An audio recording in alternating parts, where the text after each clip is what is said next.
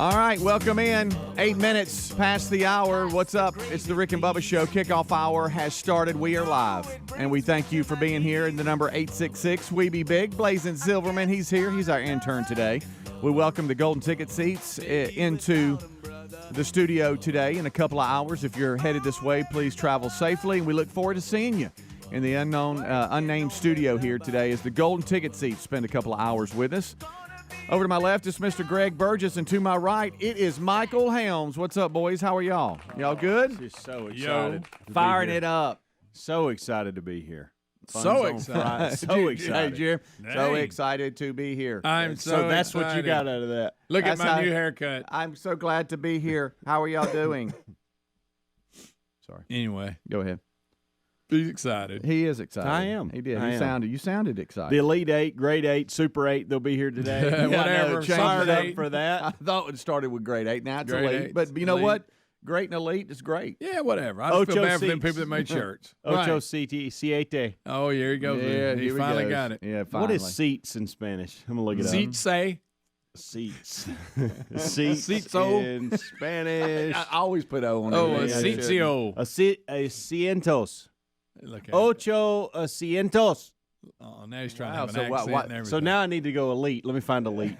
Elito. I love how we feel like Scamaleto. we need You to want- speak louder when we do Yeah, we it, do. too. Do you Yeah, want- that's well, great. you You said must yell. Do you want elite or great? Which one is Well, we started with great since there's T-shirts Okay. with Neither great one on of it. them I sound think. right. but I like Elite Elite thing? 8. I like grade 8. I like it all. You like everything, don't you? Oh, look at me. It's game day. Game Ooh, day. I don't know about that. That's a tough one. Let me go to elite. All right. See if it's any easier. Elito. It's just elite. Elite, I like Elite. It's that. just elite, so we'll stay with that. Okay. Elite. Uh, All right. You know, there's one thing that elite asientos. Melescro. Elite asientos ocho. Oh, wow. All right. There it is. There it is right there. So anyway, we got Make fun that of going that. on.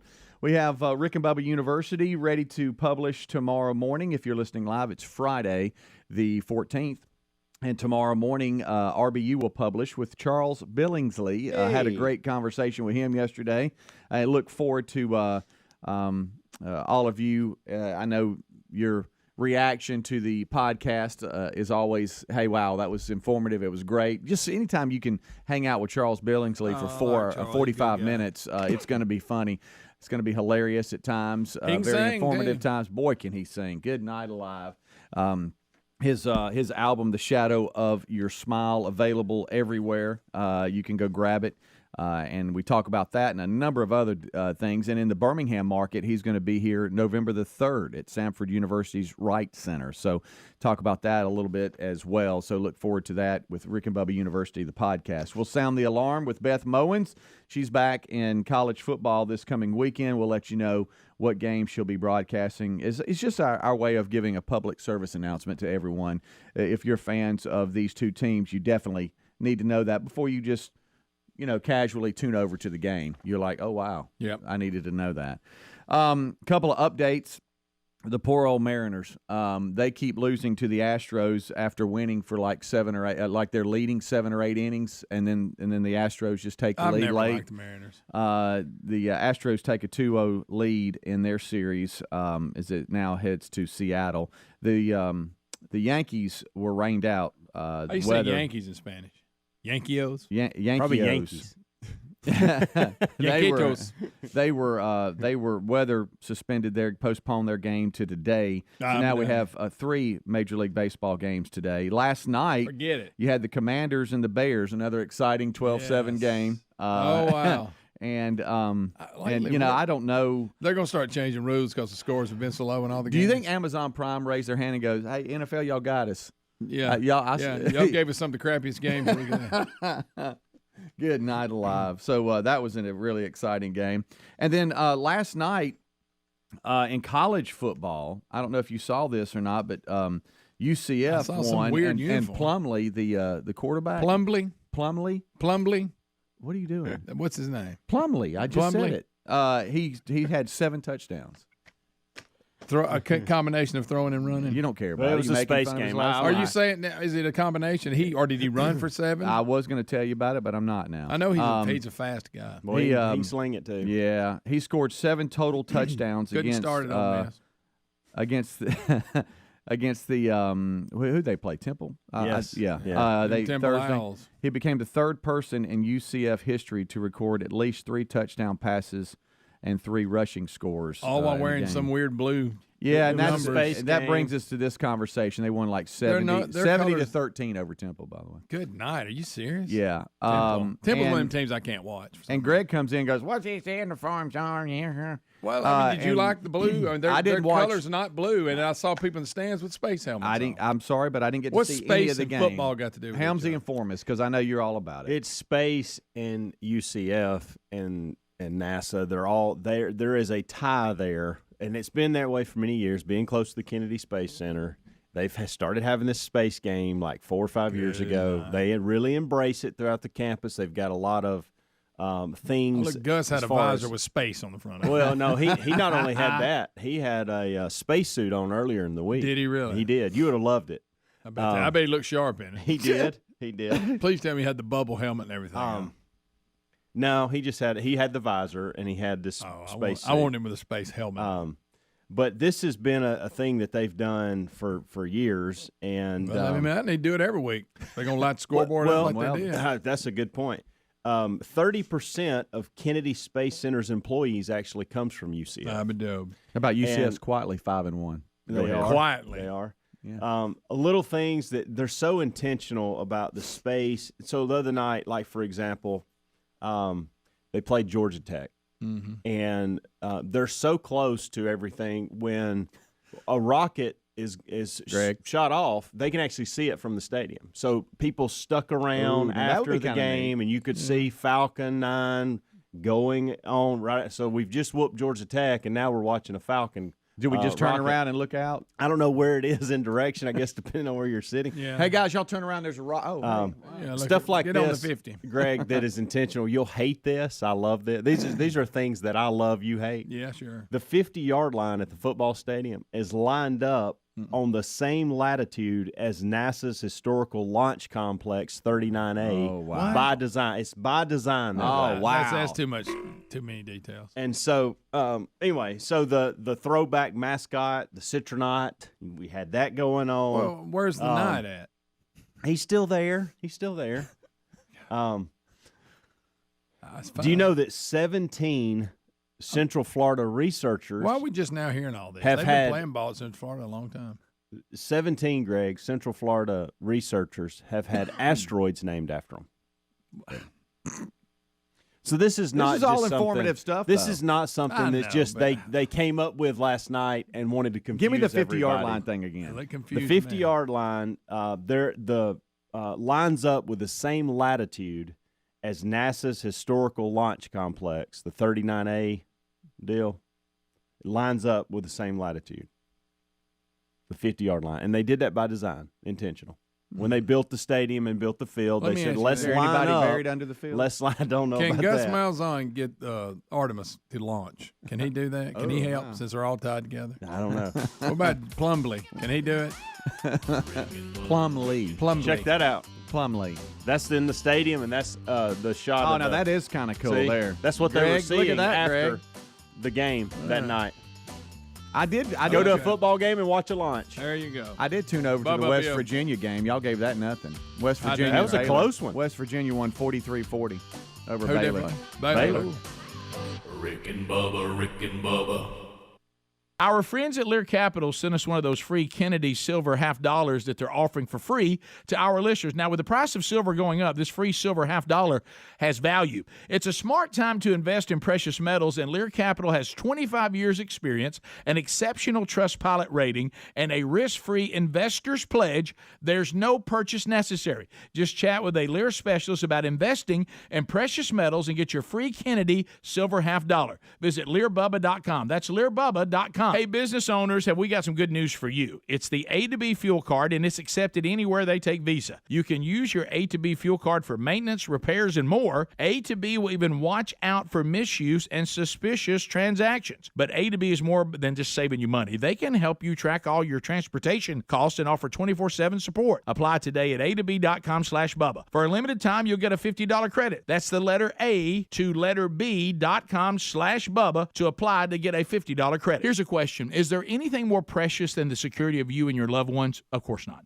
That's why we use and trust SimpliSafe Home Security. SimpliSafe protects you with cutting-edge security technology powered by 24/7 professional monitoring agents. SimpliSafe has affordable plans starting at less than $1 a day. Customize the perfect system for your home at simplysafebubba.com and claim a free indoor camera plus 20% off with interactive monitoring. Go to simplysafebubba.com or rickandbubba.com under the sponsor. Well, if we're being totally honest, maybe we don't always make the best food choices. The CDC says we should eat up to 6 cups of fruit and veggies a day. Now, there's zero chance of that happening. So that's where Field of Greens comes in. With Field of Greens, you have more energy, you feel healthier, and it can help you lose weight too. Join us and take Field of Greens too. To get you started, we got you a 15% discount on your first order and another 10% off when you subscribe for recurring orders at fieldofgreens.com with promo code Bubba. Fieldofgreens.com or go to rickandbubba.com. The U.S. Navy chose EnviroCleanse air purifiers to help stop COVID, flus, and colds from spreading on board ships and subs. Now it's cold and flu season, and EnviroCleanse mineral technology is available for your home, for you and your family. This is how you stop colds and flu from taking your family down. And it neutralizes allergies by destroying toxins, pollen, and mold. It's made right here in the USA. Just go to ekpure.com.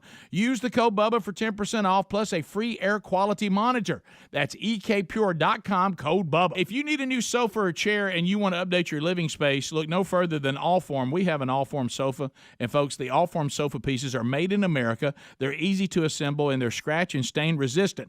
They come in a wide variety of shapes and configurations, and they ship right to your front door with a 100-day risk-free trial. If you don't love it, they'll pick it up for free and give you a full refund. Allform is offering 20% off all orders if you go to allform.com/Bubba. That's allform.com/Bubba for 20% off, or rickandbubba.com for a link. Mom, Dad's doing a crazy dance on the patio. Ooh, really bad dancing.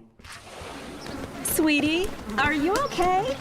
Vicious mosquitoes everywhere! Save yourselves! I'll call Cooks before you pull a muscle. You don't have to live with mosquitoes. Get proven protection from Cook's Pest Control. Call or go online for a free quote. Cook's Pest Control. Helix Sleep mattresses are made right here in the USA, and folks, they ship right to your door for free. If you don't love it after 100 days of sleeping on it, they'll pick it up for a full refund. But based on how we feel about our mattress and what the 12,000 5-star reviews say on Helix Sleep mattresses, we know you'll love yours too. Head to helixsleep.com/Bubba for $350 off all mattress orders. This is their best offer yet, and it won't last long. That's helixsleep.com/Bubba for $350 off, or visit rickandbubba.com under sponsors. Raycon's everyday earbuds offer quality sound at half the price of other premium audio brands. They have optimized gel tips for the perfect in-ear fit, making them comfortable enough for all-day wear. And with 3 different sound profiles and 32 hours of battery life, we can listen to whatever, whenever. It's no wonder Raycon's everyday earbuds have over 49,000 5-star reviews. Go to buyraycon.com/Bubba to get 15% off your order. That's buyraycon.com/Bubba. Our friends at Lear Capital sent us one of those free Kennedy silver $50 that they're offering for free to our listeners. Now, with the price of silver going up, this free silver $50 has value. It's a smart time to invest in precious metals, and Lear Capital has 25 years experience, an exceptional Trustpilot rating, and a risk-free investor's pledge. There's no purchase necessary. Just chat with a Lear specialist about investing in precious metals and get your free Kennedy silver $50. Visit LearBubba.com. That's LearBubba.com.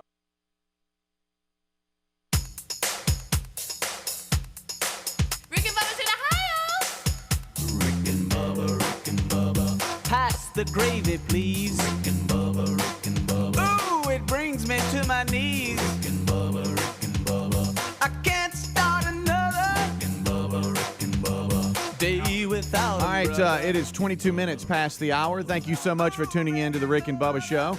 You can hear Greg and Helmsy doing their own show off air, but they'll grab their mics and pull it to them any second now and join the actual on-air part of the show.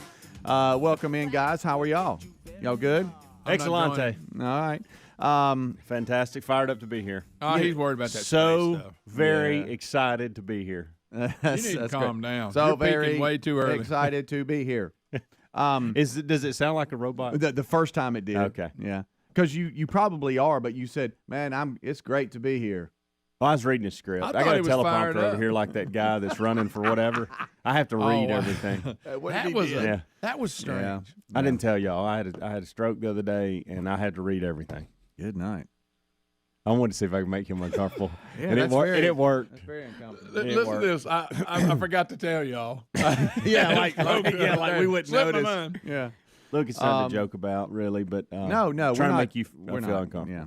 Yeah. Well, you I figured out what you that have company succeeded. was, by the way, that I was trying to figure out. I'll tell y'all. The reason I didn't know because it was the internet. That's it. It was an RBU sponsor. Got not it. Got it. Yeah. Got it. Shut we up. had a Everybody question shut about up. Space advertising. game me. Everybody shut it. So we updated you a little bit on last night's sports action, but had actually college, NFL, and Major League Baseball. Updated you on that. Lots of action today. This one here is interesting, and Greg's blurted out every now and then. He'll just blurt out what he's reading. He will. We actually had a feature. What's Greg looking at? And he would tell you what story he's looking at. This one here is kind of interesting. Meet the American who invented the crash test dummy. I like that. Huh? How about that? How you about want to you want to know what state he was from? I'm gonna say he was say- from Connecticut. I'm gonna say Oklahoma. Oh, the California inventor. Oh, I was way off. Yep. I was closer, but still off. His name is Geographically You were? closer. That's what I was talking I was about. about as far from as you can get. East to west. Yeah. Samuel Alderson, I guess. Samuel is Yeah. the What year? the genius who made dummies smart. They say. That's a good one. What year? Well, let me see, Greg. I'm getting through that, think buddy. that's very Start important. Screaming, asking questions. I and want to know how stuff. long the crash test dummy's been around. Yeah. I'm Ali, curious. he's like, so why are we just now discussing Did this? y'all know that before They the do this crash every- test dummies entered the lab, animals and human cadavers were used to Wow. in auto crash experiments? Oh my gosh. Did y'all know that? So they take like a dog and put it in there and strap it in? I guess so. Good night. Wow.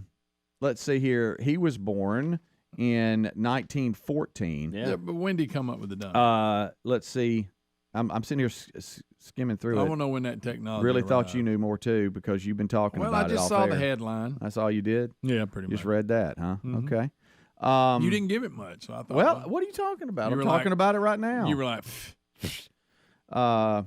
Boy, there's a lot of dates in here. never mind. Just I forget it. mean, there's a ton of dates Well, in Don't here. you think the Look, day he invented it would be Like right in in the it? yeah, I would think it would be like in the first two sentences. It's like You would. 1966, I think. Okay, I just want to know when that technology became. I know they've upgraded since the original. I get that. We're not using the same technology we did then. But he come out with the first guy. He goes, look, instead of using cadavers and animals, why don't we just make a dummy and put these sensors in it? And of course, at the time they probably didn't have the sensors, but they probably just looked at the dummies, the Yeah. damage. So in 50, well, he made it a lot less gruesome. in I can tell you that. 1952, He did that. he began I've been tough his job own there. company, so relatively young at that point, and he had these contracts. He was a military guy, so You he talking had about these Samuel Alderson? Yeah, he had these contracts with the National Traffic and Motor Vehicle Safety organizations, and there was a Vehicle Safety Act that was out there as well. He played a part in all that. He worked on the during World War II. He helped develop optical coating to improve the vision of submarine periscopes. This guy's had his hand in several things that are pretty important. Did you when do it the comes to NASA this. Apollo thing? No, I did not. His dummies were used by NASA in the Apollo program. Yeah. He patented the battery-powered prosthetic arm in 1952. He and studied under a radiation exposure test dummy in 1961. So I want why Wow. again? So he passed away in 2005 at Yeah. the age of 90. You said he was born in 1914. Why are we just talking about this Yeah, today? it's gotta be. Is this a hey look back on history kind of thing Well, that popped up, or I would They were think- you did- too it's fired up almost about like- safety? Fox News does this every week. They pick some that meet the guy who invented this Right. theme, and he just happens to be this week. Okay, Yeah. all right. It's like they do it every week. Okay. I say every week, I'm but going it to seems shift like to my that. seat. So next week it'll be the guy that invented whatever, monkey wrench, something, So because we've had some different ones. But just the crash test dummy. That's a. I did not know Pretty they big used achievement. human cadavers. Now I know this, Vince and Larry. The commercials when that actually started in 1985. Huh? If we're looking for a date. How about that? That's a little something. Well, for everybody I'll going say on this: in. he's impacted a ton of people in this world. Yeah, it's pretty I smart mean, guy. goodness gracious, that's awesome. Also, this Each is sensor in a dummy can record up to 20,000 data samples per second. Laugh at that. I loved how you were pointing at us when you were saying that. I almost felt Y'all like I act was in like we're a trouble. big deal. Right. I thought I was in trouble for a minute. Yeah. Laugh at that. But then you pop and smoke it. Yeah, come on with it. So, pretty interesting stuff. Do y'all know what Will they're you made bring of us- today? You know what the test dummies are made of, material-wise? Flubber. I love Flubber. Remember the great movie Flubber?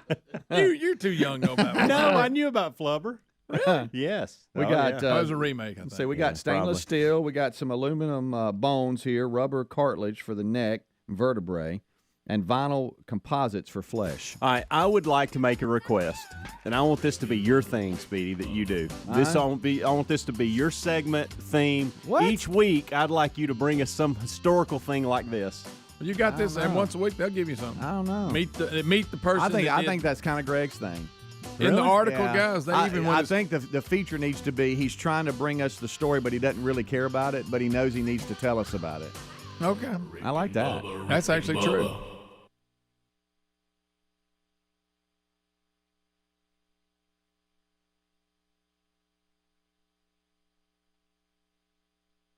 Here's a question. Is there anything more precious than the safety of you and your loved ones? Of course not. So isn't it strange that not all home security companies truly put you first? Old school home security companies set you up with outdated technology, they overcharge you for service, and they lock you into binding multi-year contracts. That's why we use and trust Simply Safe Home Security Simply. Simply Safe protects you with cutting-edge security technology powered by 24/7 professional monitoring agents who always have your back. Simply Safe blankets your home in protection with advanced sensors for every room, window, and door. There are even hazard sensors that instantly detect fires, floods, and any other threats to your home.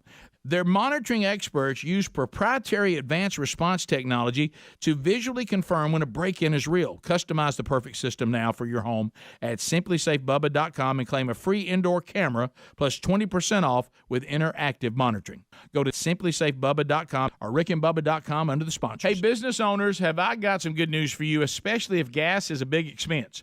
You now have access to the A2B fuel card, which until now was only available for fleet owners. The A2B fuel card is accepted anywhere they take Visa. You can use your A2B fuel card for maintenance, repairs, and more, or restrict your card to just fuel purchases for employees to use. A2B will even watch out for misuse and suspicious transactions.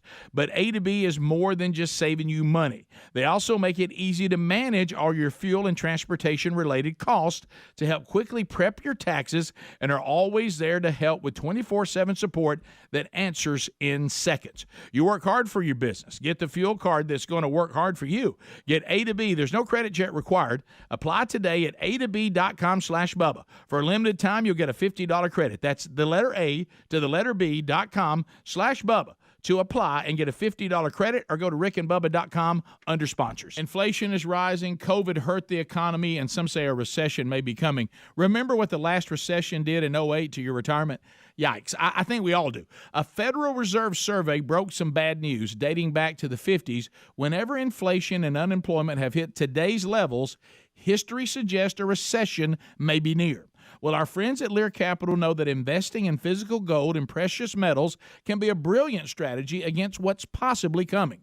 Smart investors all over are investing in gold and precious metals, and they're doing it for two reasons. One is that gold can be a great hedge during a recession. The second reason is that the closer a recession gets, the more your gold could be worth. So talk with the team at Lear Capital about owning precious metals for your savings and retirement accounts. And right now you'll receive up to $10,000 and free bonus coins based on the value of the gold coins you purchase. Visit LearBubba.com. That's LEAR Bubba.com or RickandBubba.com. Mom, Dad's doing a crazy dance on the patio. Ooh, really bad dancing. Sweetie, are you okay? Vicious mosquitoes everywhere! Save yourselves! I'll call Cooks before you pull a muscle. You don't have to live with mosquitoes. Get proven protection from Cook's Pest Control. Call or go online for a free quote. Cook's Pest Control. Attention, all you coffee drinkers. There's a brand new brew that you definitely want to make part of your daily ritual. If you enjoy delicious, good coffee like us, My Coffee needs to be your new drink. It's organic, which is so important because if not, then it contains chemicals banned in this country decades ago. You've heard us talk about My Pillow for years on this show, and now they've got My Coffee direct from the mystore.com website. Go to mystore.com, enter the code Bubba to save 25% off your order of My Coffee, or find a link at rickandbubba.com. Folks, we've been talking about Relief Factor on our show for quite some time now. Do we guarantee Relief Factor is going to lower or eliminate your occasional aches and pains? No, we never make a claim like that. But what I can tell you is that the majority of folks who ordered the 3-week quick start pack for only $19.95 go on to order more. Now, what we really like about Relief Factor is it's 100% drug-free. It's a supplement that's made up of ingredients that simply help your own body deal with its natural inflammatory response. For a lot of us, that's very important. Getting older, working outside in the warm weather, even exercising can cause frustrating aches and pains, or maybe it's the occasional back, shoulder, or hip pain that's bothering you. Relief Factor has helped us and so many of our friends, so when you think of it this way, is $1 a day too much to see if you can get out of some of that frustrating pain? To order this 3-week quick start pack for $19.95 plus shipping and handling, just go to ReliefFactor.com. That's ReliefFactor.com. Let's see if we can get you out of some of that pain. Also, you can go to RickandBubba.com. Look under the sponsors button for a link.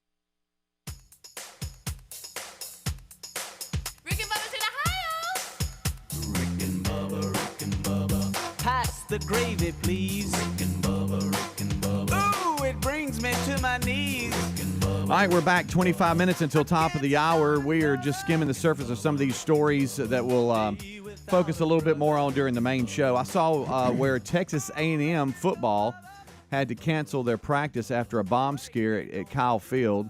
The area of Kyle Field, home of the Texas A&M Aggies football team, was evacuated Thursday due to a bomb threat, but nothing was found. They received the bomb threat at Kyle Field. The university initially wrote on its website calling it a code maroon. As a precaution, the stadium and some of the buildings around it and all that kind of stuff, the university police went ahead and evacuated those facilities. But after searching, they weren't able to. They didn't see anything. But so anyway, an anonymous call came in, received it through the University of Texas A&M University Technology Services help desk, and that made reference to the stadium. Good. In the threat. University police were immediately notified. Evacuation procedures were initiated for the stadium and adjoining Bright football complex as a precaution. So football practice had to be canceled. Whoever they're playing this week did it. You think so? Yeah, I think Jimbo did it to give me an excuse that they hadn't have enough time. That's a good point. Hey, guys, if we'd have had another day of preparation, we might have done better. I'm just sitting here thinking, is it South Carolina? I don't know. Let me see here. I'm looking right now to see who it is. Gamecocks.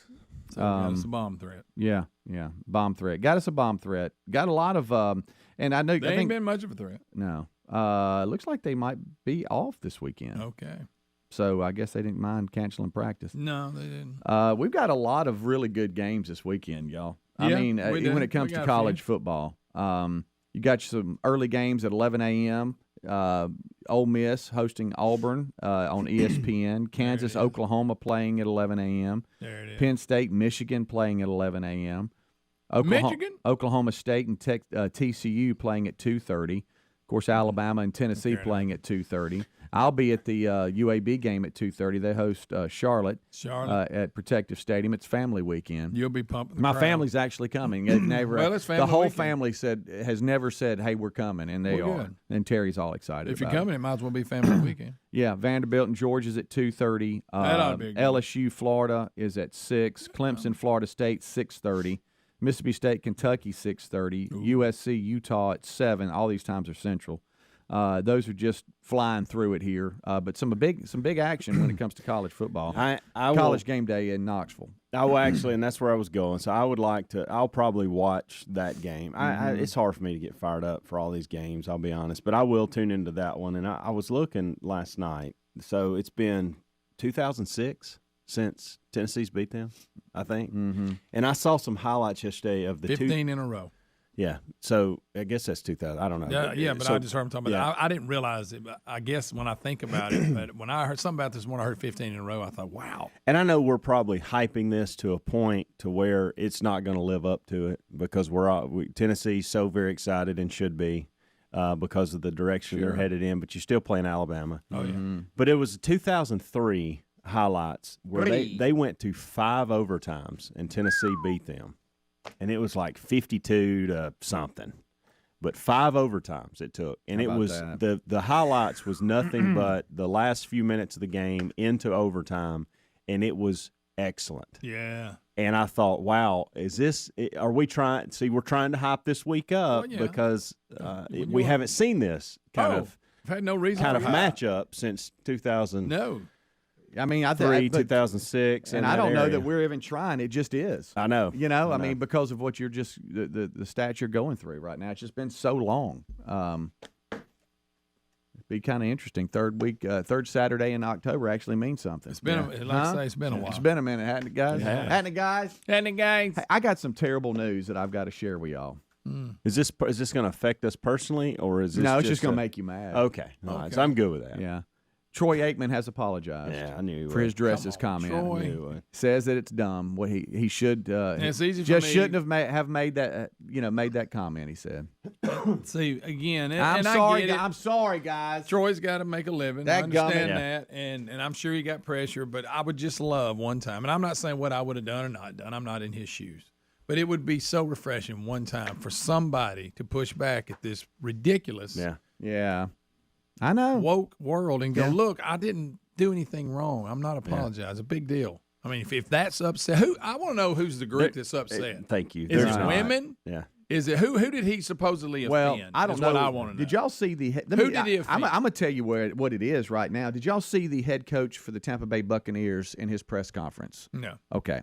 He was asked about facing another black coach in the NFL, and he basically said, "What are you talking about?" He said, "If y'all will quit making this a big deal, then it'll stop being a big deal. He's just another coach to me. I coach with white guys and everything else. It's extremely refreshing." But you can hear the left liberal reporters, they keep asking him questions about it because that's how they feel. And that's the agenda they want to push. Well, it's just so, like, Greg, the reporters are the ones that are doing this. You're right. Not Troy. Yeah, because again, though, when we say you said this offensive, this group of people was offended by what you said. What does this fall under? Right. You know what I'm saying? Who's offended? Women? Right. I don't think they're offended by it because they probably wouldn't make a good quarterback. But I'm missing who's offended by this. Yes. Well, good luck finding them. He went on what group 13, was targeted by his awful words? Right. He appeared on 1310 The Ticket on Thursday. And he expressed regret for the dresses remark he made on Monday Night Football when it came to Chris Jones for the Chiefs landing on Derek Carr with the Raiders. And he was flagged because of his full body weight landing on Carr. And he said that they need to take the dresses off the quarterbacks and all this. He said, "Hey, look, my comments were dumb. Just shouldn't have made them. Just dumb remarks on my part." And then he went on to say, "Hey, look, I want to be clear. I'm in favor of protecting quarterbacks." And then he just said that he feels like that maybe there's some over officiating going on, but he is all about protecting quarterbacks. He wanted to make that clear. Be honest, this doesn't sound like he's apologizing. Well, this is an apology. Yeah, I mean, my comments were dumb. I just shouldn't have made them. Just dumb remarks on my part. Well, that's not an apology. what is it? It's That's just him saying he doesn't like what he was saying. That he's not apologizing to a certain group of people or saying I'm sorry if I offended anybody. Well, you doesn't really know who to apologize. No, this is not a bad thing I'm saying here. I'm saying he's not. It doesn't sound like ESPN sent him out there to say I'm sorry. No. Like I said, he was on the fan or the ticket 1310, the ticket. And when asked about his remarks, he said they were dumb, and he said just shouldn't have made them. I think a lot of the pressure is probably coming from you're being insensitive about injuries. Mm-hmm. We're trying to protect the quarterback. I think you're right. Which I still think he shouldn't be criticized. But our hope was that he would double down and say no. Look, I mean, and he says his comments were dumb. And I will give him this, and I agree with him on this. Trying to make that call at full speed is hard to do. It is, yeah. So we need to have a rule where you can challenge that, right? Or we automatically look at every call like that. We're going to look at it real quick, right? Because in the ref's defense, the body weight rule is, I think, hard to control on whether you put your body weight. Yeah. But in that particular, depending on where you were standing, I could at fast time, I could see him thinking that happened. They do need to be able to look at that. They just need to be able to look at it. Because that was not the case. The guy actually braced himself to not fall on Exactly. Yeah, they should have been, especially, man, he was just such a key part in the game, man. Good night. They should have been able to look at that. But if I'm him, I would just be like more, hey, I'm not playing down injuries, which he did go into. Yeah. But, I mean, look, you didn't do anything wrong. Yeah. No, I don't think exactly. so either. Julio Jones. All right. Did y'all know that? Who's he with these days? He is with the Bucks. Okay. He's with the Bucks. Did y'all know that his Atlanta home was burglarized? No, I did not. He should have had Simply Safe. Yeah, That's right. True. You want to know? The suspect was quickly arrested. You want to know what he was doing when he got arrested? No. He was wearing some stolen items from that he got. So that's from how Julio. he got identified as the person, because he was wearing some of Julio's stuff. It says he just here, couldn't help it. Think about it. I've stolen stuff, but I want to wear it so bad. What was he doing in order to get in trouble for them to identify the fact that he had on Julio's clothes? Yeah. Well, it says here in a news release, the Atlanta police said the officers responded to a report of a burglary at a residence in Buckhead. Upon arriving at the home, the officers were told the property belonged to Julio Jones. It says various clothing and jewelry items, including the NFL apparel that he had, a watch, and Charles Barkley's Nike shoes were missing from the residence. There were several items missing from the location, which include clothes and jewelry, and also they did a great job of detailed description and providing detailed description of some other items that were missing. And so Atlanta police officers used technology to gather physical description of the male suspect and blasted the information over the radio. Shortly after, an officer working off-duty on an extra patrol job spotted a man matching the description. The man he couldn't wait a minute? Later identified as 31-year-old Martin Williams was reportedly wearing one of the stolen sweatshirts when the officer approached him. He got a little chilly, I guess. Body cam footage released by the Atlanta PD shows an officer telling Williams to get on the ground, asking if he had weapons and so on. He got on the ground and said he was not armed, but he was taken into custody without incident. But he was wearing one of the stolen sweatshirts. What about Chuck's Nikes? They come out clean? Huh? I'm going to grab them. I bet they were big. Yeah. Mm-hmm. How about that? Wears about a 14 or 15. But you talking about? I know you're next day guy. Yeah. You want to wear things you get next day. But I mean, my gosh, he's next hour guy. Let me give you some. He got a little chilly. Put the sweatshirt on. Yeah. If you steal people's clothes, you might not want to wear them at least for a little while. Yeah. Give it 48 hours. Yeah. Especially when they have a detailed description of everything that was taken. Yeah. Guys, I don't know how to tell you this. I think there's a guy here fitting the description, and he's wearing Julio's sweatshirt. And somebody's got some big tennis shoes on. Oh, man. All right, terrible. We'll be right back. It is 14 minutes until top of the hour. It's the kickoff hour. We're live. Rick and Bubba join us, and Adler for the main show right after top of the hour. Rick and Bubba, Rick and Bubba.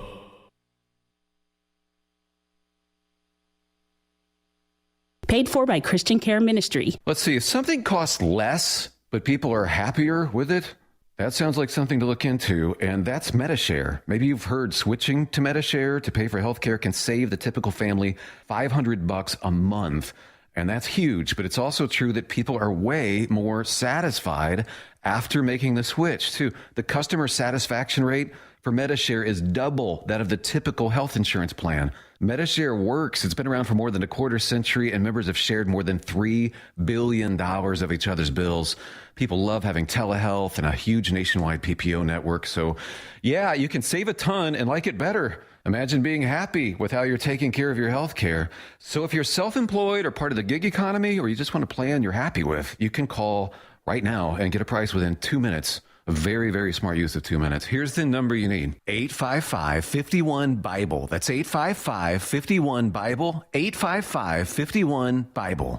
Today on Hey Culligan, soft water, cleaner environment. What do you say, Greg? Hey Culligan, are you saying if I have a Culligan high-efficiency water softener, I'm also helping the environment? It sounds like you're saying it, Greg, and yes, you are, because with the Culligan high-efficiency water softener, you'll use less detergent, soap, and harsh chemicals, and that's good for the planet. Now you're saying it. You bet I am, Greg. Soft water and a cleaner environment is already on the way. Let us help you out with a free in-home water test from a local Culligan water expert at Culligan.com. Asthma symptoms can attack anywhere, like on a city street. Now, you can get fast relief anywhere with new improved Primatene Mist, the only FDA-approved asthma inhaler available over the counter. So whether you need relief of symptoms at the park or at your kitchen table, Primatene Mist starts working quickly, opening up your airways to restore free breathing. For temporary relief of mild symptoms of intermittent asthma, use Primatene Mist and breathe easy again. Available at CVS, Rite Aid, and Walgreens. Use as directed. Attention! This is a special alert for all Americans who own a vehicle with less than 200,000 miles with an overpriced auto warranty or no warranty coverage at all. Due to the increase of new and used car prices, repair costs, and the price of gas, people are keeping their cars longer than ever, which is why CarShield is announcing a low-cost month-to-month vehicle protection plan to save any driver out-of-pocket expenses on covered auto repairs. Call now to find out how you can save thousands for covered auto repairs. Yes, you heard that correctly. You could save thousands on future auto repairs. Our specialists are standing by for all drivers to call for a free quick quote. Call 800-840-1546. Vehicle Protection Plan pricing is at an all-time low. Plus, drivers who purchase this coverage today will receive rental car options, free roadside assistance, and free towing. Call 800-840-1546 now for your free quick quote. That's 800-840-1546. What do you have to lose? Call 800-840-1546. Again, 800-840-1546. Well, if we're being totally honest, we don't always make the best food choices. The CDC says we should eat up to 6 cups of fruit and veggies a day, but if you're like us, we don't always have the time or energy to make that happen. So that's where Field of Greens comes in. With Field of Greens, you'll have more energy, you'll feel healthier, and it can help you lose weight. We all want a simple nutrition plan with results so powerful that when we take our next physical, the doctor compares our old lab work to the new lab work, and he says, hey, keep doing what you're doing.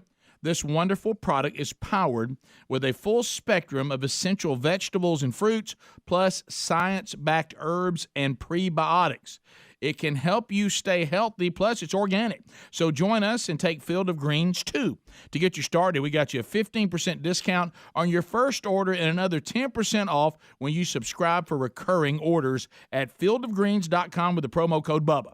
That's fieldofgreens.com. Use the promo code BUBBA. Folks, a big welcome to our new friends at WizKid Clean Pods. You're going to love these cleaning products. First, they've developed formulas that defend surfaces against the buildup of dirt and grime in between cleanings, reducing cleaning frequency, saving you time. And of course, this reduces the amount of chemicals used in our spaces. You bring the water, Clean Pods bring the clean. These are concentrated cleaning products in water-soluble pods. And you're getting your homes clean with a smarter, cleaner system, which means less plastics in our oceans, rivers, and landfills. These are high-quality spray bottles with high-quality cleaning pods that get the job done. So get yourself some WizKid Clean Pods and embrace the smarter, clean philosophy. Get 10% off any purchase plus free shipping with code BUBBA at cleanpods.com/Bubba. That's cleanpods.com/Bubba. Use the code BUBBA or find a link at rickandbubba.com.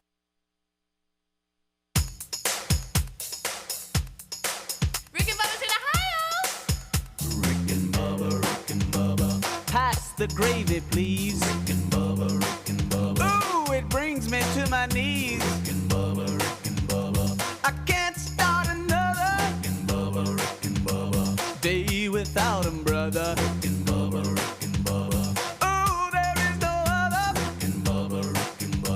Waking on their blubber. Rick and Bubba, Rick and Bubba.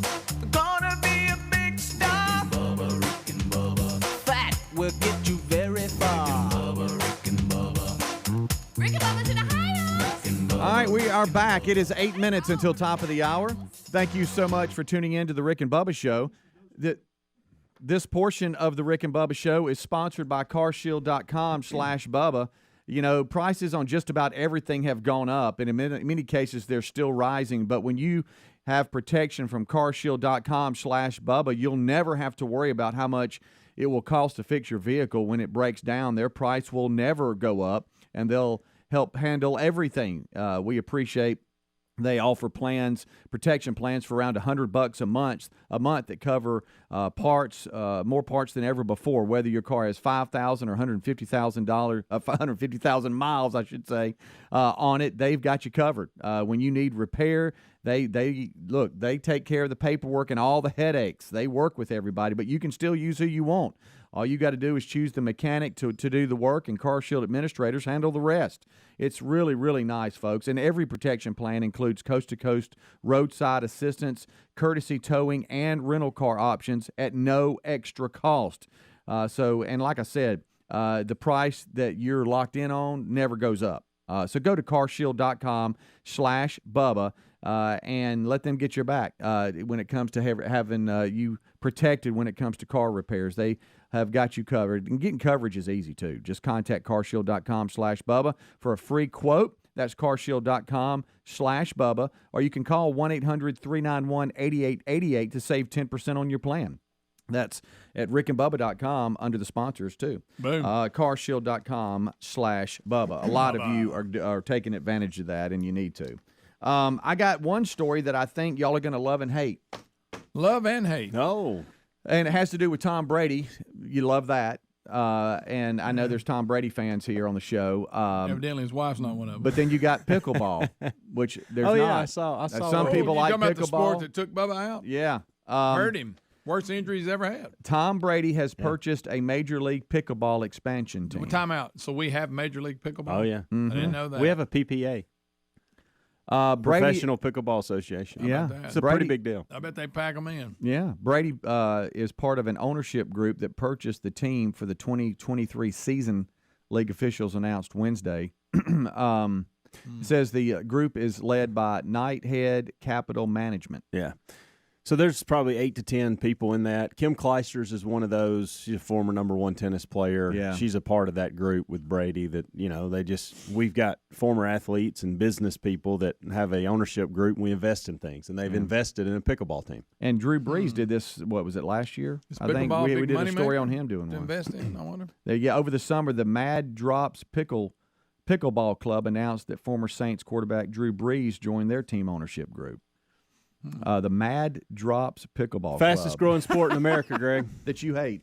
Named No, I after don't hate Named pickleball. after a dog. You I don't say hate they, pickleball. You say they need their own area. I say I don't want you tearing up tennis courts to create pickleball courts. I think there ought to be plenty of pickleball courts. I think pickleball is a fun room thing for to do. everybody. There's room for everybody. And so You just don't like to see Is this- tennis I mean, courts eat up we're with talking pickleball about people, players. People invest in these franchises. I mean, are they expecting? I know it's fast growing, but are they expecting like to be a big giant money maker? I will like say, TV contracts that anybody's gonna care? Well, they do, Greg, and I will tell you this. Matter of fact, I watched a little bit over the weekend. So the Professional Pickleball Association has actually signed contracts with the Tennis Channel. And the United States Tennis Association, the governing body of tennis, has actually taken on pickleball as well and said, okay, we can either do what a lot of people are doing and hate on it, or we can embrace the money that's coming in. And so they've done that. Yeah. And so they now have, as you know how I went through my USPTA association, so they actually have opportunities now for you to be able to go teach pickleball and learn to do that and be certified and stuff like that. You could do that. So the tennis world is starting to embrace it from that side of it. And again, it's a fun thing to do. I enjoy playing, but I just don't like you tearing up tennis courts and replacing them with pickleball courts. Yeah. Now, what you are seeing happening, and this is going on, I think it's in Murfreesboro, Tennessee, where they're about to build this huge tennis complex. It looks fantastic. Can't wait till I can take the kids up there, to a tournament. But they're going to build out some pickleball courts too. You're seeing that when you build or buy the property next door and add pickleball. But don't tear up a tennis court. All right, let me ask you this then, and I think you'll be okay with this. But Terry's got a little pickleball group, and they'll get together and just for fun. Yeah. But where we live, they're not tearing up anything. They're just using the tennis courts as well. But there's plenty of tennis courts, so it's not like tennis players are sitting over there going, I can't get on the court. They've just put lines out there in nets. Yeah, they're not tearing up anything. They're just using they're using the tennis court. You know what I'm saying? I mean, they're not like that bothers me a little bit, but not as much. Wow. Okay. Yeah. Well, but most cities don't have a budget to just make a new make a new pickleball facility. So they use what they have. You know what I'm saying? And they're not tearing anything up. I've seen Helena's budget. It's y'all got it going on out there. I've seen your facilities, so don't tell me y'all don't have enough for a pickleball. No, court I'm just saying. I'm just saying. I would think when it comes to city budget meetings, they're probably going. We're not probably going to build a pickleball facility over here. We can use what we have because half of it's not ever used. Well, anyway. and I think that's unfair too to the people that truly want to play pickleball. That let's say your wife's friends want to go play pickleball, they honestly shouldn't have to go on a tennis court where we drew lines. They should have a nice pickleball court for them. This is smart on your part. I mean, I'm just saying they should. They should have. They shouldn't be the to go out there and have to set up some temporary.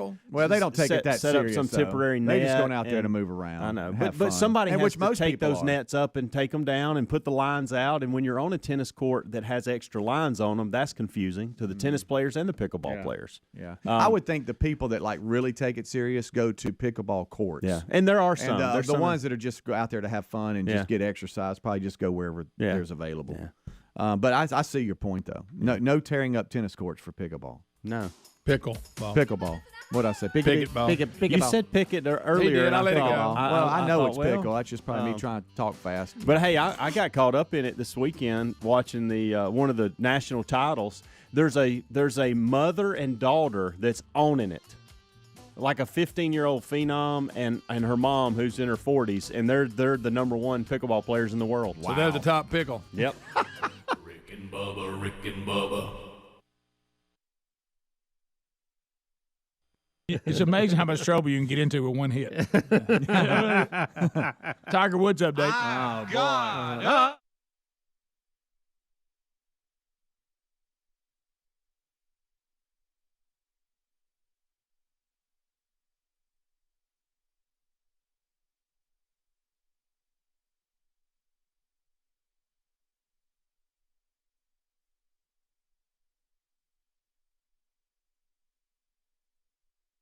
Is the City Harmonic Manifesto. You can find that on the goodies part of the page there at rickandbubba.com. Click. Go there. Click. If you hear bad music or songs that we sing along with and you don't know what they are and you'd like to know, Helmsy adds to the lineup all the time. One pops up. Bubba, how are you, sir? I am dandio, blessed and doing better than I deserve. I know we've talked about it a little bit, some of the stuff in the kickoff hour. We do have things to talk about going forward. L.A. Dodgers up 1-0 in the World Series. I actually, for the first time, watched about probably 60% of the game.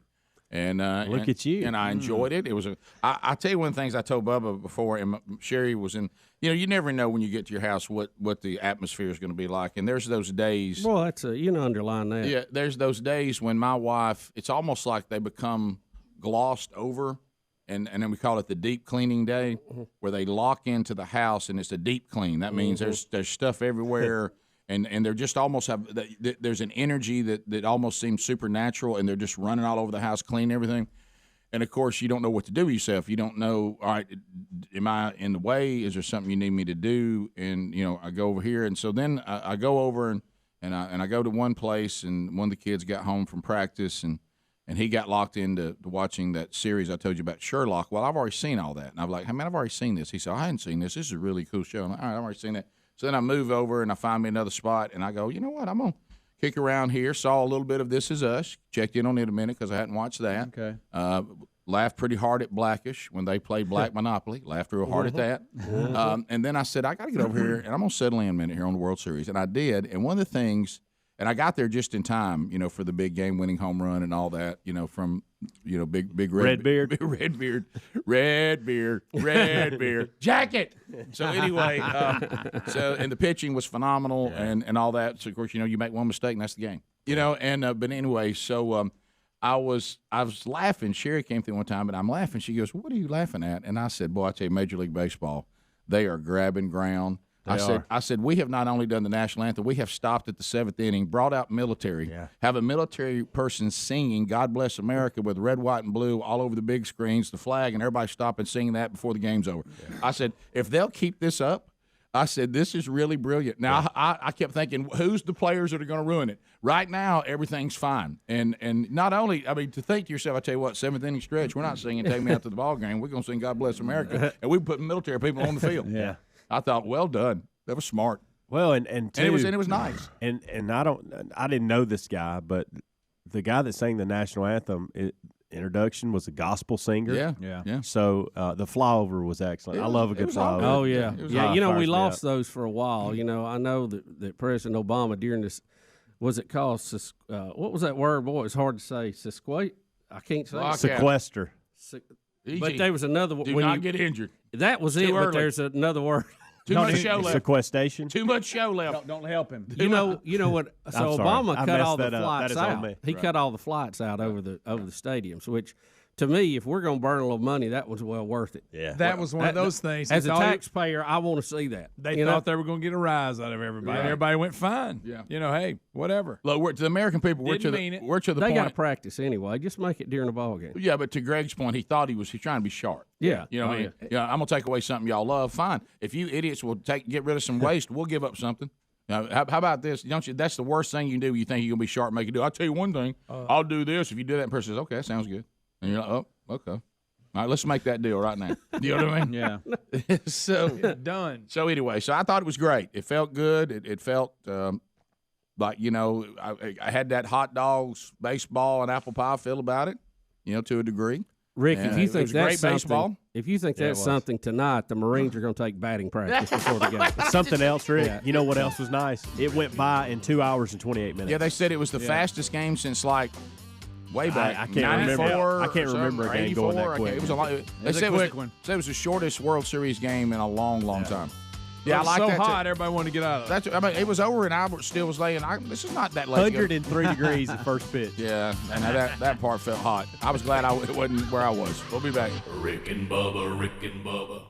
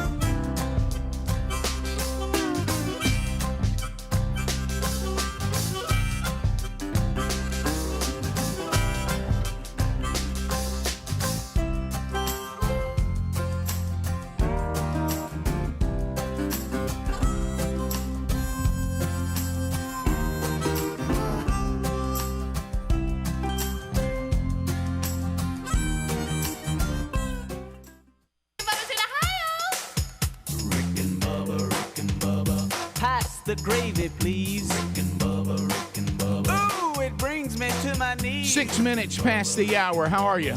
Brand new hour has begun. We are excited that you are here. We start this hour with the national anthem.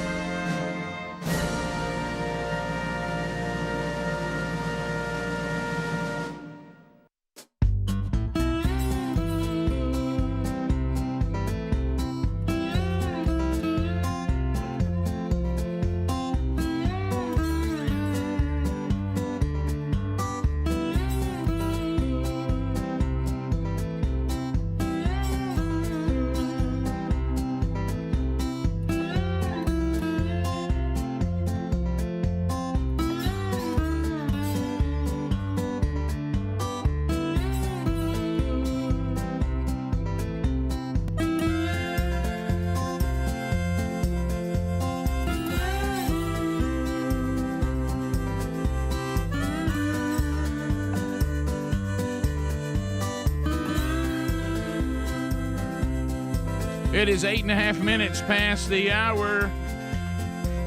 Rick and Bubba's show from the No Name Studio, living on the bleeding edge of technology, coming to you from Sweet Home, Alabama, to the world. Via a number of different platforms, either live or archived on your own time. However you're enjoying this program today, we're thankful that you are here. Speedy, the real Greg Burgess, Helmsy have already given you a kickoff hour on most all those platforms. Well, they're on all the platforms. It's just on the radio side. There might be a few stations that don't carry that, but I'm not sure. But anyway, they're here. Adler is settling into his booth. He's ready to go for another day. The Wheel of Meat is ready to spin. Our golden ticket seat guests, the Elite Eight, are coming.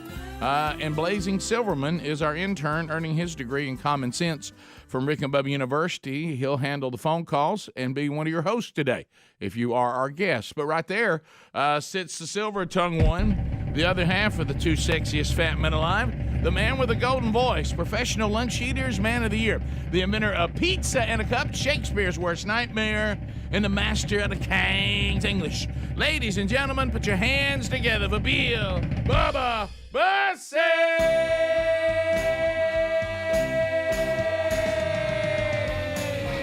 Howdy, Bubba. How about it, Rick Burgess? Friends, neighbors, associates everywhere.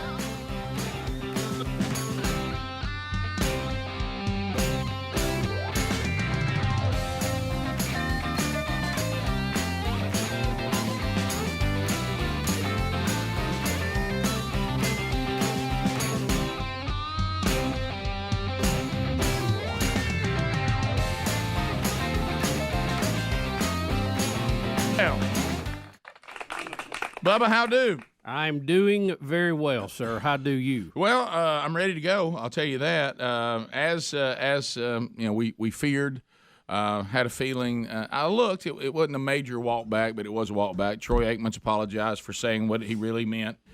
So that's we got that today. We'll update. I mentioned all the other stuff. Also, a warning will go out. Beth Moen's game. She is going to be assigned something this week. So, well, we've got there's a lot of weird things going on. Sorry, we weird got science. We got the grade 8 coming in today, and I'd like to have a fun zone, but the news is just not working. Oh, is it bad? Yeah. Well, there's some real oddities out there. I saw the story yesterday. There's a 40% cut in education majors, which is going to affect our education system in the coming years. Was kind of interesting. Also, Bruno Mars withdrawing from the Grammys. Really? I didn't understand what that was about. I didn't know that. Dig into that. I didn't know that one. I'm sure. I also saw where Deshaun Watson broke into Julio Jones' house. That was all like right. Oh, those two different stories. Yeah, two different stories. Rick, we're getting to the point we need to talk about women who have not been assaulted by Right. The numbers going to get lower. But if you haven't been, let's talk to you. And a big vote coming up in Oregon today, as several counties are voting to secede from Oregon. They want to join Idaho. Yeah. Wow. So we'll see how that plays out. I don't even know if you can do that.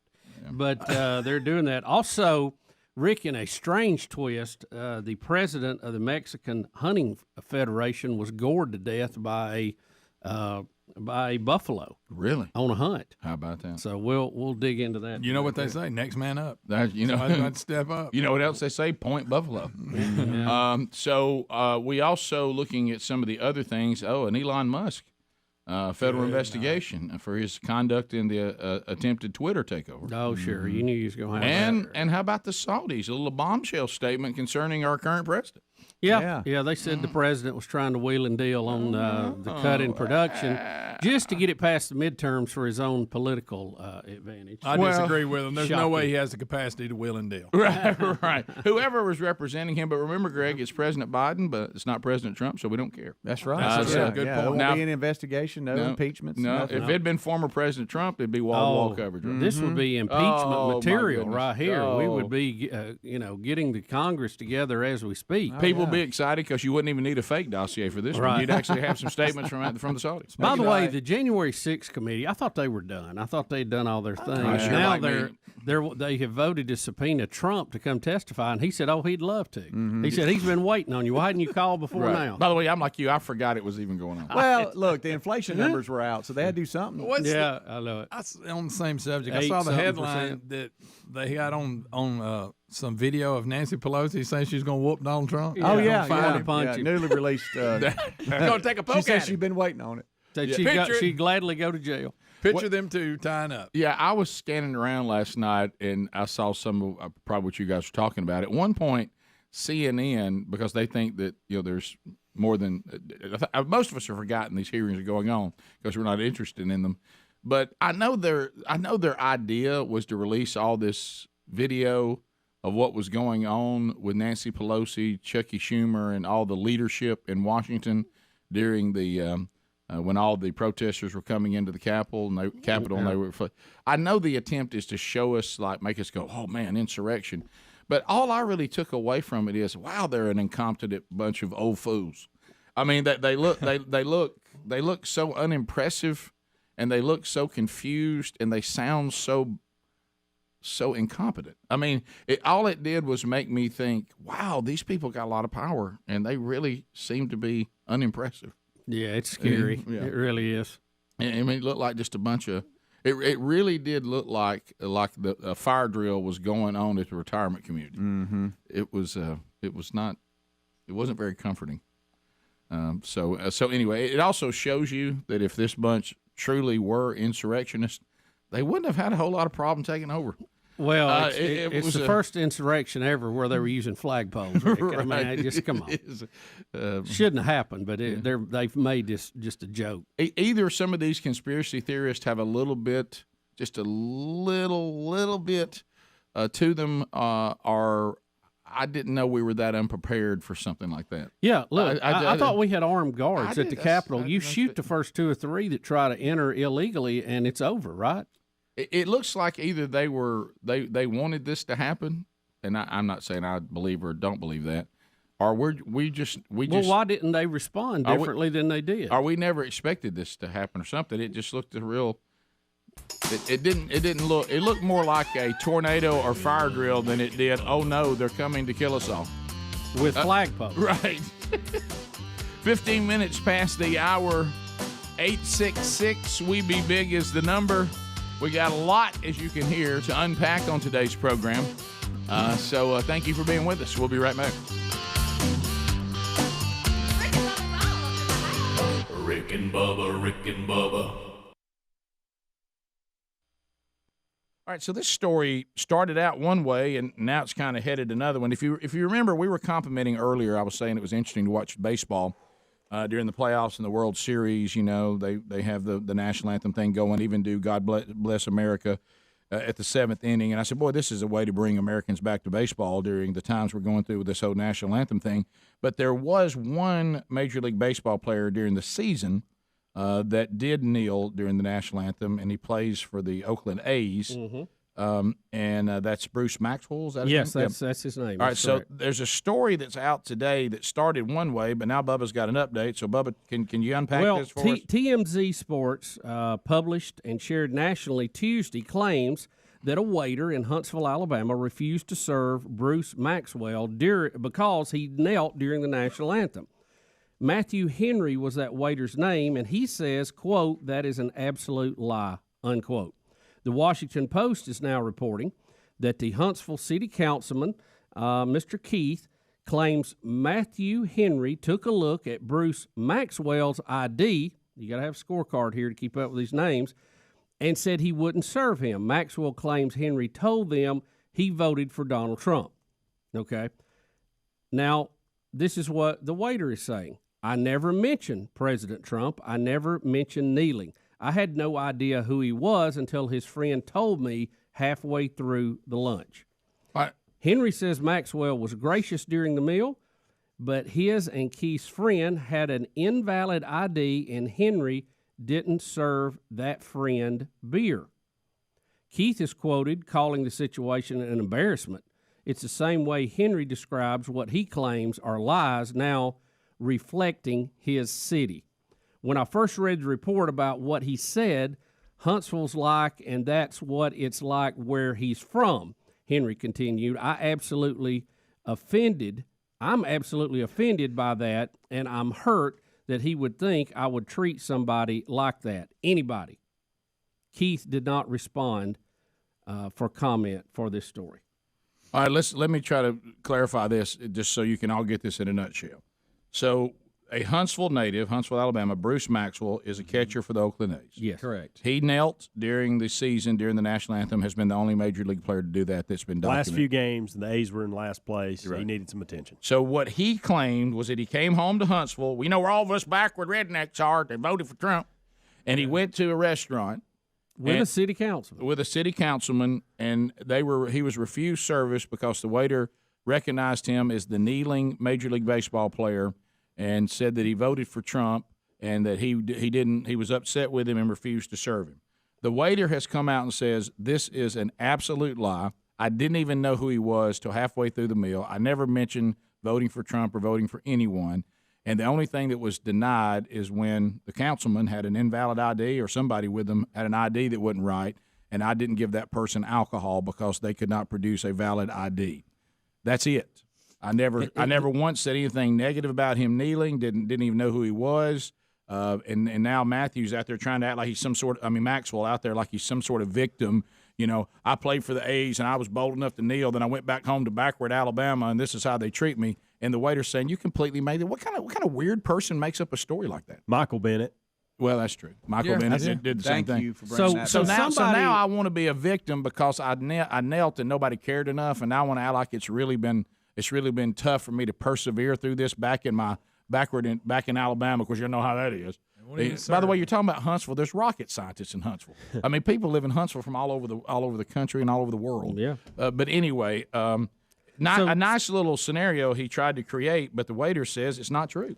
So somebody at the table had an invalid ID and couldn't be served beer because that's the law. Sounds like the waiter, Matthew Henry, was doing his job. You're talking about following the laws of Alabama? And even if he felt that way about that guy, he was professional enough to do his job.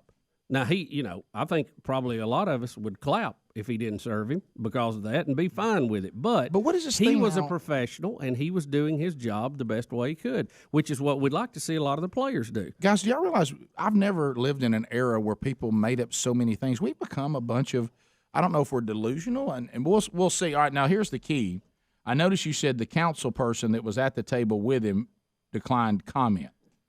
It seems like that's the person that can say somewhere along the way he can go, I don't know why. I don't know why Bruce said what he said. Let's just say, Rick, let's just say the conversation came up about him kneeling.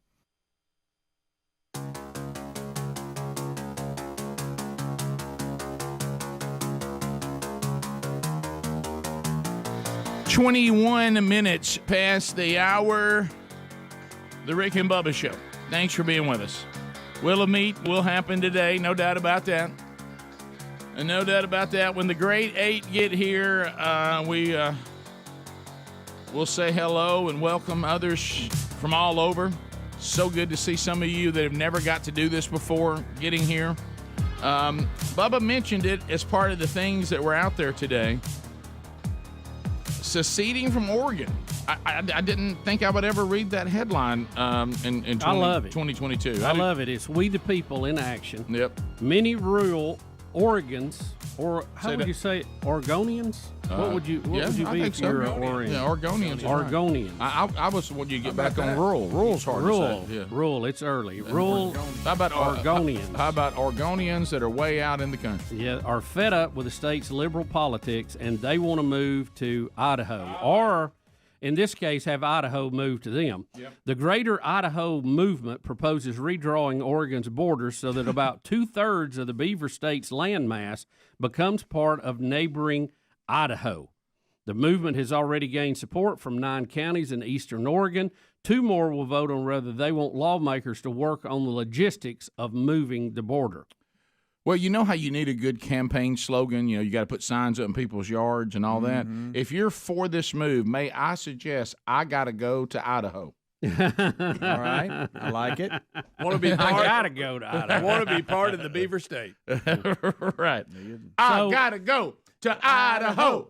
I gotta go to Idaho. I didn't realize this. I knew their Oregon State was the Beavers, but they must be a lot of beavers in Oregon. Tremendous amount. You know what I'm saying? If you call it the Beaver Lots of State, beavers. imagine dealing with all the water backed up and all the huts. Oh, yeah. Oh, Good man. night. Right. If you look at an election map, and the problem is that Greater Idaho seeks to remedy this by land size. So if you just looked at a map of Oregon, you would think that it is a conservative state, because the majority of the counties would be red by their voting history. Mm-hmm. A voting map from 2020, the presidential election, shows Eastern Oregon voted overwhelmingly for Donald Trump. It's always been a problem because the West Side has many more votes. West Side? You got Portland over there. You have your two big metro areas over there. Yep. But if you just glance at a map, it's amazing how much of it is red, how much little is blue, but those are the urban centers. And the people out of those urban areas are just fed up with it. So they're going, hey, let's move to Idaho. Yeah, this is Hey, let's go. I got to go to Idaho. I got to go to Idaho. But, you know, but I guess you're right, because they pay the price being in the state. But I was going to say they could be like the Panhandle of Florida. You know, they're actually Alabama. They live like Alabama. But yeah. But I guess they got the rest of the state. You know, there was an attempt to get that swung to Alabama at one time. You may remember during Guy Hunt's administration. But nothing ever came of it. So that's very interesting. I mean, is there any chance of this actually happening? No. You know, I don't know the politics. I have a feeling that the people in the urban areas are not going to want to give up all that much land. But if the people there, want to be annexed over, basically, I don't know. I mean, that's a deep legal question, Rick. Look at the landmass right there on the map that Adler's got up. Mm-hmm. I mean, you're talking about half the state going to Idaho. Yeah, it would leave Oregon, as you said, as a tiny state. Yeah. Just over on the side. Yeah. So, and Idaho would get larger. Do the Idahoans mean? You don't call them that, do you? Well, I mean, did the people of Idaho? Do they want Idahoans? This? I'm sure they'd be fine with it. You know, we have listeners in Idaho. Oh, I know. As a matter of fact, they were making a strong case that that's where I'm going to start living in summer. Because I'm looking for another place to live. Right. I'm looking for another place to live during the summer. And Idaho, the listeners. We used to hear from Tracy out there all the time. Just saying, look, let me tell you, they would send me the temperature every day. And I said, well, look, come on now. I saw in any state known for potatoes, I'm in. Yeah, you know what I mean? Oh, I'm an Idahoer. Oh, yeah. So that's what it's called. Idahoer or Idahoan. I like Idaho. Have you thought about how funny that is? You know how you go, potatoes are in the ground, so you use a hoe. Yeah. That's good. Yeah. That's good. Saw Aerial America on Idaho this past week. You love it. Love it. Beautiful state. It's a great show. Mm-hmm. I love that. All about. Mm-hmm. Beautiful state. The Idahoans. Rick, Idahoans. Stop watching Air Disasters.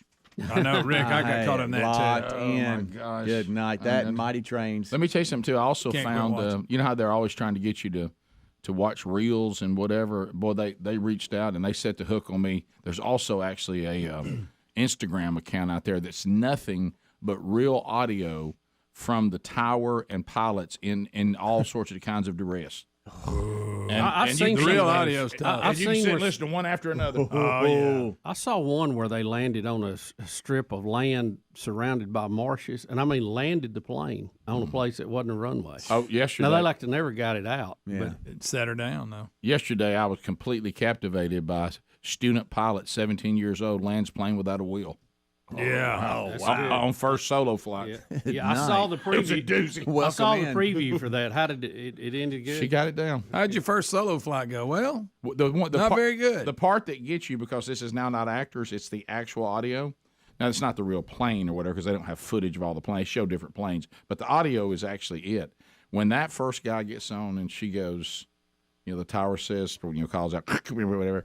On takeoff, your right wheel fell off. Oh gosh! Can I request to come back and land? Yes. So are you a student? Yes. My first solo flight. Oh, it's okay. It's all right. And all of a sudden they get on there. Maggie?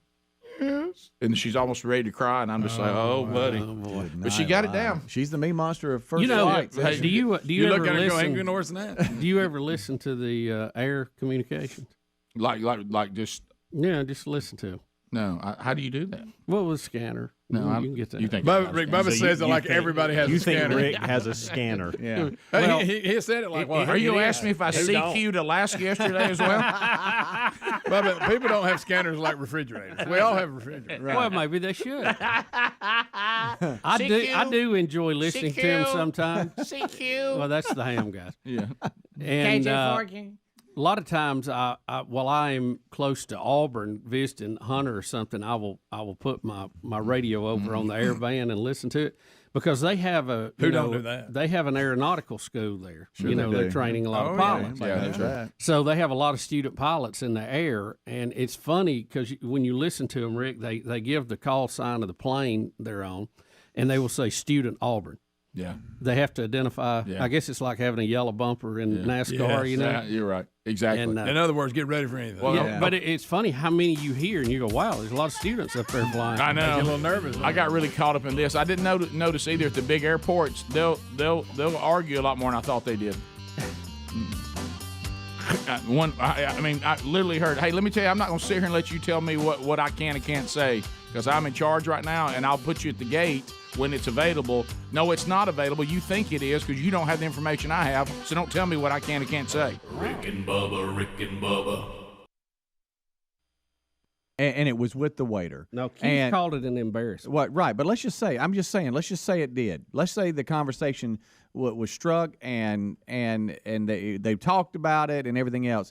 The reason one of them wasn't served alcohol is because they didn't have a proper ID. That's separate from any conversation that might have happened. Right. And they're trying to pull them all together. Do you think like that's the reason he wasn't served, and that's what the waiter is disputing? Do you think a bunch of guys out drinking some beers, they didn't like that their buddy didn't get served, and they created this to try to make the restaurant look bad?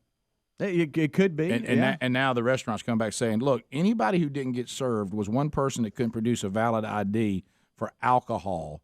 We never, ever even took on kneeling and didn't know it was even the kneeling guy. So you're saying the council person is trying to corroborate the story with the baseball player, and now he's not commenting on the follow-up? Well, he's not commenting for this story, but the councilman Keith had a lot to say in the original TMZ story. So that's a yes. Right. So he was saying this did happen to Bruce, and he was there, and it was an embarrassment, right? Yes. But now when this waiter comes out and says, y'all are making this up, that never happened, now the councilman doesn't have anything to say. Yeah. Do I have that right? Well, now. Yes. According to this story, and this one is from RocketCityNow.com. Yeah, according to YellowHammerNews.com, TMZ quoted the councilman Keith's account of the story, saying that he said, "Hey, you're that guy. You're the guy who took a knee," and then everything changed in the entire order and how they were serviced.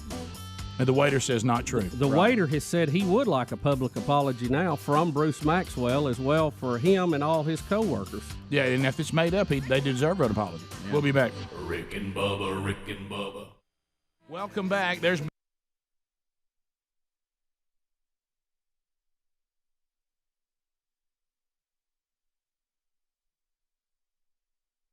get it. This is, we have RBTV, and this is very similar. It is a subscription, a digital TV service, CRTV. It's $99 a year, digital network. Some great shows and programming are going to be there. Mark Levin is on it, Steven Crowder, Michelle Malkin, and now Mr. Phil Robertson. In the Woods with Phil is the brand new series, and Phil Robertson joins us now. Phil, welcome back. Welcome back, buddy.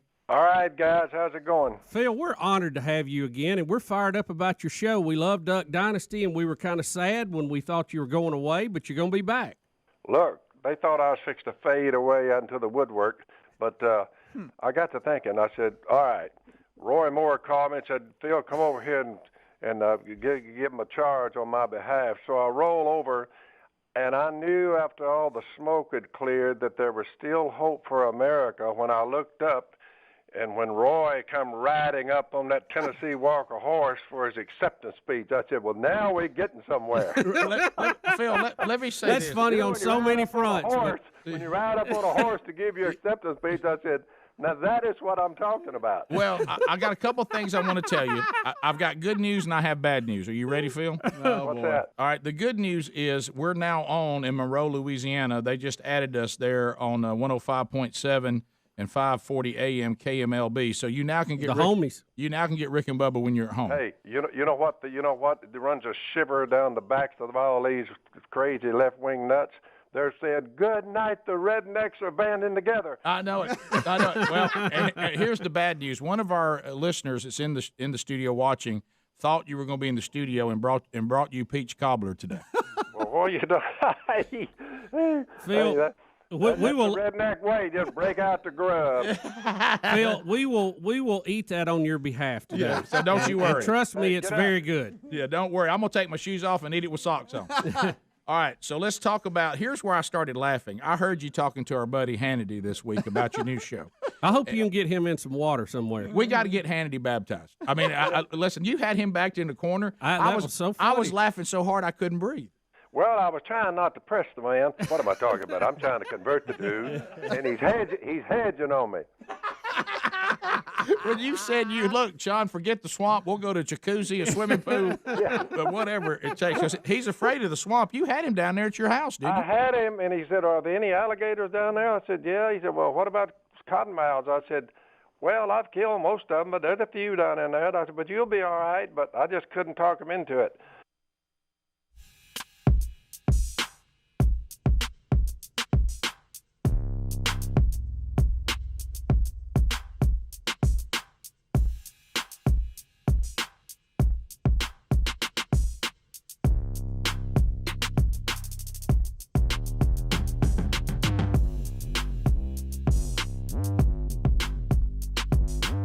$35 minutes now past the hour of the Rick and Bubba Show.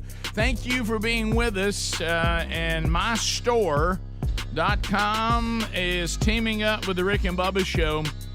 Coffee drinkers, do you know Lindell has now weighed into the world of coffee? We have weighed into that world. Lindell's weighed in. Now my coffee is available, and you can get it at mystore.com. And with the code Bubba, you get it at 25% off. Top 2% Arabica beans available in the world. Organic, certified, non-GMO. Delicious. Got the low acidity, so you don't have the heartburn. The flavor is rich. The texture is smooth. And you can get yours now. mystore.com. Enter the code Bubba, but also look at all the other entrepreneurs that are getting their products on mystore.com. This was Lindell's idea to find some competition for Amazon.com. So go to mystore.com right now. They even offer a decaf option, which I know there's some people that like to do that. Also you can get it in any, you want whole bean, you want it ground, you want it roasted, light, medium, dark, all there. So find that at mystore.com. Also, the link is available at rickandbubba.com right there under the sponsors button.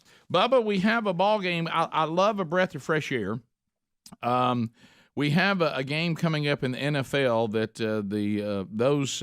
the woke are really trying to make a big deal. And am I saying Coach Todd, is it Bowles? Bowles, is I say that name? Yep. Okay. Because you wouldn't want it to be Bowles, would you? No. Even though B-O-W is Bow.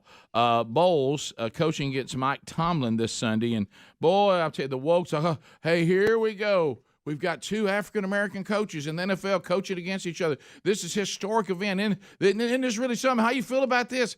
Well, I'm going to tell you, a breath of fresh air is about to come our way for those of us that would like for us to kind of stop the woke thing. And true equality would be that there's two men that are head football coaches at two NFL teams are playing each other, and Todd is not going to have any of it. So here he is talking about his actual view of this Sunday's game.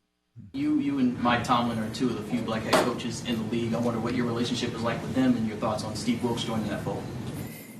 I have a very good relationship with Tomlin. We don't look at what color we are when we coach against each other. We just know each other. I have a lot of very good white friends that coach in this league as well, and I don't think it's a big deal as far as us coaching against each other. I think it's normal. Wilkes got an opportunity to do a good job. Hopefully he does it. and we coach ball. We don't look at color. But you also understand that representation matters too, right? And that when young aspiring coaches or even football players, they see you guys, they see someone that looks like them, maybe grew up like them, that has to mean something. Well, when you say you see you guys and look like them and grow up like them, means that we're oddballs to begin with. And I think the minute you guys stop making a big deal about it, everybody else will as well. Oh my God! I feel Breathe in. Yeah. Breathe Thank in. you, Todd. Todd, you're a great American. What a bizarre You're a great coach. what a bizarre concept of him saying, "I don't see either one of us as black men. I see us as men." Yeah. But how refreshing. Yeah. Well, let's continue. We also have 4A there too. We also have a man who is taking on really the same theme, talking about how we could stop racism. It's very similar to what Coach Bowles just said. And this is this just somebody's dad? Who is this man? This is a guy speaking at a. Is this a public hearing, Speedy? That's what it looks like to me.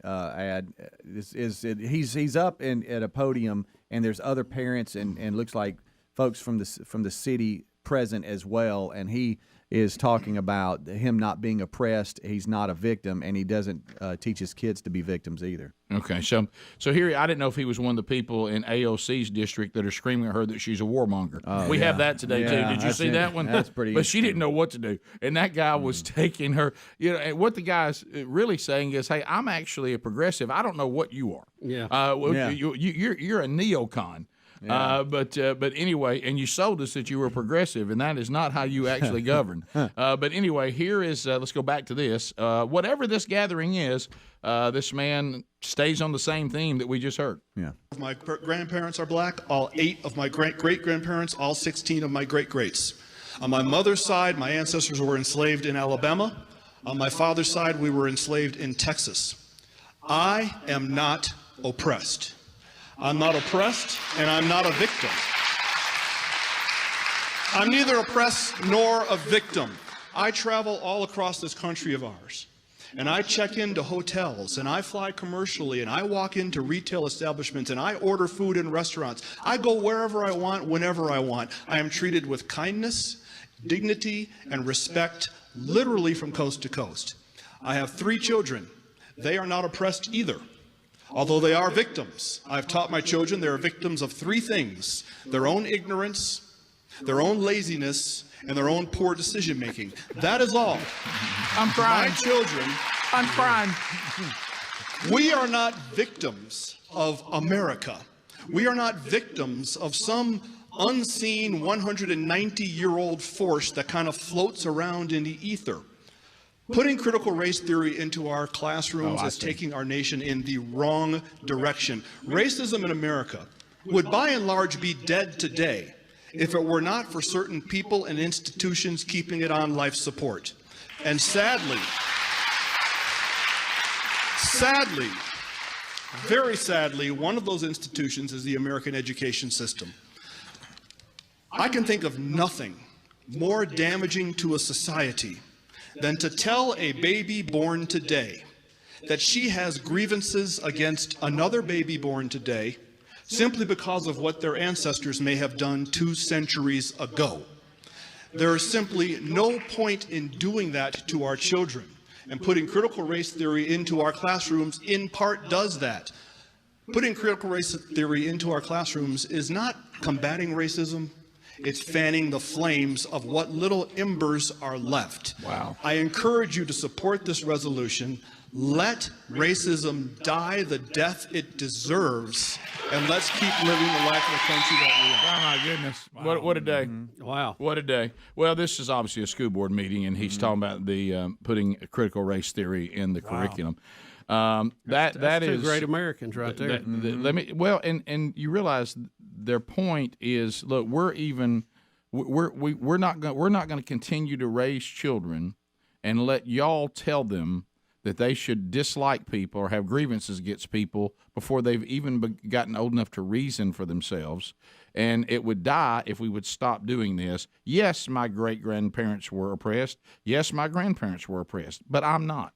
And my children aren't. Thank goodness. So, so let's not pretend that is continuing.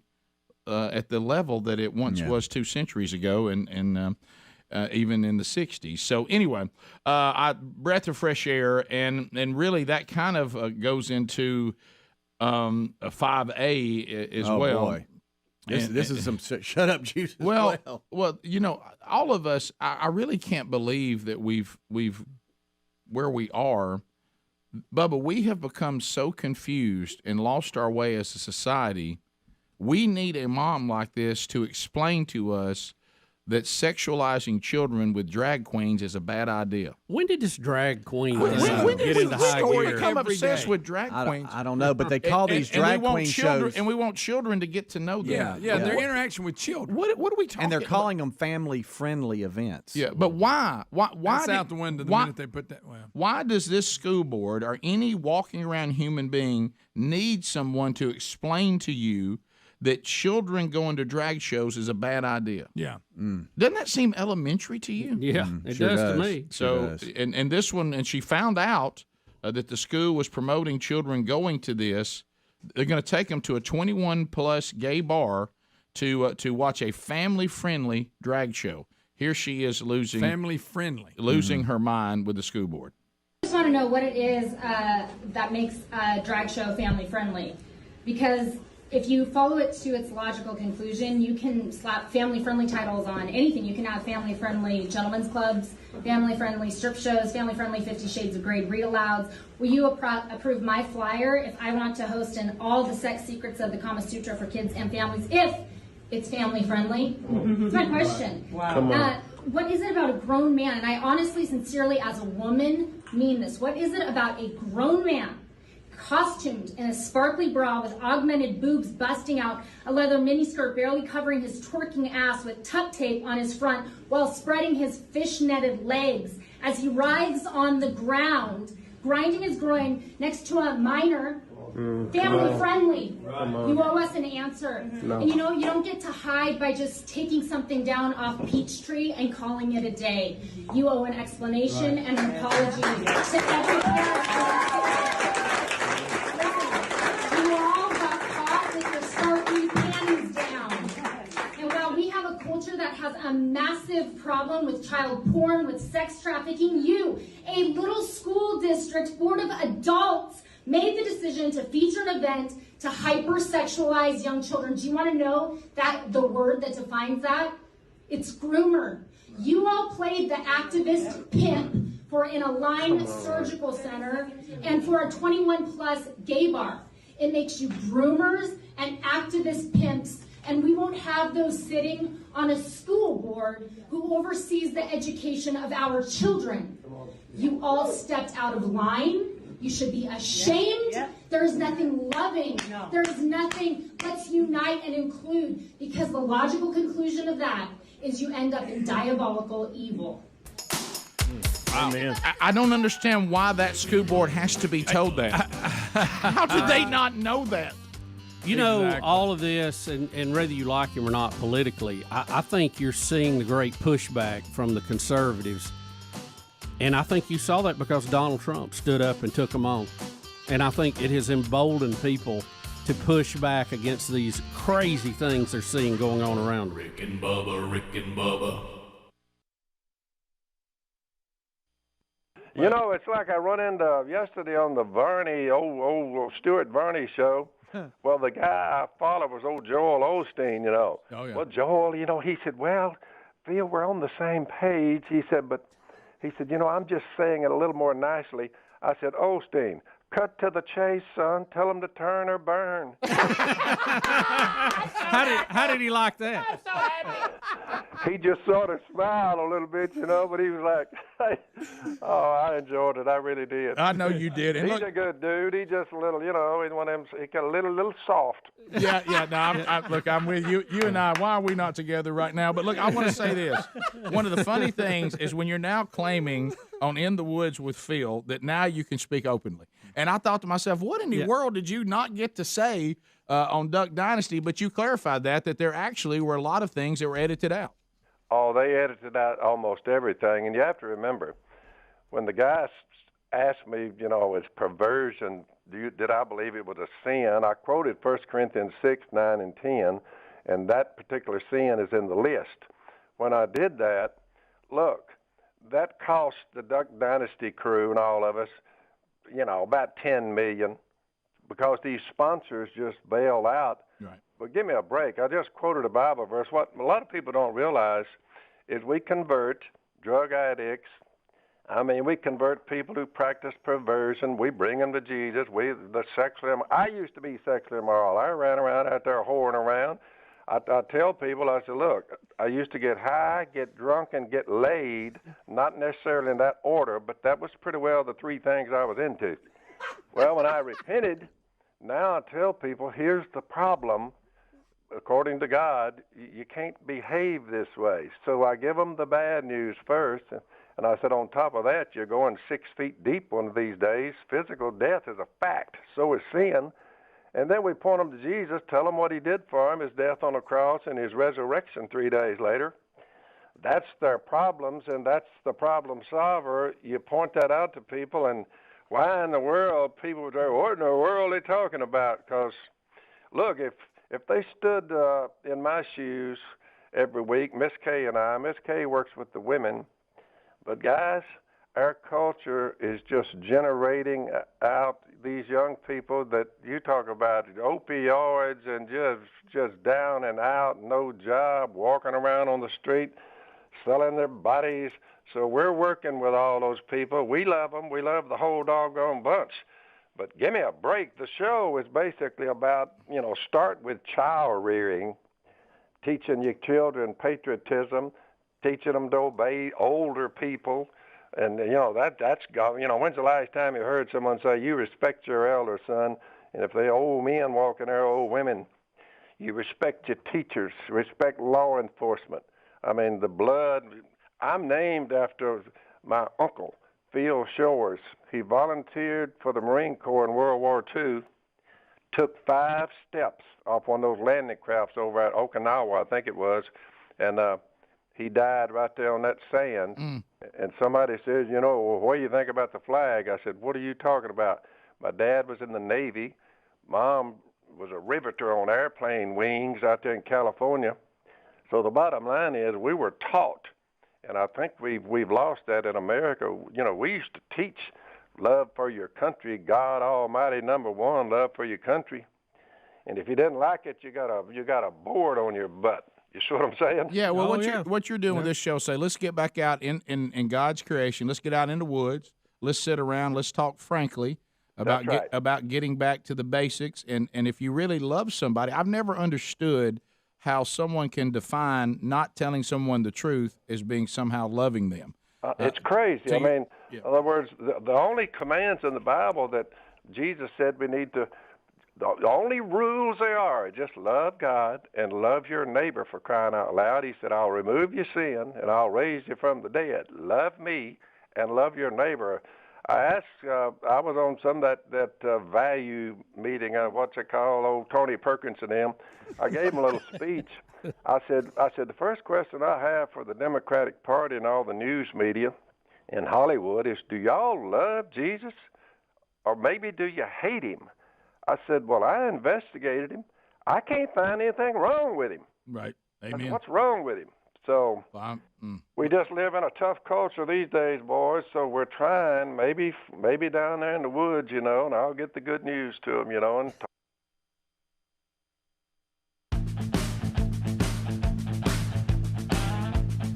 let's let the people talk. 866 We Be Big is our number. Fire up and join us. We got Blazing Silverman in there, and we've opened up all 10 lines. Let's go. You call in, make a comment, ask a question, bring information to the table. It is not designed for meaningless shout-outs or shameless plugs. Those, my friend, will get the instant buzzer. So if you move now, you will be able to get in. Let me update you on a couple of items. Rick and Bubba University, the podcast this weekend. Bubba and I we had a great time with that yesterday. We interviewed one of our favorites, Charles Billingsley. He's got a brand new album out that is featuring Billingsley doing the American Songbook. That's one of Greg's favorite. American Songbook. Some jazz, a couple of Broadway songs. First time he's ever released an album like this.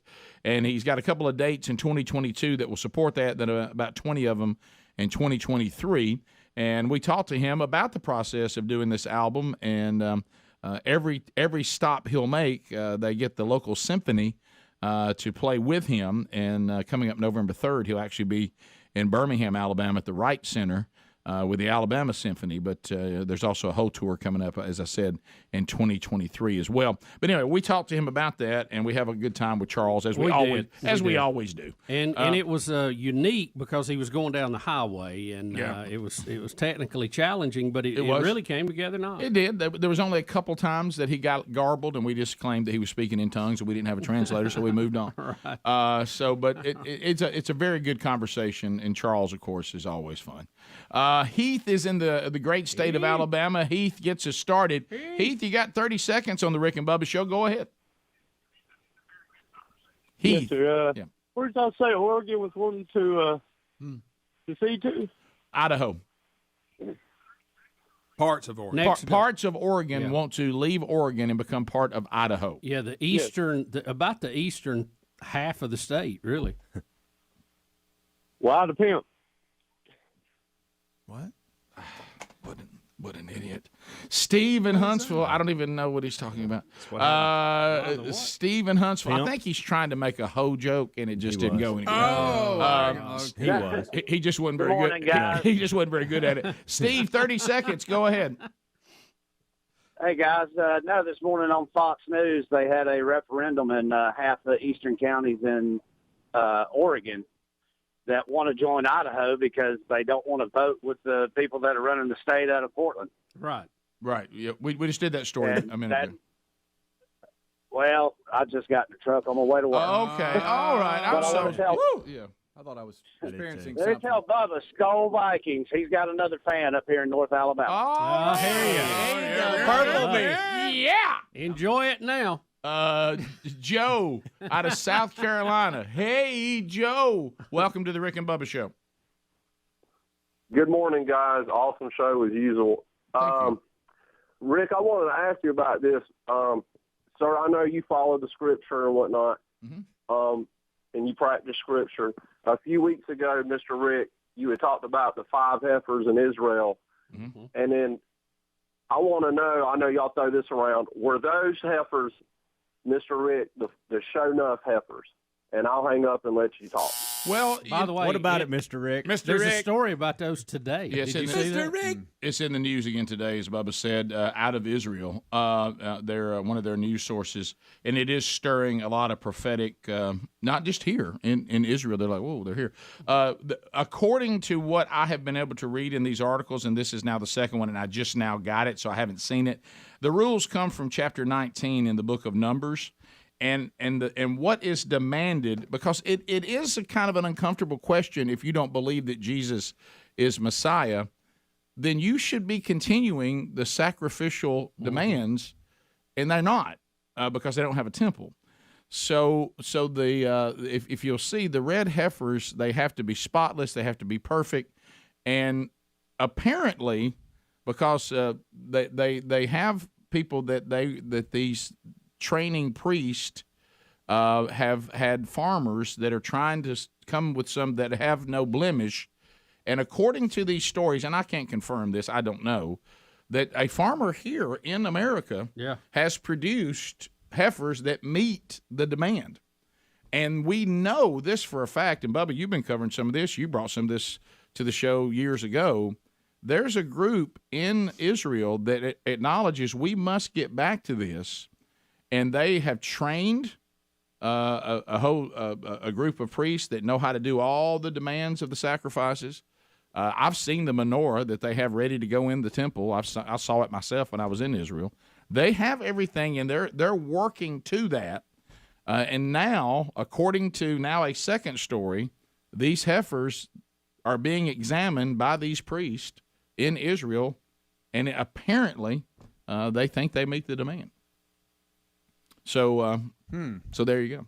So to answer your question, they're being portrayed as show enough good ones. I think they if I remember the story, because I looked at the headlines this morning, I didn't do a dive into it. I think they're from Nebraska.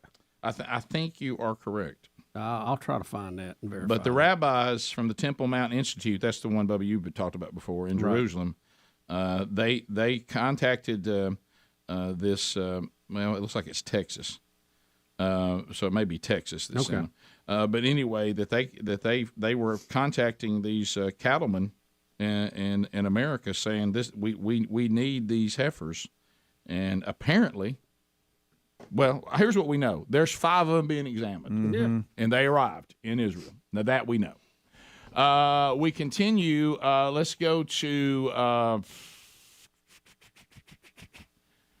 Frank in Pell City. Frank, welcome to Rick and Bubba. 30 seconds. Go ahead. Good morning. Hey. Yes, I just wanted to comment. The other day, y'all went on a commercial break, and I just switched over to another news program for a moment.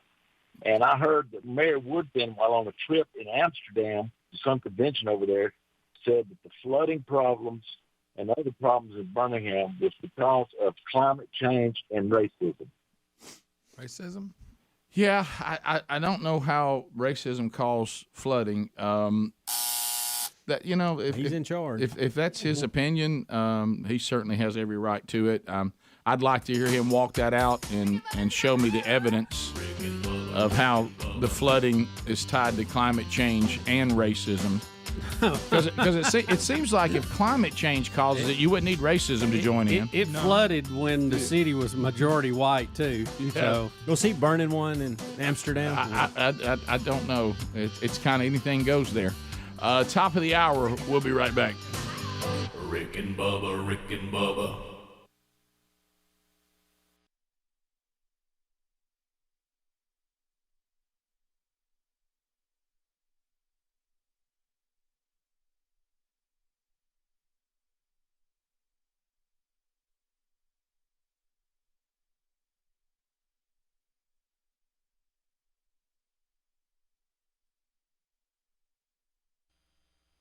About child rearing and talk about loving your neighbor. I don't see the downside to it myself. No, Phil, for a lot of the young folks, who are listening, explain why it is important what you just talked about, to respect your elders, to respect adults, and to respect authority. Why is that important on the big picture? It's important because, look, we lost 7,000 troops in Iraq and Afghanistan over the last 13 or 14 years. 7,000, and I hate it that we lost a one. I just baptized one. He's contracted now, which you talk about a rough line of work. Mm-hmm. But I took him down the river the other day, and he was just a little bit, after 5 or 6 years of going over there, all these close calls, and then his friends dying. So he came to Jesus the other day, and I baptized him in the river. But what we're trying to get people to see during that same time frame, us losing the 7,000 troops with all that firepower, over 200,000 during the same time frame were killed on our streets in shootouts, drug gangs, 200,000.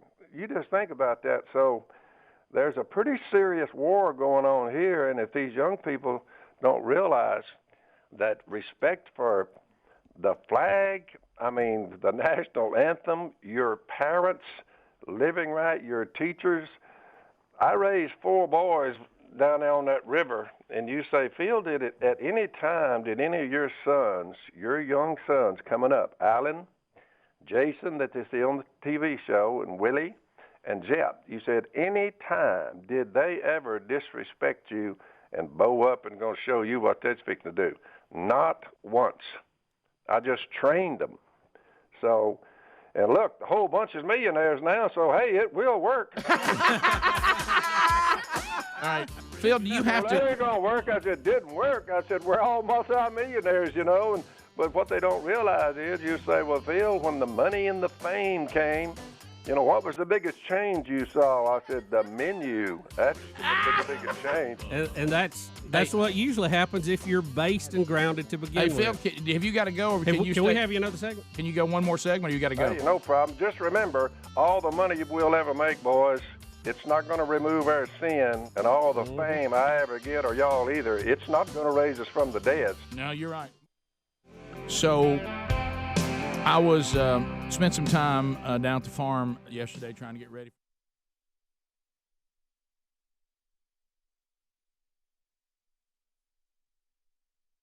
Because Bubba and I have talked about this. If you go down to the county where Gary, the bulldozer man, the spur master himself, lives, he somehow has a sense that he knows you're there.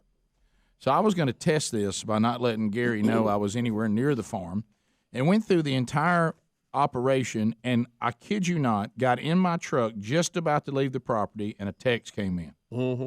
Hey. What you doing? Hey, you seen that email I sent you? And I thought, well, what is Gary doing? Somebody's sensing I'm here again.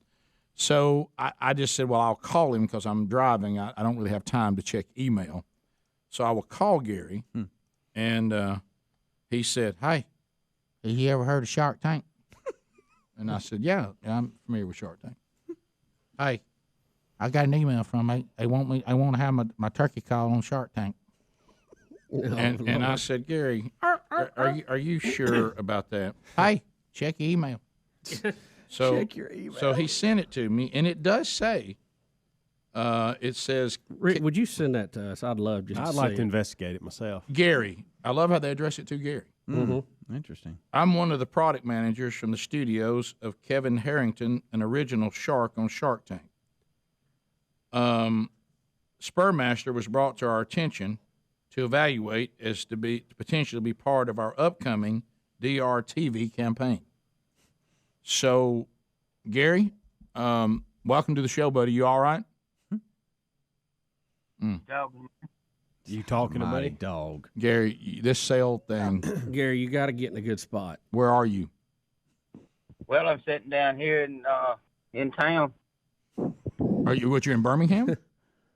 No, I'm in Clanton. So the big city. Yeah, okay. Gary. Yeah. So how when you saw this email, what did you think? Oh, I figured it was one of them hoaxes. A what? What? Hoax. Do you mean Hoax. You mean a hoax? You mean a hoax? Hoax. Yeah. So Gary, I've looked at it. I even researched the name and everything in this email, and it looks like it is the real deal because this guy said his products that he's supposed to be managing for Kevin Harrington Productions is outdoor living. Well, I ain't got time to put that bunch. Gary, you realize they could probably sell thousands. You got to be careful where that phone drops I know. out. My goodness. Yeah. Wow. Gary, you realize they He could said probably fool with that bunch. Is that what he said? He did. Okay. Thank goodness. He did. I'm gonna assume. Good night, Gary. Hadn't heard you laugh in a while. I didn't know we could laugh. This is Gary, this is not working. Gary, I'm hanging up on you. He's gonna have to go to Shark Tank and find a phone. Gary, I'm hanging up on Rick, you. why?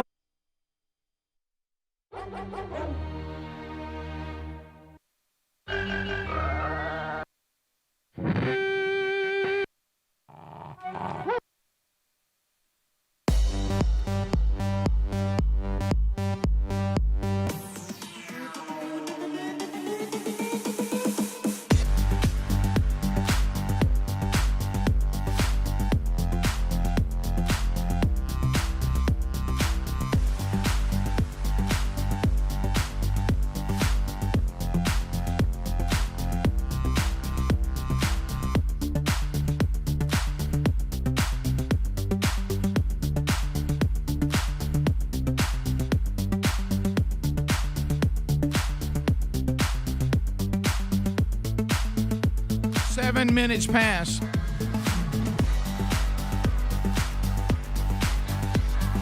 From the No Name Studio on the bleeding edge of technology, from Sweet Home, Alabama to the world, it is another hour of the Rick and Bubba Show. Willamette still to come. The Grade 8 will come in, our golden ticket seat guest, watching a program. Looking forward to meeting them today. Blazing Silverman, Rick and Bubba University intern, getting his degree in common sense, taking your phone calls. We'll chat with you more coming up. Welcome back. There he is, Mr. Bill Bubba Bussey. He's ready for another hour. How about it, Busby? Rick, hello, mother. Glad to be here. Thank all of you for being part of the Rick and Bubba experience. So the Grammys are coming up, and you were telling us earlier that Bruno Mars has withdrawn. Is it called Silk Sonic? Well, that's that's his collaboration group from Grammy Awards consideration, and I was puzzled by this. What the heck is really going on here? And as you dig into this story a little bit, Bruno Mars announced that Silk Sonic, the R&B duo group consisting of himself and Anderson .Paak, I guess that's how you say his name, P-A-A-K, have withdrawn their album, An Evening with Silk Sonic, from consideration for the 2023 Grammy Awards, he told Rolling Stone. He said he would like to gracefully, humbly, and most importantly, sexually bow out of submitting their record for Album of the Year. He said, "We hope we can celebrate with everyone on a great year of music and partake in the party. Thanks for letting Silk Sonic thrive." So we've seen this before where artists pull their song from consideration. Actually, you have to submit your song to be considered. And usually that's done either by the record company or the artist. They don't do their own. They have to be submitted to them for consideration. Now, a lot of people are saying, what the heck is going on here with this? And it's possible, according to this story today in Variety, that Mars, a longtime Grammy favorite, may be responding to criticism the Recording Academy received in 2018 when his 24K Magic album and related singles won all 6 categories it was nominated for, including the top 3 albums: album, song, and record of the year, beating out entries from 2 of the biggest hip-hop artists in the world, Jay-Z and Kendrick Lamar. That year, Jay was nominated for 8 awards and shockingly won none. Lamar won 5, but all in the hip-hop or video categories. Jay's shutout in particular led to a fierce backlash against the Grammys, and later that year, Lamar's album, Damn, went on to win a Pulitzer Prize. So a Pulitzer Prize? So I don't know if Bruno is trying to keep from stirring up the hip-hop crew against him or what, but he's apparently there's some hard feelings in the Grammy Awards, and he doesn't want to be – I guess he's afraid he'll win again. Well, I honestly think, how sometimes we've talked about it on the air, that even in sports, it happened. It can happen with your Tom Brady's and your Alabamas, where we talk about there's some burnout. People are tired of them winning everything, and you start experiencing a little fatigue with these people. And I think Bruno Mars, as you said, look, if we get in there and start winning a bunch of awards again, the album was released in 2021. We need to let's just take it out of there. People get upset that we win everything. I think people are sick and tired of me and at these award shows, and I'm going to give everybody a break. Well, they do great performances. They've been the highlight of a lot of those shows. If you watch them or read the articles after it. But now this is not totally something that hasn't been done before. You remember Drake and The Weeknd have both declined to submit recordings that were likely to receive nominations or wins in the past. And that was due to unhappiness with past awards or nominations. Right. People get tired of it. Burnout. You remember Weeknd actually pulled his album, and it was a blockbuster, After Hours, and the single Blinding Lights. One of the most popular songs of the past decade by the numbers, were shockingly snubbed by Grammy nominating committees for the 2021 awards. So this is not totally new ground, but maybe for different reasons. Well, I think what you're finding out now with people having such access to music and music they like, I think if you're not careful now with the streaming and all that, your Academy Awards and your Grammys and your Emmys, they're going to become less and less relevant, and people not even really care about them anymore. I'm talking about artists even, because they're like, if my album does well, I'm garnered a big audience, I'm doing well on the road. All y'all do is get over there and everybody complains about this person winning, and now it's become more of a who should win versus who ought to win. Who do we prefer to win over who has earned this accolade? And so I think it's becoming less and less prestigious. Maybe that's what we should do. We should pull all of our nominations from broadcasting awards. Well, I was going to say one thing you and I apparently somebody already did. Listen. One thing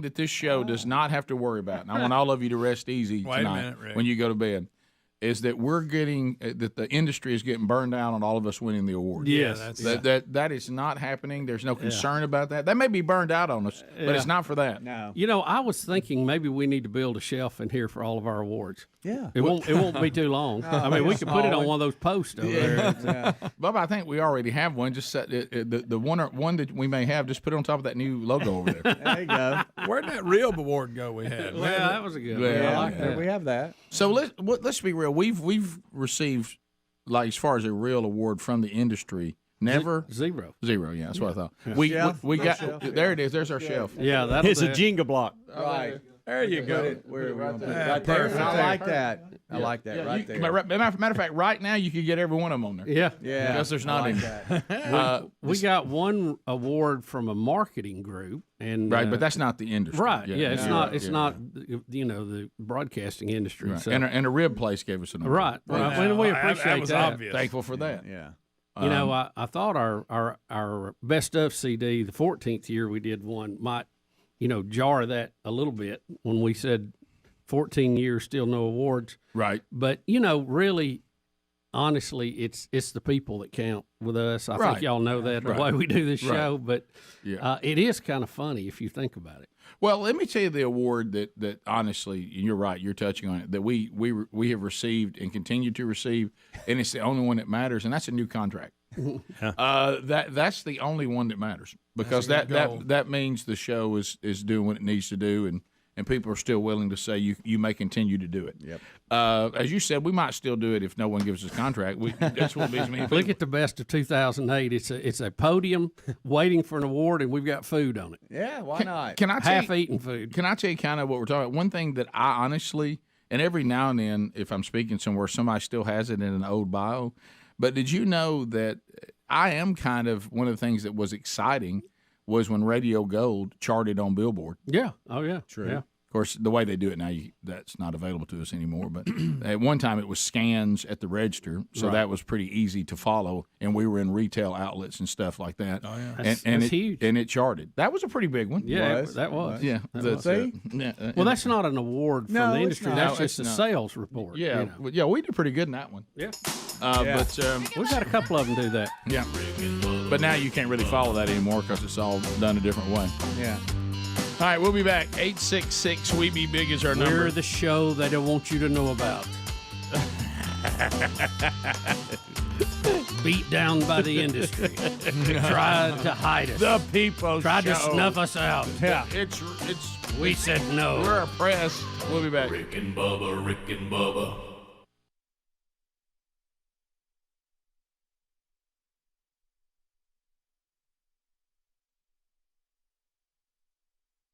We got the latest inflation numbers. Wow, have you seen these inflation numbers? The country is suffering, and hey, you okay? Okay, the country is going through. I know we keep being told we're not in a recession, but I think I can go and see the price of things right now. Looks like gasoline's inching on back up to 8% year to date. Oh yeah, year over year. But that's just look. Hey, slight recession.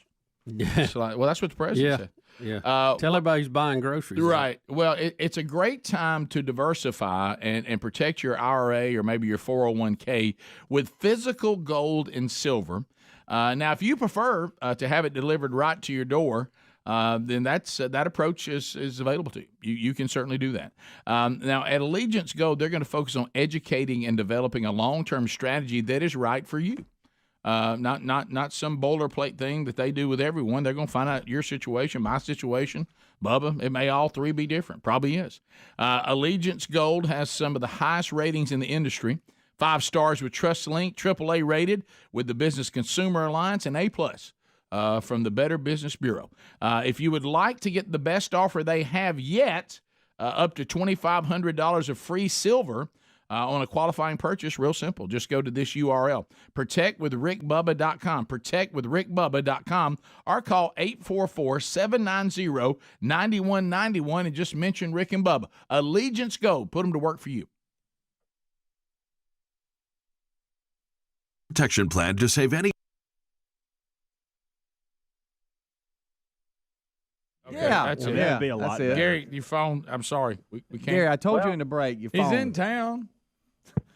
I'm sitting here with 3 bars on my phone. Why can't y'all hear me? Well, that was better. Hold that's it much- up. Hold it. Whatever Yeah. you're doing now, stay with that. Yeah. Are Well, you? I'm sitting All right. with my hand under. Yeah, there's. It's I think he not said he's had his service. hand out the window, Yeah, is it's, what he it- said. It's not service. It Hand seems, under. to be some kind of. What I kind? think you're pulling a hoax on Gary, us. stand in the back of your truck. Are you on top of your Jeep? Well, that's where I'm at. Get on that back and use that diesel gas tank as a ground plane. It might help you out. All right, what you want to know? I'm not interested going on any Shark Tank.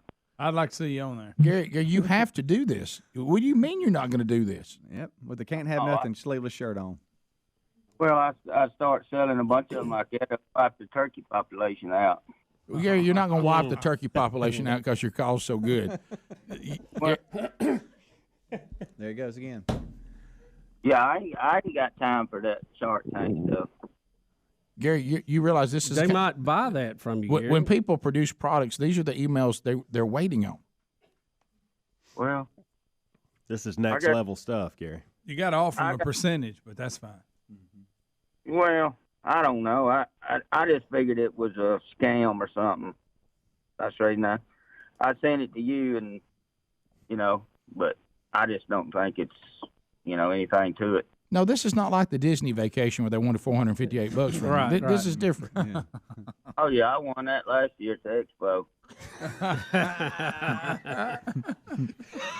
Made it $58. I said, "Well, how come I got to pay for it?" All right. Gary, I'm sorry, Rick, Gary. you just Thank gotta you, go. Gary. Continue to try. Thanks, buddy. Gary. Thanks, buddy. We Come tried. on, Gary. We tried so hard. Well, I know he's you back. in town. Well, he's back on the line. He's probably So still Gary- talking right now. Gary, Y'all are may you call. going to go on Shark Tank? Are you going to go on Shark Tank? I ain't got no time going Shark Tank. All right, there he is. Well, It's a lot better might, signal. They might give you a lot of money. Bubba, I mean, hey, I'm selling them things all the way up in Quebec as it is. And if I put these cows out there, I mean, the turkey population will cease to exist. Much better. I ain't got time for no Shark Tank. Well, Gary, I thought it's a hoax. Mark Cuban may actually run for president. You could be speaking to the next president. Hey, Helmsy, I ain't talking to no Cuban people. No. I like to talk to people my own kind. I don't speak Spaniola. They taking all the jobs, and we don't do something about this border, we're going to have an issue. So I ain't talking to no Cubans. This is Mark Cuban. Yeah. Well, Gary. I don't care what kind of Cuban it is. I ain't talking to him. He owns a basketball team, amongst other things. Well, you know how I feel about basketball. Oh, no.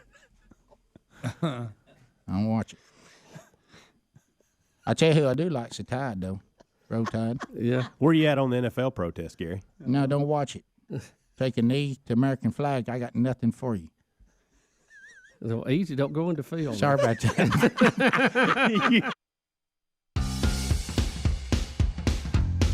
21 minutes past the hour of the Rick and Bubba Show. Making our way back. Somebody say, but you are gonna do it all again, babe.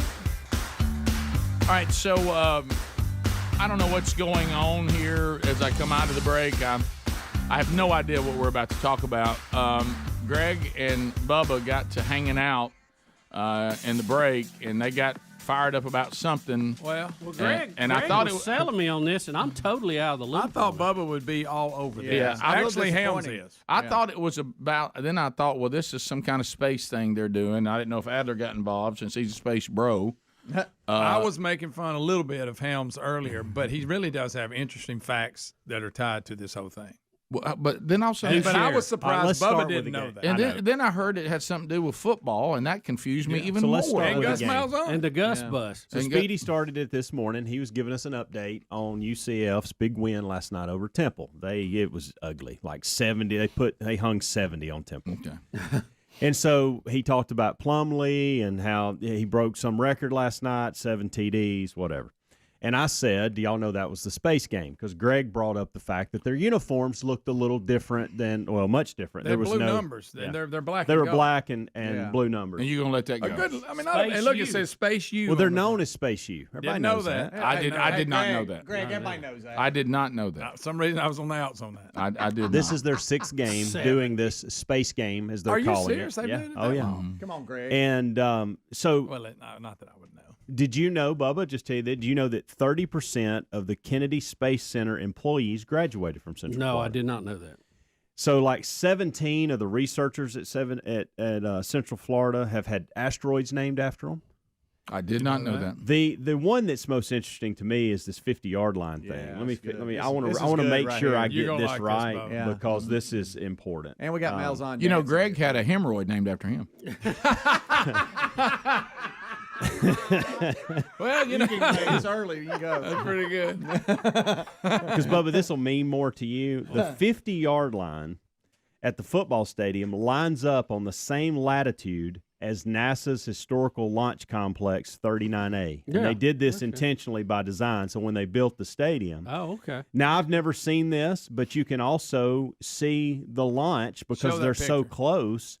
Now, it's an orange flare you're seeing because it's so far away. But if you're in the stadium, for instance, they played Georgia Tech. They beat Georgia Tech. It was a night game. And the Falcon X had a launch. People stayed in the stadium to watch it. Look at that, Bubba. How awesome is that? Pretty cool. But I'm And shocked so you they didn't know any of this. they would listen to this. That thousands of people stayed after the game in the crowd. They played Rocket Man over the PA as this went off. Bubba. That's pretty cool. Yeah. I mean, So it's the space game.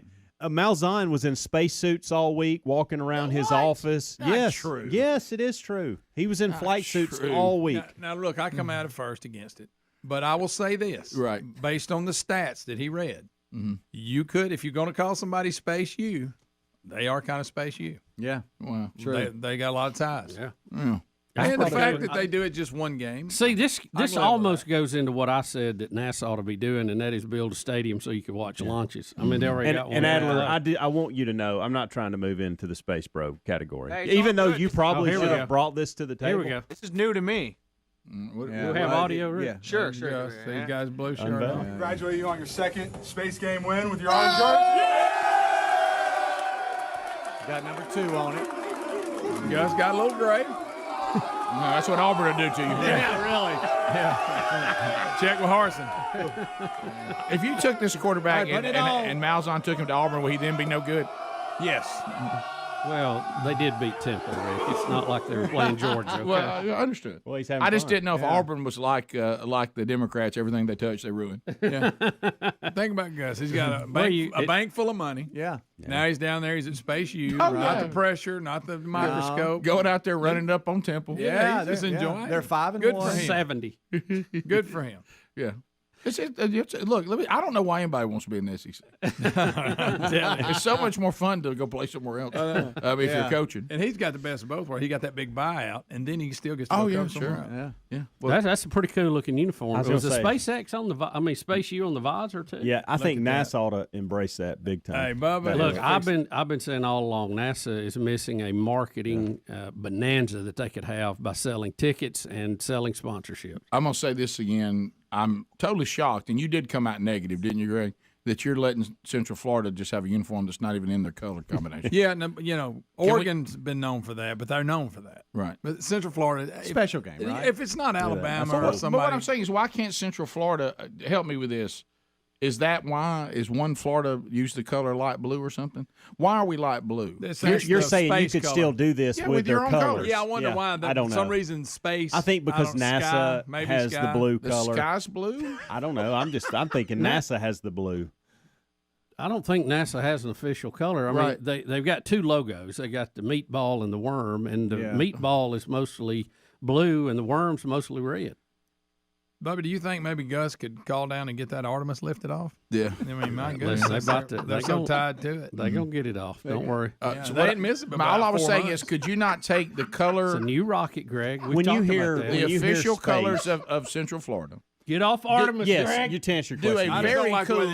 a very cool Space U uniform. Yeah. I got no problem with Space U. I think that's really cool. Yeah. But just do it with your own colors. Yeah. I don't know why are we going out. Is it because of that? See, that's the meatball, and the other's what they call the worm. You don't think that blue's their official color? Maybe. Well, the worm is red. I What, think if like you either one NASA, of I think those? NASA would have to be red, white, and blue by Well, yeah, you by know, definition. default. Yeah. Why are we blue? I don't understand why the uniform's blue. I don't know. I think I don't I like when the I think blue of and black space. combo. Let me ask you this: what is their normal color? Black and gold. Black and gold. Old gold too. They ain't yellow. They're gold. Mm-hmm. So sometimes gold it's and not, white. there's no blue in it. I have no answer. I don't. Yeah, know. they've always either because they'll wear the black uniform. They even got the solid white. It's just white and gold. Looks clean. Mm-hmm. I'm familiar with their uniform, Greg. Just saying. I'm just saying. I don't Let know. me tell you what bothers me though. I don't care if the Central Floridas and the people like that tamper with them. But when Ohio State comes out with that thing they wear, I'm like, y'all are like Bama and all these others. You need to just stick to what you got. Well, you're saying Central Florida's still building their tradition. Sure. You talking about Space U? They can do a little of that tampering as opposed to and somebody Oregon's more. known for it. We Right. every week we can't wait to see what they have on. Right. Well, And they'll can't- come up with something just bizarre. To me, it's just getting too weird now. Look at that. That's cool. But I'm telling you that I just think I Is could there make. video of it? I think I Cool. could take black and gold and make a really cool Space U theme. Yeah, I see that. But I don't know why we're blue. Well, I think and they black. wanted this to stand out. Now, why they picked blue, I don't know. But I think of blue when I think of space. I think of the color blue. I don't like teams leaving their traditional colors in their uniforms. I don't like that. Here we got a uniform. Even let me ask you this, because this became a fad too. I don't like Even it. We used to we didn't make black a color you could add to any uniform, but now we do. It's a No. neutral color. You can only have a black version of It's your on the uniform screen. if black is I part of your agree, school colors. but I'm just saying that's How cool is this? Yeah. So we're just there. It is right there. Not and they very got many it in the people shot, and they got it on the big screen. While Rocket Man's playing in the background on the PA. And you wish more people would have stayed I for might it. become a UCF fan. You I should. like that. They win and they love space. And Gus is there. Bubba, Rick and Bubba.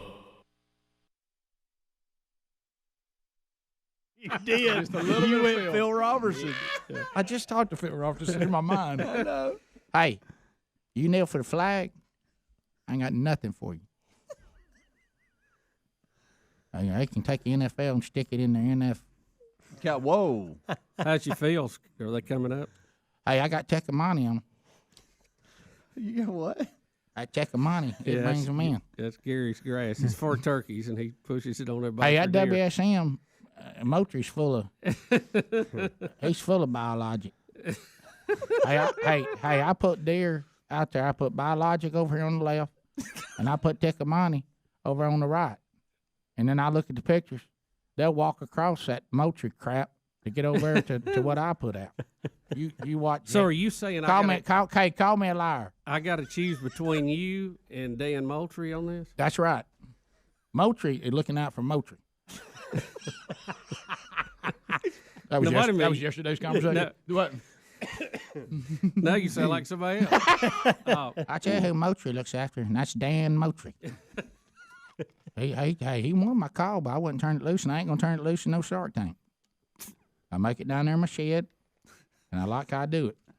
I make a little money here and there. 75 of them. Gary, I think it would be good. I think it would be good for Clanton for you to be on, network TV. Yeah, primetime. absolutely. Hey, then everybody's gonna be down there looking at that water tank. It looks like somebody's buttocks, and it's just a peach. Gary, is your phone better? I guess. I don't know. I've been. No. It's not. I mean, it's not even kind of bad. Not even close. Hey, I got that cord cutter. It sound like it got a hold of your phone. Just done cut my phone in there. Gary, I noticed you're at the dentist this week. What happened? Hey, I was down there with Rick that time. That time, he had me on that thing getting his daddy's boat. And when we had got that dang trailer, and we went and ate Mexican, I bit down on something, one of them chips, and broke a tooth. 3-4 months. I finally told Gwen, hey, I got to get to the dentist today. Please, one more. Gary, what happened at the dentist? Well, I had to get, that tooth I broke.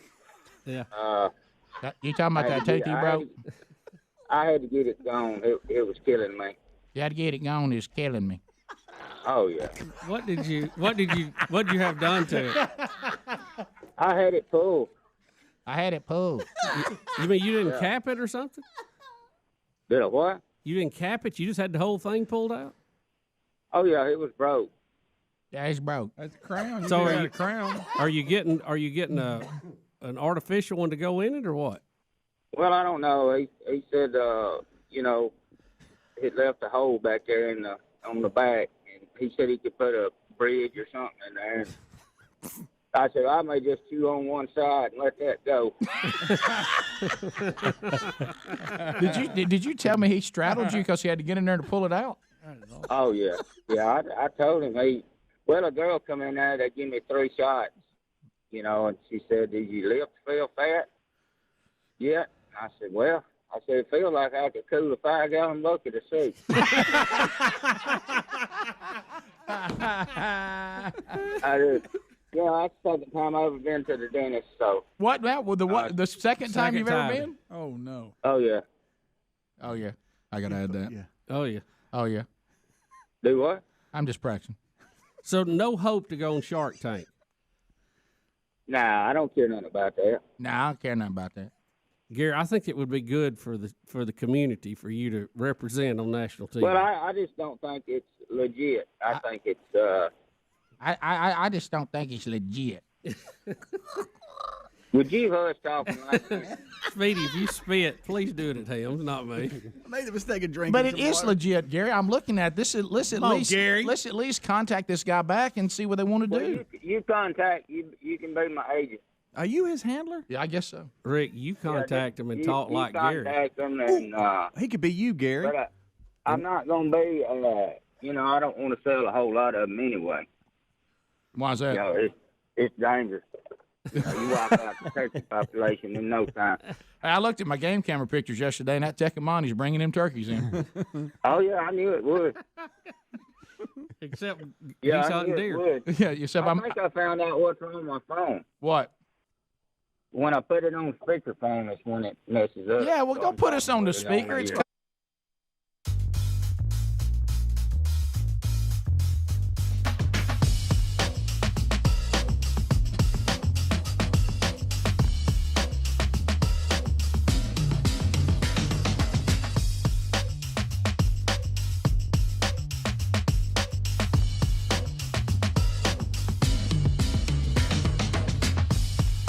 35 minutes past the hour of the Rick and Bubba Show. Come on with this. All right, so a couple of updates for you. Tom Brady, we do not have any updates on all the rumors circulating around his marriage. We'll stay out of that today. But Tom Brady, his brand, which again I didn't know about all this, has signed Jackson State's I can't pronounce. How do you say Deion Sanders' son's name? Shadur? Yeah. I call him Shed. Where did that come from? Shadur? That's his name. Okay.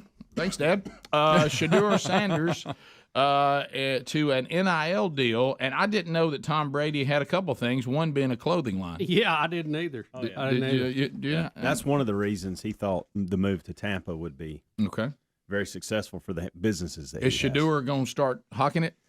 Probably, I guess. Yeah, NIL. Yeah, they've already showed. Yeah, him they've that. already put him out on Twitter and all that. He's got some of the okay clothes. Any on. kind of? We got a dollar amount in here anywhere? No, but I think he is also. Is it Beats by Dre? All right, he's NI with them and right. Gatorade, I believe. Well, you go. Well, that's probably pretty So I bet good. he's doing well. Yes. Go Shadur. That's probably a pretty good take right there. And man, he needs money too because he's already a sophomore. I know it. That's how I'm making. Now, Rick, he's about to miss the we've window. heard that he should be in the Heisman consideration. Here's his numbers. He's thrown for 1,713 yards and 17 touchdowns with only 2 interceptions, and his team is 5-0 here at the halfway point through the season. His quarterback rating is 167.4, which would make him 7th best across the FCS. So he is performing at a very high level. Right. And look, it happens to players everywhere. You saw us even doing it a minute ago with the Central Florida record-breaking deal and big win and all that. It's just so difficult when you start thinking about, do I think that this young man could play in any conference? I do. But would the numbers be this staggering if he was quarterback in, say, the SEC? I don't know. Maybe. But that I'm saying that when you're playing at the smaller schools or in conferences that are not as prestigious as far as the competition level, it does make your journey to win an award like a Heisman more difficult than if you weren't. Okay, here are the numbers. And we've seen this back on Steve McNair. Yeah, he was the only one I can think of who made it to the finals, and should have. As Greg and he may, and Sanders may too. As Greg mentioned, for Sanders, he already had inked a deal with Gatorade and with Beats by Dre. And according to On3's NIL 100, this is where they rank the NIL contracts. They say the 20-year-old is 14th overall with an evaluation of $1.2 million. Okay. So they're saying he's getting about $1.2 million from all three of those deals. Okay. Do you And think he's got a barbecue sauce Do you spread. think? Really? Do you think when he and his dad go to Auburn, he will go with him? so coach will bring his son as the quarterback. I think he'll probably go with his dad wherever he is. Right. Okay. All right. So and then you told me Brady's got a pickleball team. Yeah, What? I Tom mean, Brady what? has purchased a Major League Pickleball expansion team. Now, we had the story earlier this year that the former quarterback of the Saints, help me, Be what's Drew his name? Brees. Drew Brees had also purchased one. Yeah. Is Drew Brees? Is he the owner of the Walk-Ons restaurants? He's in there. Is he part Yeah. Okay. Yeah. Draymond Green, Kevin Love, James Blake, they're all a part. Kim Kleisters, they're all a part of this. This pickleball league. Yeah. So they had 12 teams last year. I think they're expanding to 16, and that's where they're jumping in. So is this like doubles? No, they're singles too. So you have, and there's Like, a how do you whole have a different team? association. You got the PP Pickleball, Professional Pickleball Association, and then you have this MLP, which is the Major League Pickleball. Do you hear what we're saying? Yeah. It's why I can't- Fastest growing sport in America. But how LeBron James has also purchased one. Yes, he has. Yeah. But how about this? But I have to go back to this again. It would be so much easier to market if we'd never allowed it to be named pickleball. I agree. It was named after a dog. It's hard to take it serious. It's hard to take it serious. Yeah, the guy that invented this game had a dog named Pickle, and that's where the name came from. Yeah. Well, I mean, what if I wish they would have changed it at some point along the line. What if I had a new sport and it was called Tater Ball? Y'all be like, wait a minute. I'd rather call it Tater Ball than Pickleball. Yeah, I would too. Yeah. Back to Drew, he's got 25% stake in Walk-Ons, Rick.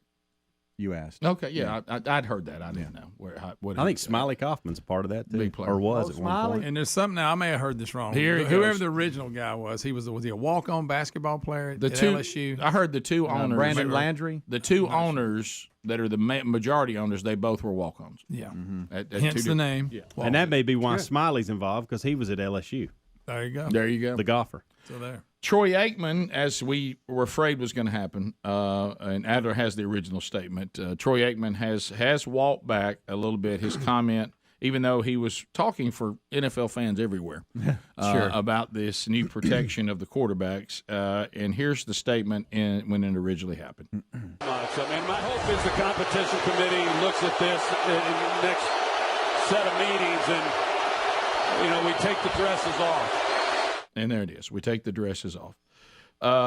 Apparently, Rick, again, that it's upset some not people. meant to be a demeaning comment. It's just a saying that is used to describe that you're being too soft on a male athlete. Right. Yeah. Okay. There's nothing more. And playing in golf, we've all said when we were trying to putt and we didn't hit the ball hard enough, we left it short. I got it hung in my skirt. We've all said that. Nobody has been. Good putt, Alice. Nobody has hated women because of it. I love women. My mom was one. My wife's one. Got to hit it, sweetheart. I got a daughter that's one. So nobody's Didn't realize against your wife women. was out here today. Yeah, nobody's against women by just simply making that comment. It just means you're being too soft on these guys. And I have another example that I can't say on air. I'll tell you off. Thank We you, used to Greg. say to people that were a little soft that work with us. Well, Okay, Greg. Guys, we I think we know that one. Sure. we used this example when we talked about that our dads growing up, they didn't do what parents do now and brag on their kids. They actually considered that to be bad form and embarrassing behavior. But sometimes they would go even further, and one of the too far the other way. And we use the example. If you ever went up to one of our dads and said, "I'll tell you what, that boy right there, he's a pretty good player." Lazy. If I could get him out from under his mama's skirt. Yeah. That comment would be made, and so. And like when Greg gives me compliments all the time, I'm like, Greg, quit blowing smoke up my skirt. Right, that's exactly right, Adler. Right. But Or sunshine. But I'm looking at his walk back. He's really not walking back. That's what I said. Being He's negative not really about apologizing. women. He's walking back saying, "I don't think I'm not for protecting these players or quarterbacks." we're good. He said, "I just think the over enforcement of the protection of quarterbacks is obvious."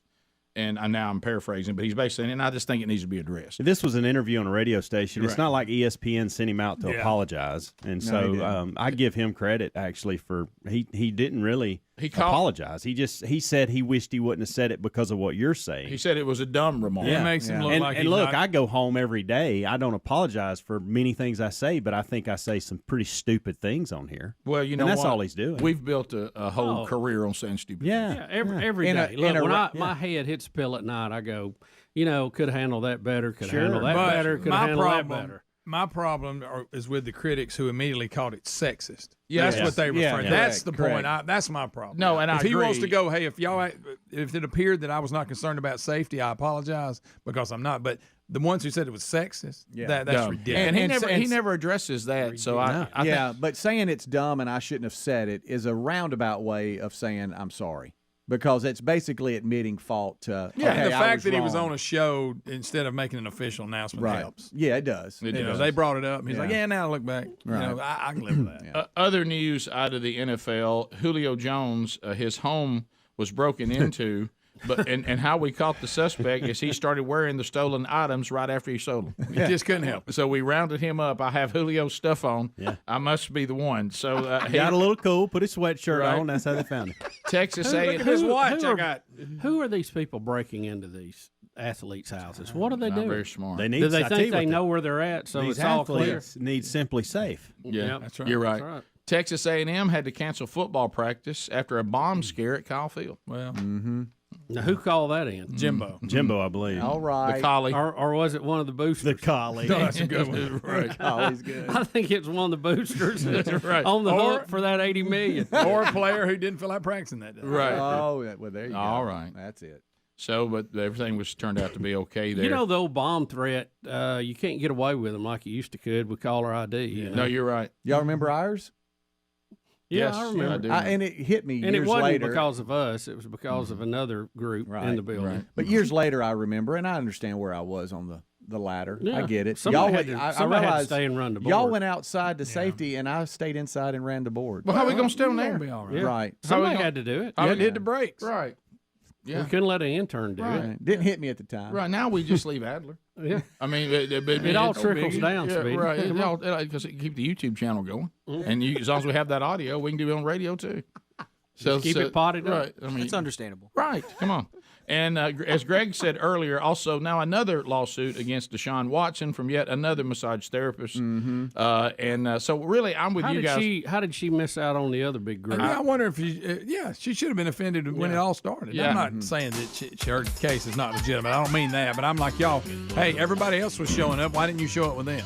I'm kind of Unless with you this guys. happened since then. I'm kind of with you guys. I think we would have an easier time if we said any massage therapist that was not propositioned by Deshaun Watson Come forward. Come forward. Yeah. That's a smaller group. Your phone calls are next. 866 We Be Big. All 10 lines are available. We'll chat with you right after this. Rick and Bubba, Rick and Bubba. Out, it's compressing. Okay. Rookie mistake. Rookie mistake. All All right. right, no, that's what you do. You call as Gary. Okay, I'm calling that All guy right, today. and then you could just really play it off We're gonna until he. record it. Hey, Can we listen to me. Thank you. That was Hey, my next question. Hey, until he's really there, you Yeah. can be him. No, Gary, I got it handled. Don't worry about it. Yeah, I figured you would. Okay, thanks, Gary. See you, buddy. He's gonna book you a slot on Shark Tank. Yes, I am. But hey, we wrote. We were doing yes, that. we do. We're doing that. Yes. Or I walk out of here. Hey, is this Kevin Shark Tank? All right, we'll be back. More Rick and Bubba next. Rick and Bubba, Rick and Bubba.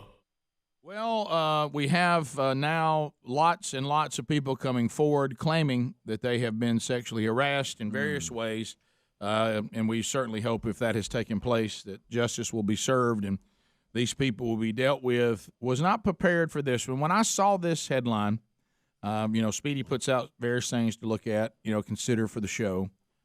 When I saw that someone was alleging they had been sexually assaulted.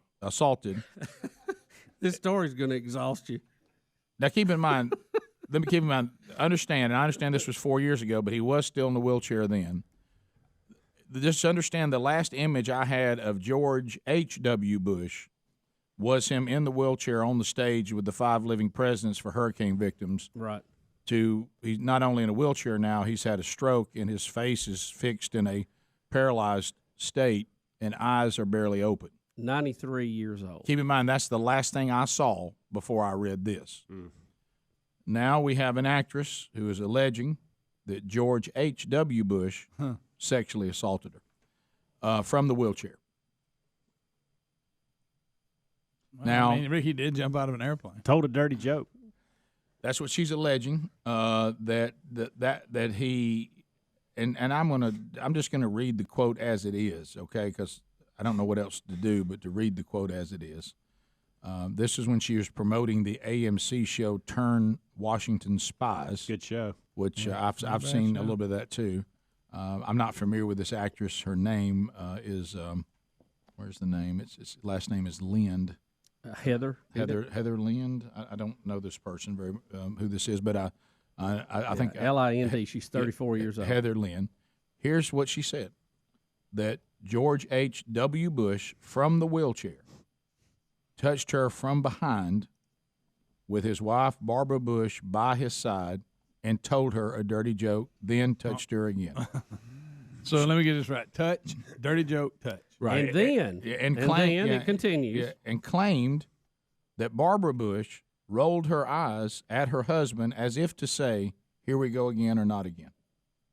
Then she says a security guard told her that I shouldn't have stood next to him for the photo. Well, good. In other words, implying that this kind of thing goes on all the time. Right. Guys, I don't think surely that George H.W. Bush went, that sounds like something you'd say at the zoo.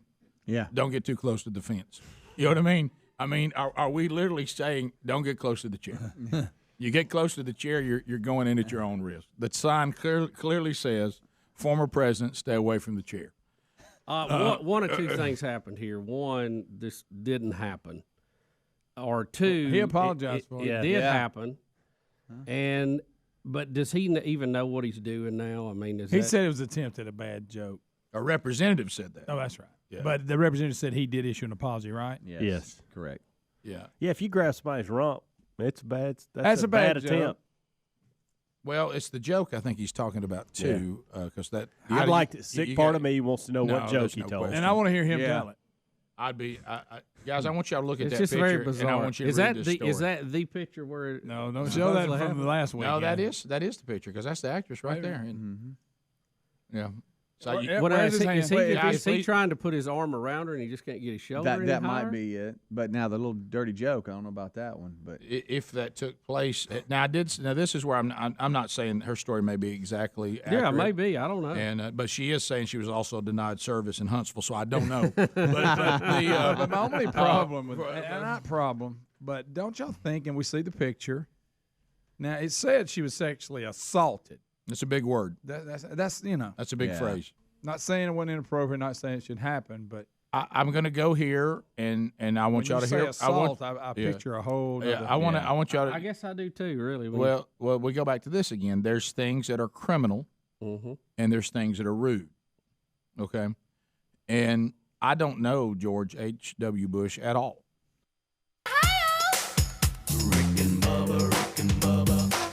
It's 9 minutes to the top of the hour. The Rick and Bubba Show lines are available. You can join us now as we take your phone calls. Find out what's on your mind, your opportunity to chat.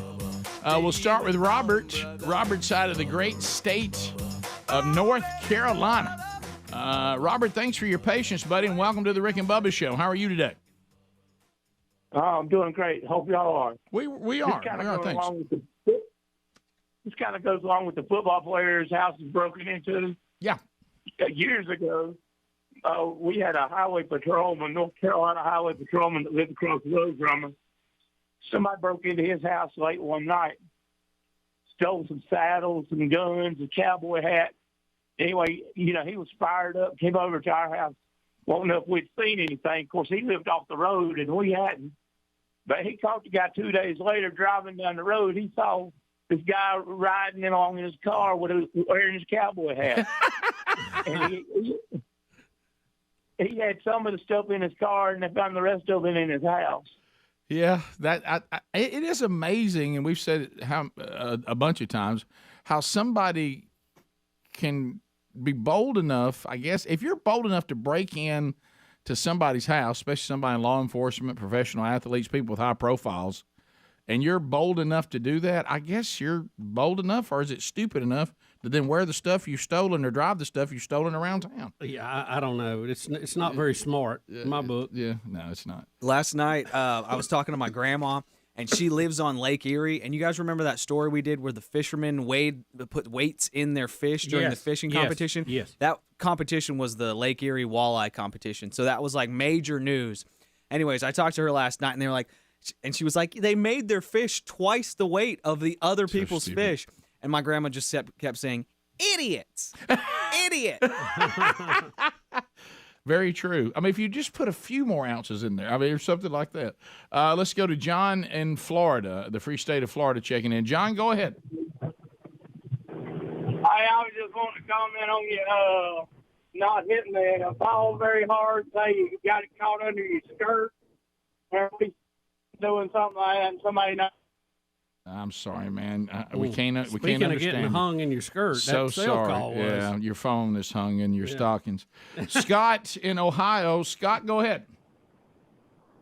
Hey, good morning, guys. Hey. Holding down the Northern Front for the Rick and Bubba Show. Thank you, buddy. Hey, I just wanted to say real quickly that I agree with Greg on the alternate uniform. Stay with what got you there. I'm a traditionalist, and I was at the Ohio State game. I worked with the Highway Patrol, and we were working the game at the Notre Dame game when they were all black. And they asked all the fans to wear all black, too. And that was supposed to be intimidating, but all it looked like was an empty stadium. There was nothing intimidating about it at all, wearing black. Right. So I agree. I'm with Greg. Stay with what got you there. Yeah, I understand, and so don't think I don't, that these kind of things can be good recruiting tools, and these young men today, and I use the word men loosely a lot, but at this age, they think it's hip and cool for you to have a bunch of weird uniforms and all that. But to me, there's just still something, and I guess it's because I'm old, something prestigious about a team at any level that is so well known, and their uniform is so well known, it never changes. It stays exactly like it is, and when you see that uniform, you know it's them, and everything they've accomplished comes with it. I just love that. I think, I don't like a bunch of weird uniforms. You have to ask, where is this school at? Where are they at in their history? Right. If you have had a great history with a lot of tradition, a lot of championships, don't change your jersey. Right. That's what I'm talking about. If you're trying to shake the leaves and beat the bushes, then you got to stir things up. Sure. Let me ask you this. Two completely different situations. You're right. So what do you think about, like, last night, the Bears? Thursday night, streaming Amazon Prime. The Bears. They used their colors, but it was a unique look. They had orange helmets with the blue C. They had orange jerseys with the blue lettering.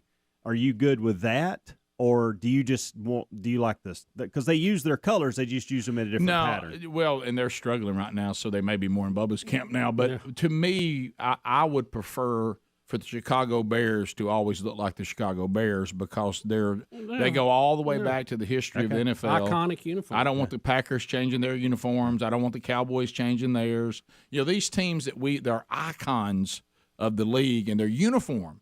You go out and when you were a little kid, if you got a Green Bay uniform and then you looked on TV and they never wore it anymore, you'd be like, am I really Green Bay? Yeah. I mean, I like when I go get that helmet, I go get that uniform. If I have that, if I'm a kid And I think this. Everybody knows what this is. Not we wear so many different combinations. What team is that? I think this was a one-time thing. Thursday night they did the weird colors. Well, the Chicago but Bears they are stayed known, within their color scheme. Is what I'm getting at. Yeah. Are y'all okay with them veering out? But they're known It's for not as that bad. for that black home jersey, black helmets. It's blue, but yeah. Well, it's so dark. It's it that looks Yankee black. blue that looks like black. It looks like black to us It's navy colorblind blue. people. Yeah. But let's look at another one. Let's say if you're the San Diego Chargers, I don't have a problem with the Chargers playing with their uniform, because that's just kind of what they do, and their color scheme kind of fits that. Yeah, it's like Greg and said. they've never won a Super Bowl and been dominant on defense. Well, like Greg said, Oregon, it is their tradition not to have a tradition. Right. And that's okay because that's their Right. tradition. Right. Baker in Kentucky. Baker, go ahead. Morning, fellas. Can y'all hear me okay? Sure. Loud and clear. Loud and clear, buddy. Q5. Okay, because y'all pretty choppy on my side. Sorry about But, that. I'm cooking my eggs this morning the way I like them, and y'all talking about the Oregon and Idaho merge. And I look up and I see suddenly it looks like Greg's giving me the bird. Like for what reason? How? The diagram, the way it looked like when they added those counties. Oh, in. I see. You're talking about the diagram of Idaho. Oh, okay. I got it. Yeah, because Greg shoots birds sometimes, and we thought he might have actually got caught on camera doing it. All right. But I understand what you're saying. We continue. Let's go to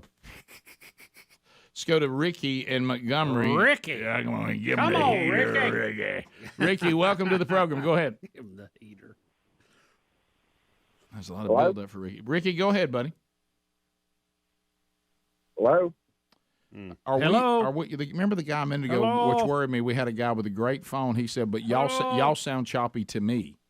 And see, this guy sounds fine, but he couldn't. It's like he couldn't hear us. Oh, goodness. Let me try Sean here. Sean Demopolis, can you hear us okay?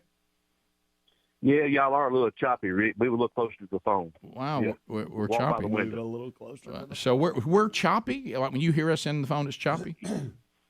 Yeah, you're choppy. You sound like you're talking to a fan. Oh, boy, That's it. No more phones today. That's not good. Bubba, this is what we were talking about in the bathroom a minute ago. We should have held a couple of those stories. Yeah, we ran through them We rushed a few that we needed. Yeah. We could have expanded. I sense that feeling too. Top of the hour, 866 We Be Big is the number.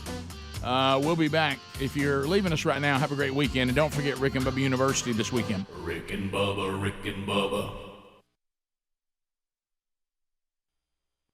But is it possible, and Bubba and I talked about this in the office today, I don't know that you've ever been around old men who are starting to fade away. At the nursing home. Oh, yeah. There's a lot of grabbing going on over there. Assisted living. You're right. They're liable to say anything. Yeah. Okay. Or grab anything. You're right. And could it just be that at this time he would have been 89? Is that right? 'Cause Yes, 4 years. correct. Well, no, Let's see 90. that picture 90. again, Well, Adam. no, 89. 89, yeah. He would have been 89 when this happened. Is it possible that he is a loose cannon and threw something inappropriate out there, and then when it came time to the picture, the way she's standing, he's in a chair, his arm is now even with her buttocks, that he, on his way to try to get the picture, made a graze on the buttocks and said something snide about it and then grazed again? Is that what we're alleging here? Did he say something like, "Whoa, you got a hold of the caboose there. Sorry about that." And then So speaking of caboose, I mean, man walks in a bar with an owl on his shoulder. Greg, I don't know what the joke was, and I don't know if it had anything to do with an owl. But it just seems like somebody else in that group would have noticed it or said something, right?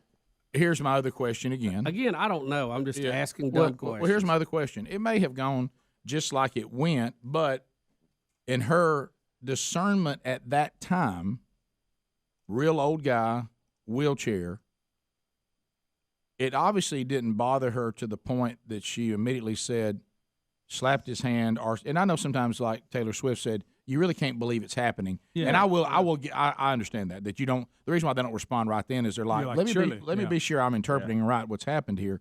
But let's say the next day, you would have said, hey, I just got to tell you something. The former president just kind of said something really lewd to me and touched me inappropriately, and I just want some. I need that looked into. We went 4 years which now has that look like I'm hearing all this Harvey Weinstein stuff, and I hear these other people going on, and somebody says, you know what, I got a pretty good story too. And look, it may have happened, and it does say that a representative for the president, former president, now 93, admitted that the former president might have erred in his attempt at humor. Now, it does not say anything in here that there's any apology for touching her in any other way, meaning there was nothing beyond trying to be funny the whole time. Yeah. It says President Bush would never, under any circumstance, intentionally cause anyone distress, and he most sincerely apologizes if his attempt at humor offended Miss Lind. So they're apologizing for possible a bad joke. Her interpretation of the situation. Hey, if we did something to offend you, the president's sorry about that. It was not intended to be anything other than a joke. Well, here's going to be the real test. Here we go. Okay. Are we going to hear others go? That's back in 1984, no, you can write that down. When he was vice president. I mean, here we go. Well, you never know. The avalanche. With all the news out there and made up stuff. Now, I will tell you this.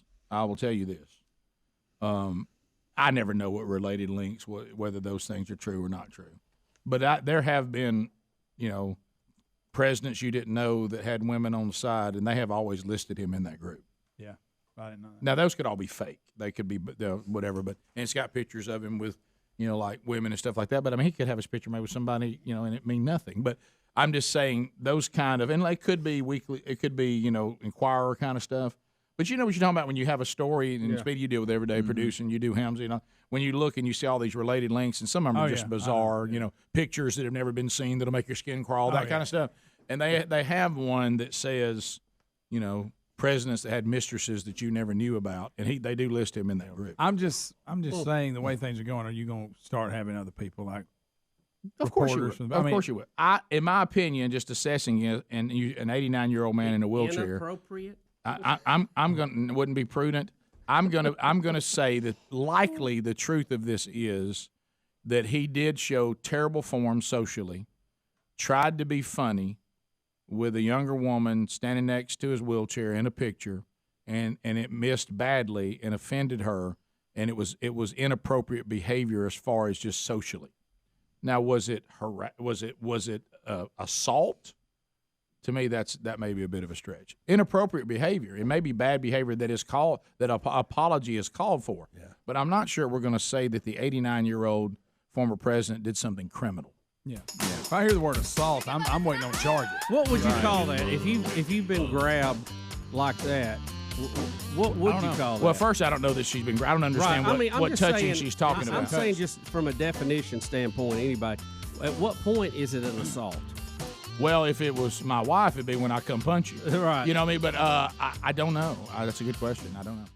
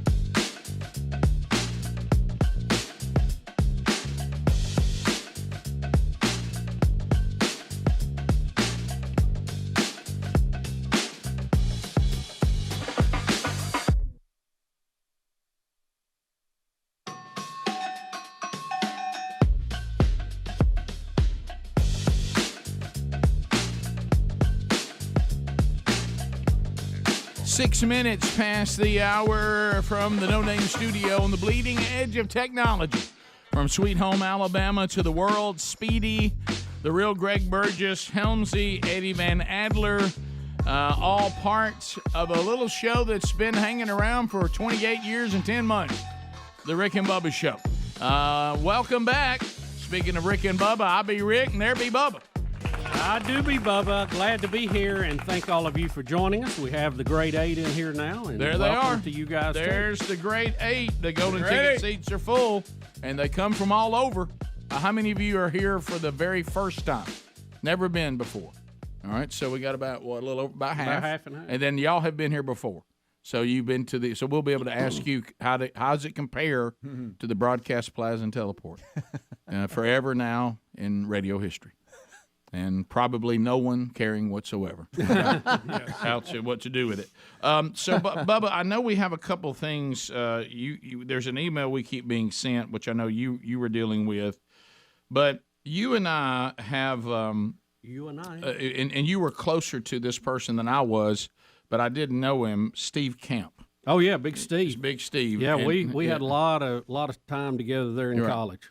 So I got a bizarre text from Steve, and I need you, since you know Steve better, maybe to explain something that I may not be in the loop on. Okay. Okay. So you know that he is over in Georgia now. Yeah. And all stale. Yeah, and he used to be. Yeah, and he's involved in the men's ministry there. They have a men's ministry that he's very involved in. So, with the Man Church Conference coming up next year, people are going out and they're getting groups of their men together and are headed that way. And you and I had dinner with them and they were asking about the curriculum, everything. They're doing that now. So listen to this and see if you can help me. Is there a joke here that maybe I'm not in on? So here's what he says.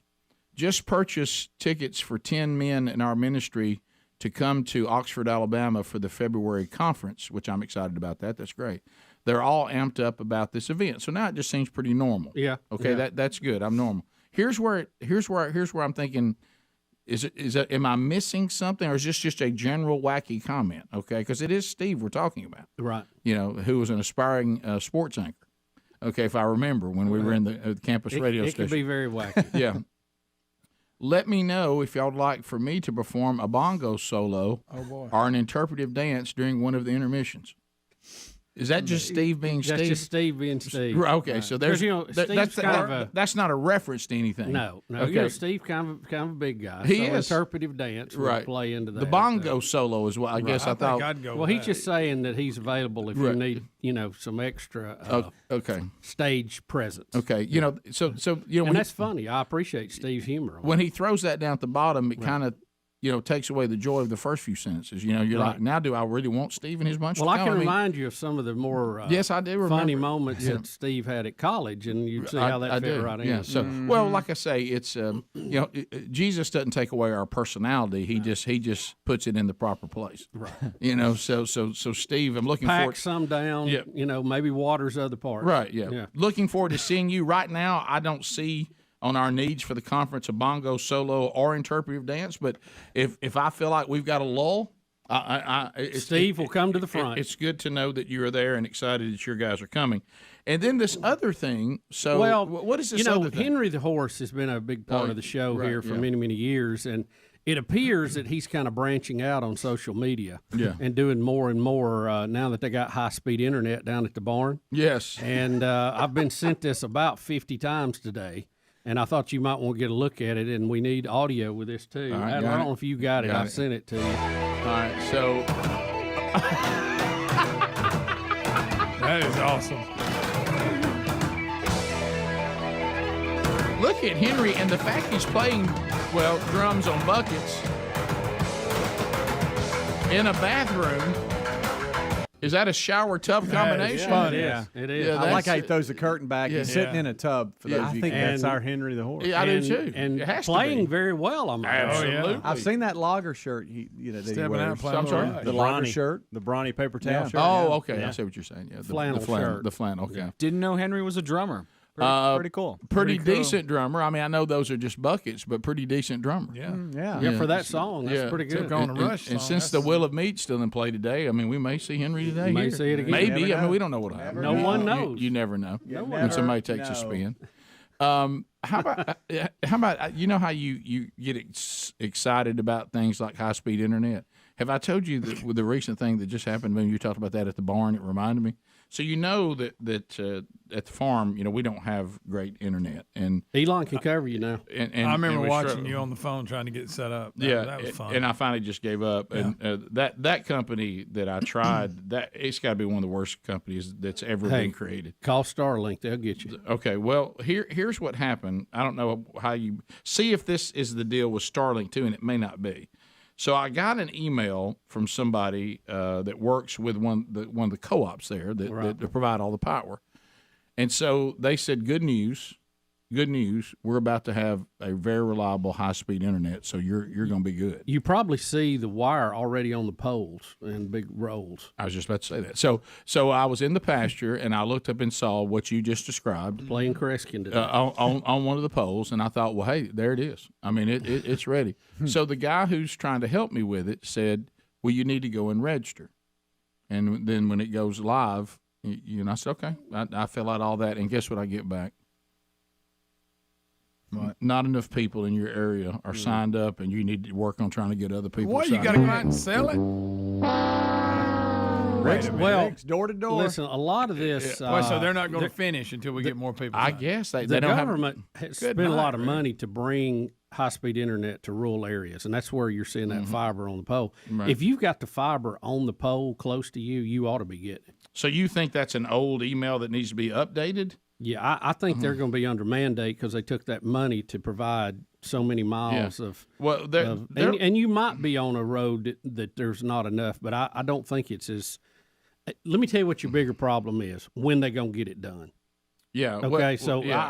I would take the wheel myself if I was you. I'd get Starlink if I could get it, and I would go to town. And then when fiber comes along, then you can measure it out. That's what I would advise you. So when I registered, it said of course I live on a dirt road. Yeah. Got me swerving like I'm George Jones. So and I started. Hey, don't bet against Elon. I've learned, don't do it. When I heard that I need to galvanize and fire up my road. They don't know the people that live on my road.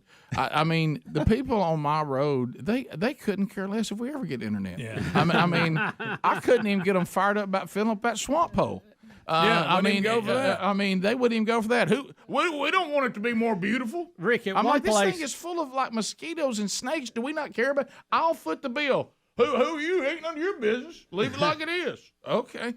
Yeah. I mean, so I mean. Rick, don't make me go into the fact I can't even get U.S. mail at one place. Well, that by the way, is one of the weirdest things you talk about frustrating. Mm-hmm. So they're telling me now, like, they're going to send me flyers and stuff, and I got to run up down the dirt road and see if I can get everybody fired up. It's the only way it's going to happen, Rick. No, you're going to have to sell it, Rick. There's got to be a better way. I know you love stuff like that. That's got to be a better way. Just walk up and give a nod, step back. No, have you been around? Rick. I know exactly. You think I'm going to get Harlan fired up about this? So I mean, you're in trouble. If you got he wants that used tractor sold. If they're basing this, he ain't gonna get on board for this. Yeah, you're in trouble. My next door neighbor's still mad about the swamp hole. Yeah, she's not gonna speak to me. You forget, let's fix that up. Maybe if she had internet, she'd be all right. I got one shot. If I can get this one guy, if I can get him fired up, he'll spill into some people down his road. But on the actual road I'm on, there's gonna be no takers. Rick. You need to move this into how do I get what Starlink? You can control, and what you can control is Starlink. How do and they're blowing everybody away. So I just who do I call for Starlink? Call Elon and tell him you want it. Give him your address. Elon, this is Rick. Now there's a website you down here in Chilton County. Yeah, right. I know people on it. But Bubba, I looked up and there's the. I mean, it's right there on the pole. I thought I was ready to go. Starlink.com. The shield on that fiber will be rotting before they get it done, I bet, on your road. You can't even have a. I'm calling people. We got to get the excellence Rick, here. Get Gary to go door to door. Hey, listen. Oh, you're in trouble. We can have it here from the co-op. Rick and Bubba. To the phones we go. Jeremiah is standing by. Jeremiah, tell me about the fire. Jeremiah, go ahead. How you doing? Is Greg Burgess in today? He is. He made it. Greg Burgess, you want to fight? Fight? Yeah. I reckon. Always picking on my buddy, old Adler over there. Well, yeah. You're going to have to cut it out, man. I'm going to catch you in the street. Okay. All right, then. Oh. All right, then. Hey, Jeremy, ain't nothing between us but air and opportunity. There you go. Air and opportunity. I'm getting too old for it, but I think I'd go one round. Do y'all agree, though, that the older we get, the more dangerous we get? Oh, yeah. Oh, yeah. I'm going to cheat. Because we're not delusional anymore. Oh, We know we can't. You go for the knockout. We can't piddle around. Got to go right for it. Yeah. Because piddling around, we ain't got that kind of stamina anymore. No. We continue. That's a shame, isn't it? It is. South Carolina checking in. Justin, go ahead. Green Acres, guys. Hey, thanks. I appreciate you calling. Go ahead. Hey, on this whole thing with the Bush president and everything like that, I'm just curious. Let's just say that you guys had the opportunity to go meet Ivanka Trump, and let's just say while you're meeting her, she reached out and got her a handful. How long does it take you guys, just you guys in the studio, how long does it take you to get that out?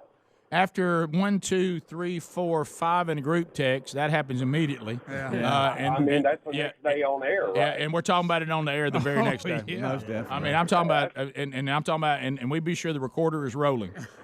Exactly. That's what I don't get about this whole thing. I mean, something's up. Well, it wouldn't be right, but we would be laughing about it, not distraught and crushed and everything else. It wouldn't be right, but it's a little different. I certainly wouldn't think I was assaulted. No. Well, let's face it. I've actually seen it happen to Bubba in the Golden Ticket seats for posing for pictures. Yeah, you have. We kept it. Speedy was one of them. Well, yeah, Speedy. Well, guys, Speedy, I'm so good. let me first of all apologize to you for what I'm about to say. Okay, because I know where you're going. I apologize. We saw him be assaulted by Richard Simmons. He was. That's sexual assault right there. It was. You got a case. Was that harassment? It was. No, that was pure fondling. assault. Bubba, once somebody's tongue is in your eye, we've left harassment. We've crossed the line. We've left inappropriate behavior. Yeah. I was just reading the various definitions especially here legally in of those those. shorts. Now's the time to bring it out because everybody's just waiting. Yeah, Right. right. Can you imagine the headline? Will you please do? Can you imagine the headline? Radio host claims he was Please. sexually assaulted by Richard Simmons. Will you please do that? 10 years ago. Yeah, I bet Yellowhammer will pick it up this afternoon. That's right. Please do that, Speedy. AL.com be all over. And you go back and you relive it. He's in seclusion. He's not coming out. If somebody grabs me, I'm not offended. I'm honored. Yeah, wait till you get a tongue in your eye. That's a different The fact it was from a dude too. That hurt. Was it? Sure, it does. Yeah, that's not in those shorts. Yeah, boy, I'm not going to bring it up. You should have seen my view of it. It's much worse than anybody. Speedy, you may have a case, my friend. Yeah, well, I think you're right. I think call old Gloria Stein. What's her name? The late Elred that represents everybody that gets assaulted. Yeah. Uh-huh. I'm not even close on her name. How many years ago was that? You think? Not enough. Well, I know, still memory here, but it was more than 9 because I wasn't here yet. I've been here 9 years. About 12 years ago, maybe. It was in the first studio we came to. So 12 years ago, I could bring that up. You loved it. Yeah, I'm sure you. No, I didn't love it. I forgot we were on air. He did. Look at that face. Greg, sometimes when he's rolling through Old Town Helena, he reflects on it. He does. You know that little mama could probably press charges on me. You remember the little person? Please don't. What'd you do? Please say You I didn't know she was here, and I was don't bring that up. Please don't bring. You're fixing to admit something on air. Hey, listen. Oh no, it happened in front of everybody. Please don't bring that up. I didn't know she was just right down there. Please, and I was would doing you that. stop? I'm just down here. And she's it like, was much like the wheelchair with Bush. Show It was just an alignment. It was just an alignment issue. It was an alignment issue. Yeah. Sometimes when someone's small and you reach your hand around like this to hold people back, where your hand will land. Yeah, you could be right there in a bad spot. You really can. Especially if you're sitting down and they're, 3'5". Speedy face one more time. Right. He's just looking up at me like, hey. Especially when they lean into it a little bit. Right. What? And that's what I was doing. I was just trying to keep them. All right, next call. That's all I was doing. I was just stopping them. I wouldn't do anything else. Wheezing over here.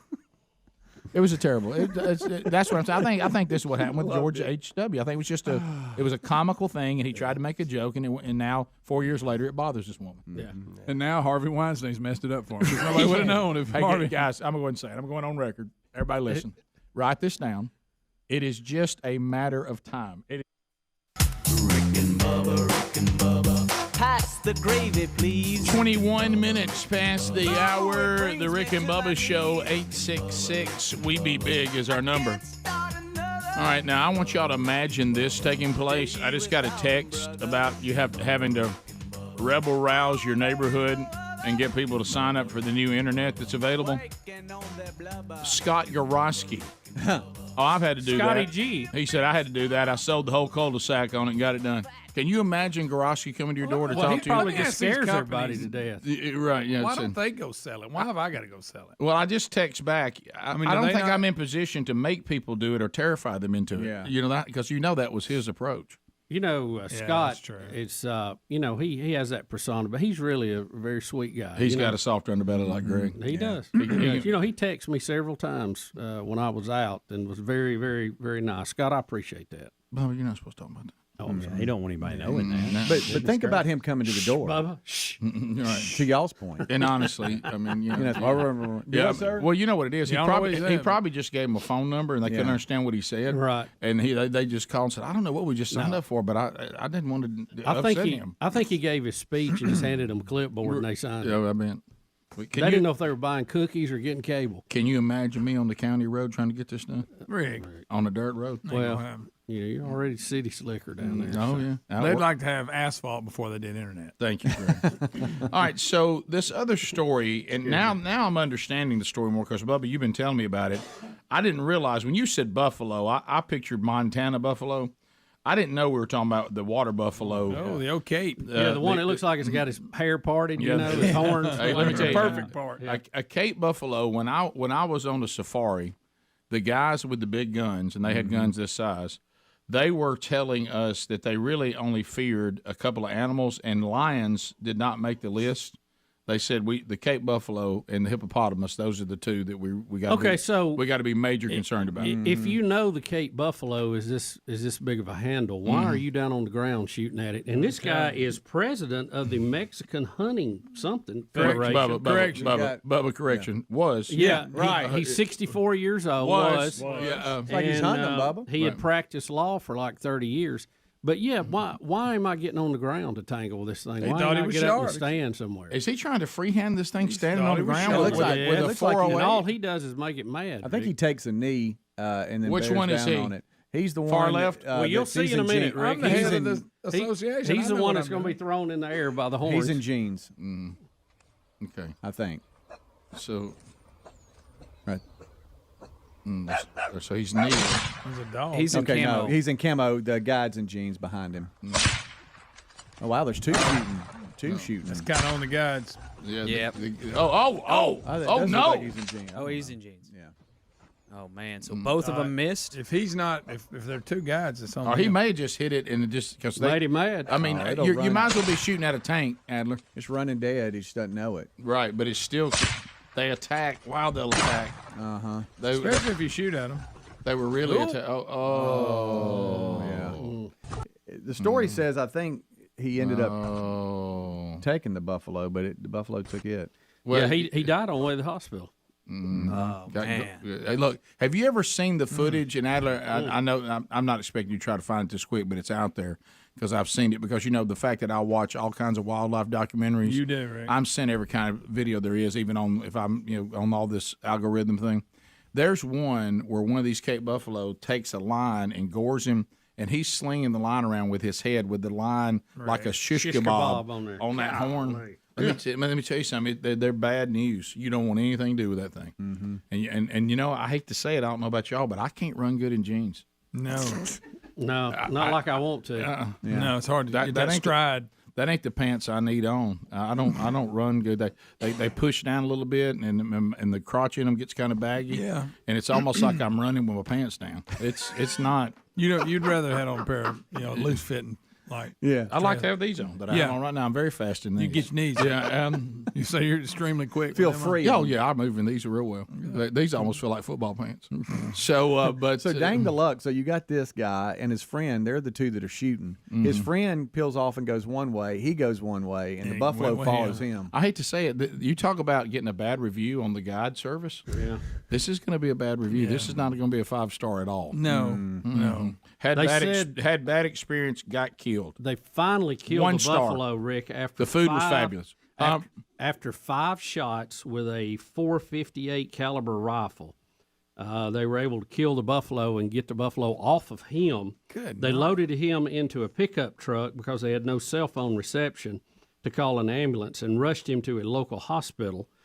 He went into shock and died before arriving at the hospital. They need Starlink, too. Yeah. Autopsy revealed he suffered multiple rib and sternum fractures as well as blows to the abdomen. So he threw that big old body on it. Yes. Ooh. Oh, Rick, I'm just watching buffaloes just destroy lions right now. It's awful. I'm telling you, it's bad. How about when they just throw them up in the air and they just flying all over the place? You know who they had scheduled to come hunt next, don't you? Tua Tagovailoa. They had to cancel it. He's got to pass protocol. Right. Let's get him on the field first. Right. But that's. But it makes you wonder about these people that run with the buffaloes. I mean, not the buffaloes, but the bulls.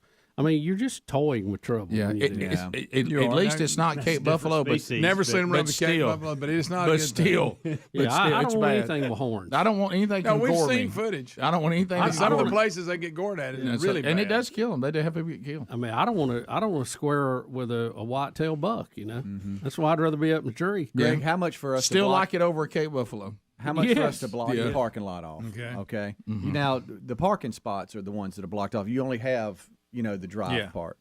For you to run and it's just have 20 bulls chasing you through here. Yeah. Not Cape Buffalo? No, just the bulls. Back to that. 20? And you got to make it around half the building.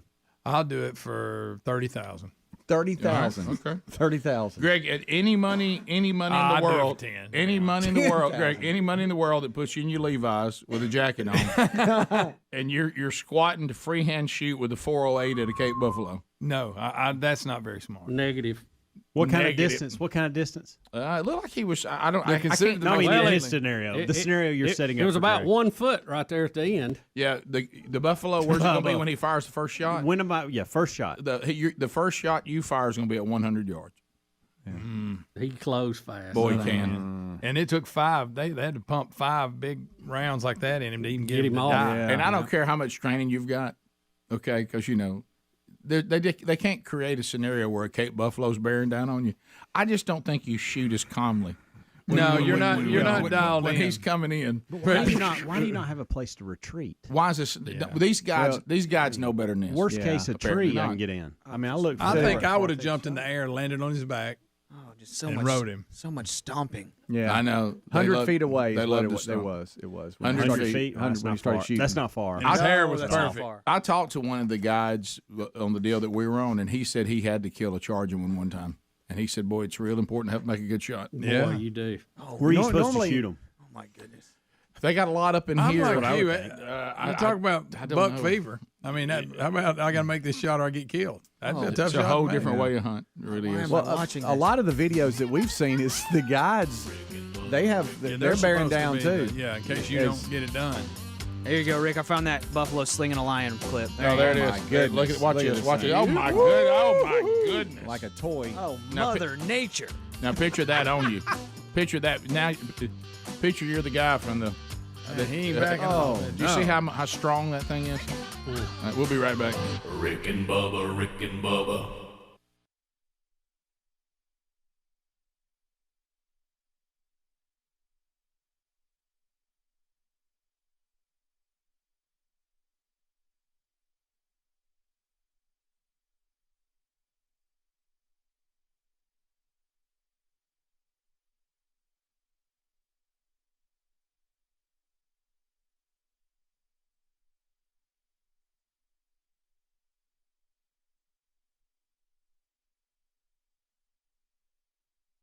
So Kevin Derryberry.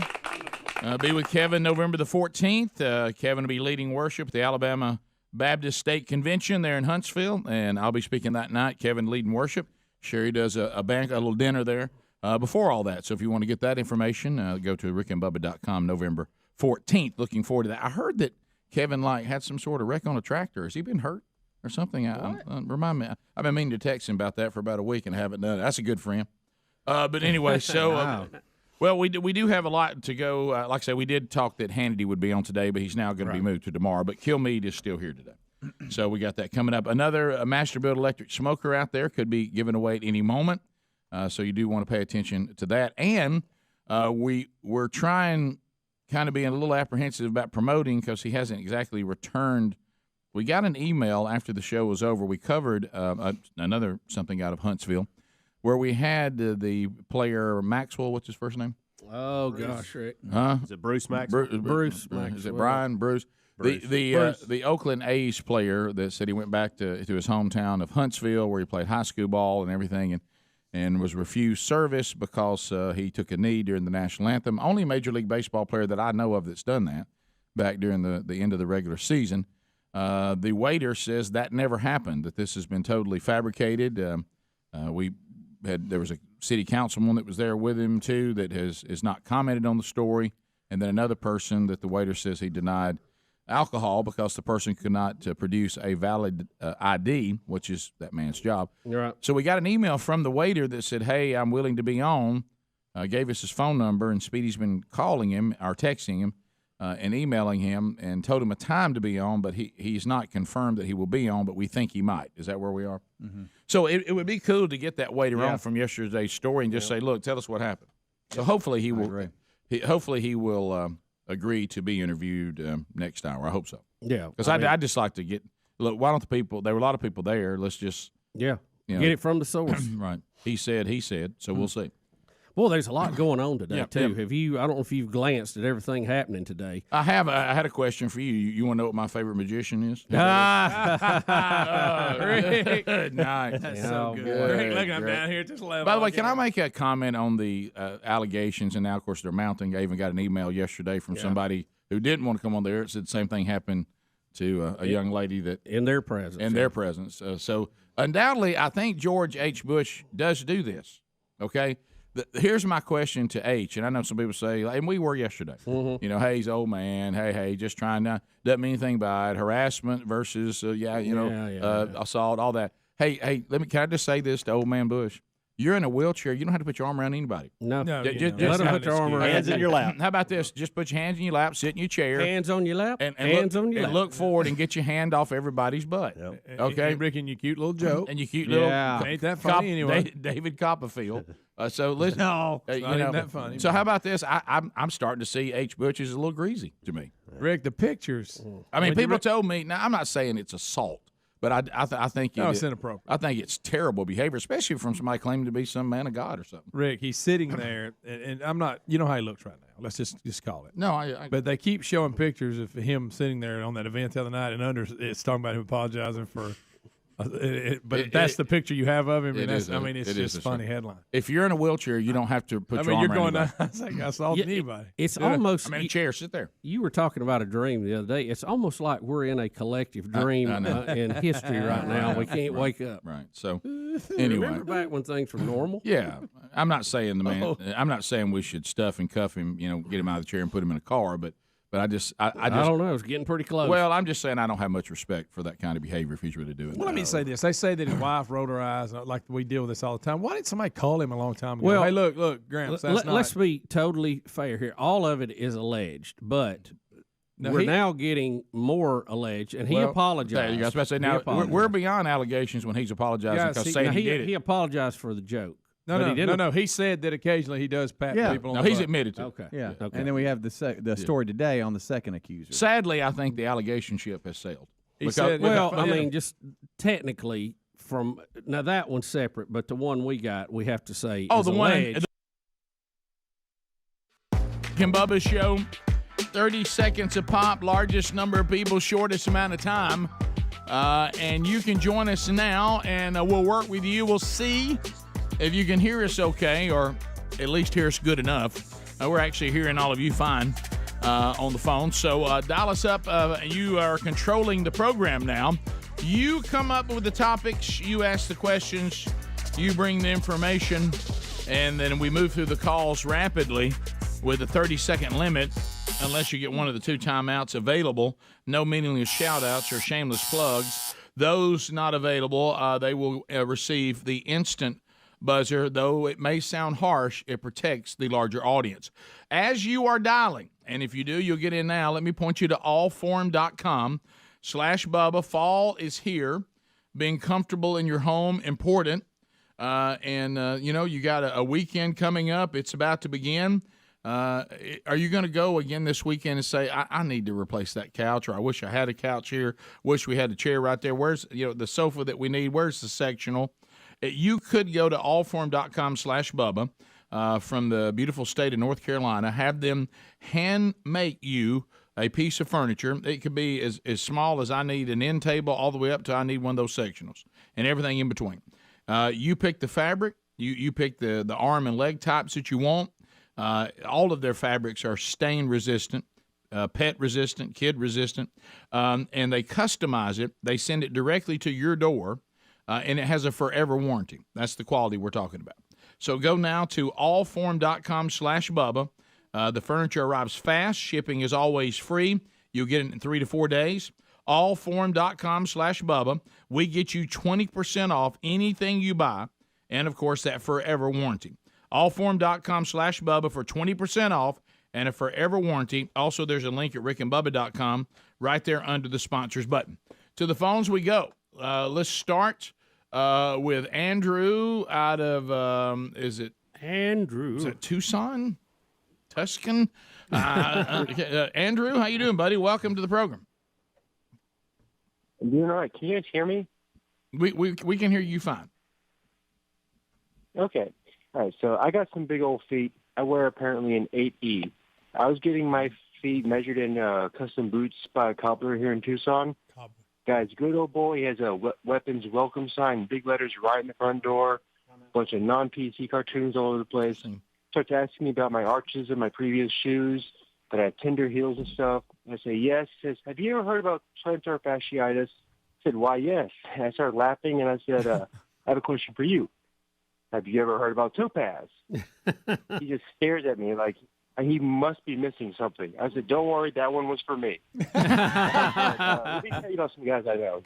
But it would help him. Yeah, it would. It would. Yeah, Bubba's an advocate for it. Kind of probably one of the more unique ways to get a new fan to the show, but I like it. Yeah. Did he say 18? Did he say 18? I like the fact he called him a cobbler. What else would you call him? I know. It just seems like you just don't hear cobbler a lot. Yeah. I know Except it's a different peach cobbler, apple. Right. What's your favorite cobbler? Apple. Not shoemaker. Apple? Apple. Really? Plump ice cream in it. It's good. Yeah, that is good. You don't like good. peach? Yeah, but it's not my first choice. Apple. It's number 2. Mm-hmm. Apple. For a second, I thought he said size 8. And I was like, wow. I did too. I thought that's not really big. That's not big. My feet's bigger. D wide. I mean, that's pretty big. Let's go to Bob. Hey, Bob. In Sweet Home, Alabama. Hey, Bob. Bobby. Hello? Hey, buddy. Go ahead. Hey, this is Bob from New Brockton, Alabama. All right. All right, Bob. Go right ahead. Hey, I wanted to tell you, when I served in Vietnam, yes, I'm a Vietnam veteran. Thank you for your service. Probably so if you served there. The water buffalo were used like plow horses. They were tamed. They pulled the carts, the plows. The poor farmers, that's what they used back in. Sorry, I've sir. seen pictures of that. I have too. I've seen that too. You're something else. Would you be surprised that I don't still have them? I think they went away when we cleaned my mom's house out. But for many, many years, we had horns off a water buffalo. You did not. Now, where'd you get those? Where'd it come from the Philippines. Really? Yeah, my dad brought them back World War II. There you go. It's illegal. Mm-hmm. No, I bet. kidding, I don't know. That's that owl in there you're talking about. Oh, yeah, that's it. To Destin, Florida. Kathy standing by. Kathy, go ahead. Yes, I wanted to tell you that in the Azores, these are small Portuguese islands in the middle of the Atlantic. So they have all these running of the bulls. It's a single bull in every little village in their fiesta. And the military is stationed there in Lodge's Field, and they are prohibited from participating because they would be, if they get hurt, they'd be court-martialed. But we've gone, and it is the scariest thing. You want to get as high as possible on these big rock fences because those. Oh, I'd love to see it. Yeah, I would absolutely. The videos of it's incredible. When they light the bull's horns on fire and he really gets mad. Oh, man. And, if somebody lit your horns on fire, it would make you mad. It'd make me sling people in the air if I had horns. Don't be out there in a pair of jeans. You had horns. You can't get away. I can't run good in jeans. I can't either, right? Let's real get hot, too. Feel trapped. Yeah. It's like my legs are like, this is not for running. Chris. The only thing worse is corduroy. Here we go. Here we go. Hey! Oh, they love to get you from behind. How is that guy alive? They do. Fort Rucker, 30 seconds. Go ahead. Yeah, I called the other day and I kind of sparked a conversation about changing the name from Fort Rucker to Fort Novosel, but what I didn't say was it's going to cost $165 million to do that just for Fort Rucker to Novosel. That doesn't include Fort Stewart, Fort Hood, Fort Bragg, the others. So we're spending a lot of money for, political correctness, just trying to get stuff right. And y'all are really still choppy. I'm hearing. Well, you were kind of choppy too. You were choppy. A lot of too. chop. Chop. We'll see your chop. Do you remember? We'll give you a chop. Do you remember all the money that was pushed through on the Inflation Reduction Act? Yep. And it hasn't reduced inflation. As a matter of fact, it's going the opposite direction. Slightly. 8-point-something% came out this week, year over year. And then all this money being spent on political correctness stuff. Look, if we had it laying around, I got you, but this is ridiculous. You know they found that money up the hog's butt. Yeah, I know. It's doing a lot That's of where good. it's went. I got to go back to what this guy just said. Did he just say $165 million to change the name of a fort? He did. I got to see that invoice. I don't know. That seems extreme. That's a lot of letterhead. I got to see that invoice. I think somebody's gouging Think somebody. about all the signs you got to change. yeah. Right. Think about $165 million? Think about all the cards and letterhead and stamps and no telling how many other things. All the stickers on the property has to be changed. I'd like to see the invoice. I had so many questions. $165 million. That's a big number. Can you go by and just put like one of them zeros with a slash through it? I mean, who do they think they are? Ghostbuster sign? Who do they think they are? Landscapers? Yeah, I know. It's a label maker. I mean, how expensive is a label maker? I mean, the sign guy shows up because he knows it's the government. Yeah, y'all got Fort Rucker around in a few places. You got any idea how much it costs? No. Think about how many About buildings. $100 million. Think about how many buildings have it on the post. $165 million is a big number. Yeah. That's a lot. That's a big number. I bet there's a lot of signs got to be fixed. too. Well, there must be a tremendous amount of signs. Evidently, sign work is paying good. Think of all the clothes it's on. Is that one of those things where somebody? And that may be part of it too. Who knows? He's made it up. I don't know. Let's go to All the documents for soldiers coming and patches. going. Look at all the patches. a lot of patches. A lot of patches. They're depending on you, son. Luke, welcome to Rick and Bubba. Go ahead. Hey guys, I just thought of a funny skit I was going to ask if y'all could do. Could Rick do the voice of Gary and Bubba do the voice of Dip and Dan, like y'all are on a hunting trip to get the buffalo? So the way y'all's minds work. Let's have Gary guiding Dan. All right. I can't let this go. Here is an article that says the call. I can't let this go. That's a big I number. can't let this It's a go huge because that's number. a huge number he's given. That's a big number. The cost to rename the bases will be more than $20 million, $1.5 million of which will go towards renaming at Fort Rucker. The report also includes a list of assets to be renamed, covering everything from outdoor signs, plaques, displays to the installation of website and welcome mats. Maybe They threw welcome 165 mats in is there. all of them. Maybe it's $165 million to change all the forts. Yeah, that's what It I'm can't saying. be for one. Still, it's a lot of money to It is. spend. We ain't got. Still, of it's a signs, big number. Bubba. Yeah, A lot of signs. I mean, I heard it was. Greg, $1 million 165 times. I mean, that's almost like It's a lot. Something else. it's a big number. So probably the number to rename all of them. I wish the government would make 165 millionaires and just keep the names. Yeah, I don't agree with Yeah. spending a dime Nice. on it. No. but I thought that was a little money. Yeah. It seemed like a big number. Wish I wouldn't have gave my time out to Cobbler in Tucson. Yeah. But that was good. It's okay. That was a lot of information. We would have got more He info. got big feet. Got a lot of big Cobbler and feet. Tucson got it. Bubba still got a timeout. You were a little quick on Cobbler. Yeah. Well, you heard me whisper interesting. I'm glad you did. I was going to do it if you did. That time out, man, we threw that down quick. Yeah. We'll be back. Oh, we didn't get Gary and Dip and Dan on a hunting trip. Hey, I'm gonna tell Dadgummit. you right now, Dan. You don't need to be in them jeans. Why don't we on the ground? That's all. We'll be back. Rick and Bubba, Rick and Bubba. Welcome back. There's Bill Bubba Bussey. There he is. How about it? Well, the story was big. Bruce Maxwell, who plays for the Oakland A's, The only Major League Baseball player that I'm aware of that took a knee during the national anthem late in the season, he hails from the Huntsville, Alabama area, made a claim that when he went back home to Alabama that he was refused service because he kneeled for the national anthem. And it got so bad that they got a new waiter, and then people began. He went on. First of all, he said he was racially profiled, which that doesn't make sense because if they were upset about you kneeling, that would be they just don't like people who kneel. I don't know how color of skin would even come into play here, so that was kind of odd. I don't know what he meant by racially profiled.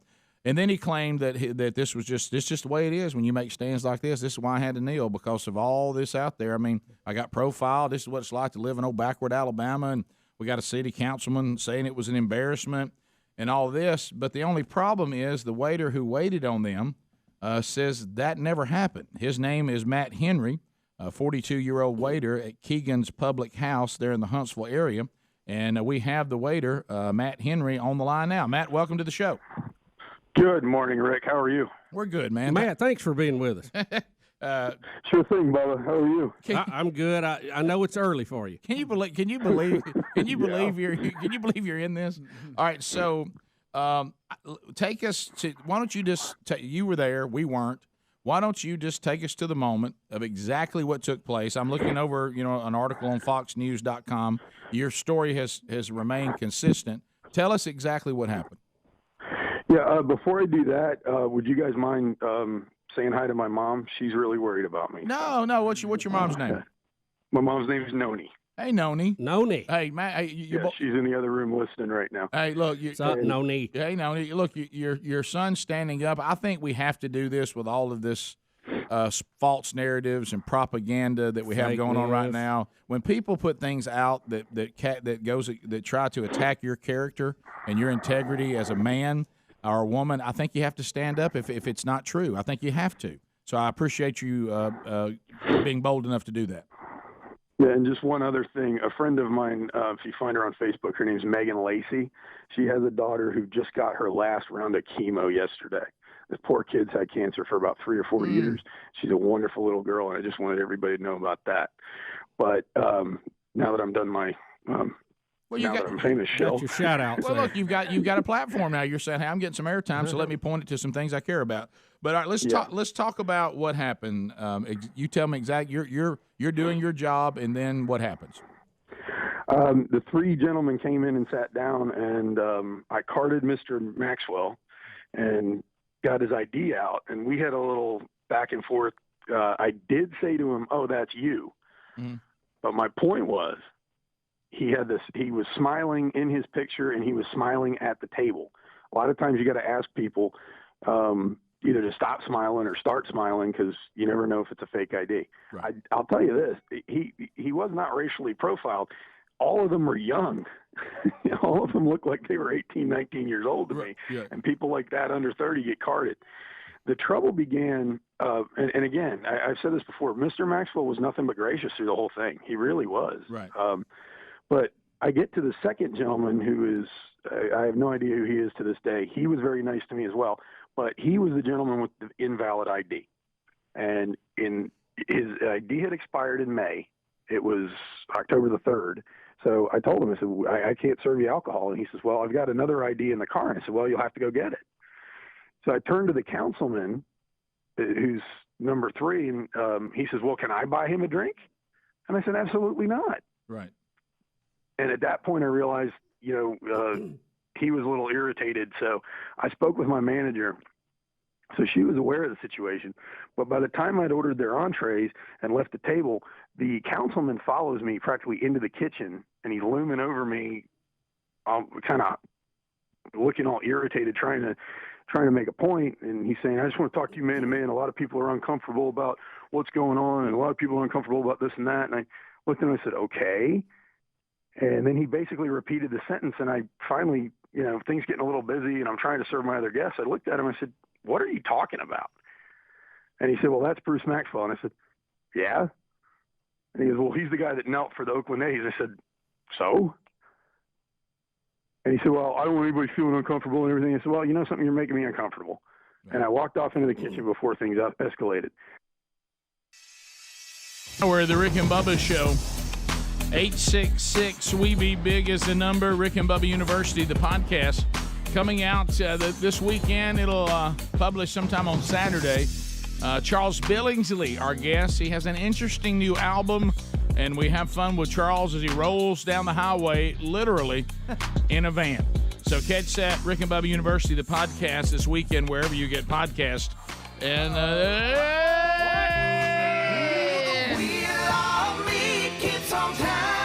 Will of Meat. Will of Meat. It's got me yearning. Here we go.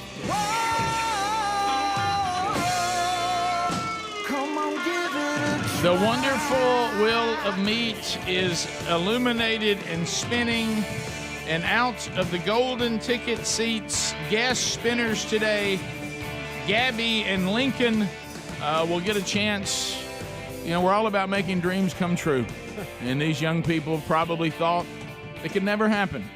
But today, we make that dream come true, as they will get a chance to spin the wonderful Wheel of Meat on behalf of the audience. Speedy is standing by at the wheel, Rock and Roll City. They're ready to go in there, and all they know is rock, Bubba. That's all they know.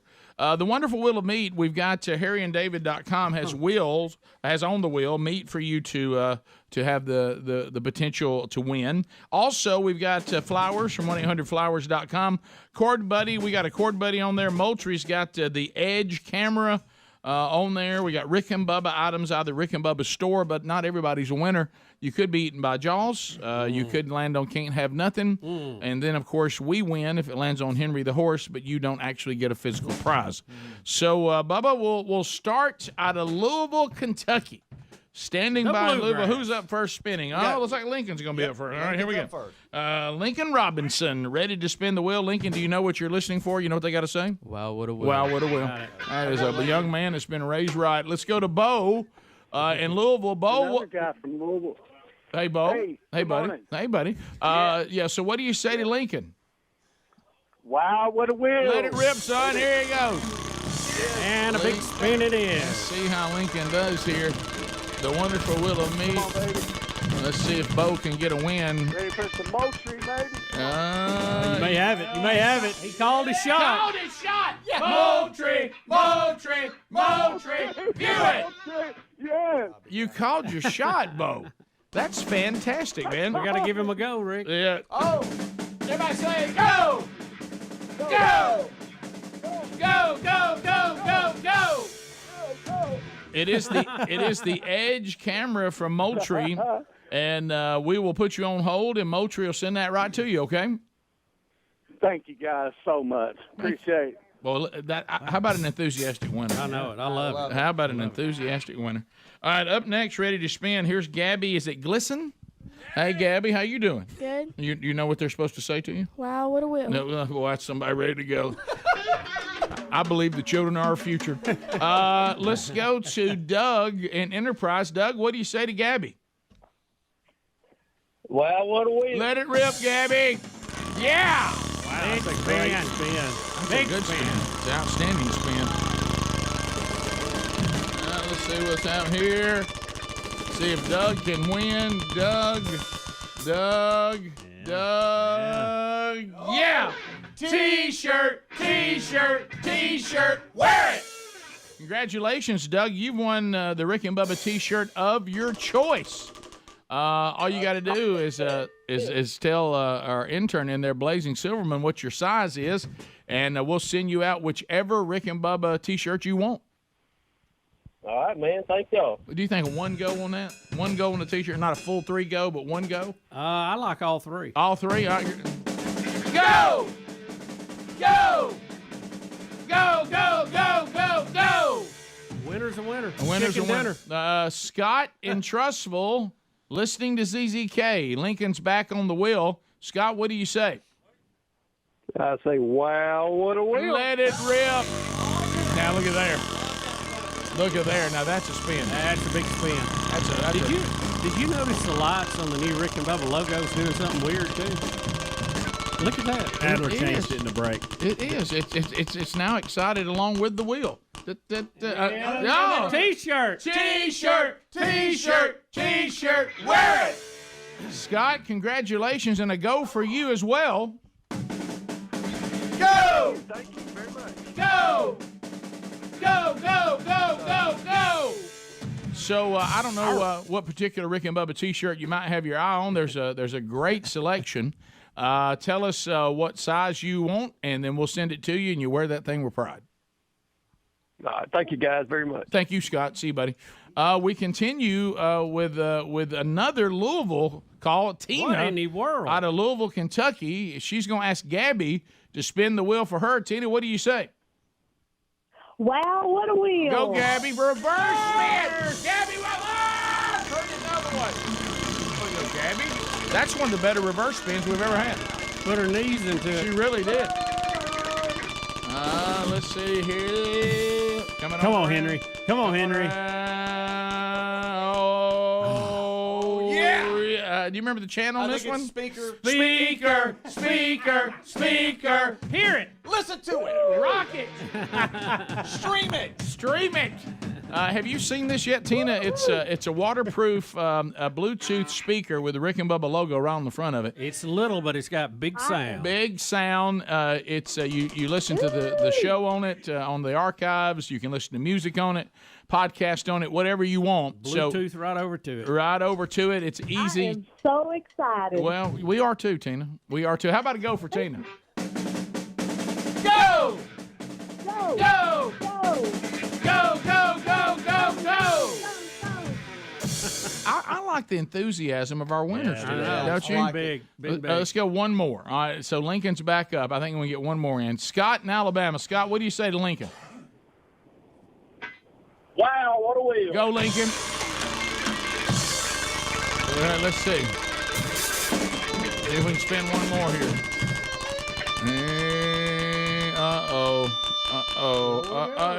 Yeah! Flowers, flowers, flowers, smell it! From 1-800-Flowers.com, Scott, you got your choice on which flowers you'd like to send. 2 dozen multicolored roses or 2 dozen red roses. Which one you like? Multicolored. Multicolored roses. Are you surprised how many times that one's picked? Yeah, over there? oh, yeah. So, Scott, congratulations. Put you on hold. Little go for Scott, Greggy. Go! Go! Go, go, go, go, go! And you know what? These two have spun nothing but winners. Yeah. Incredible. They spun. Let's give it Great up job. for Gabby Well and Lincoln. Nothing but winners. That's all they know. As we go to the break, inside the break, if you watch us on YouTube, Rock and Roll City is prepared to perform, jam. To jam. Look, to perform for you, and we'll come back. If you leave us though, and you have this is it for today. Have a good weekend. If you got more Rick and Bubba, stay with us. We'll come back in another hour. We'll continue, and we'll take more of your phone calls. We got more stories to unpack, and we got to say hello to our golden ticket seats. Beth Mowens has been assigned a game this weekend. I'm going to take that segment off. Sorry. Oh, sorry. Save my hearing. That's right. So we'll be back, top of the hour. More of the Rick and Bubba show continue right after this. Rick and Bubba, Rick and Bubba. All right, Greggy. All right, buddy. Check. Here we go.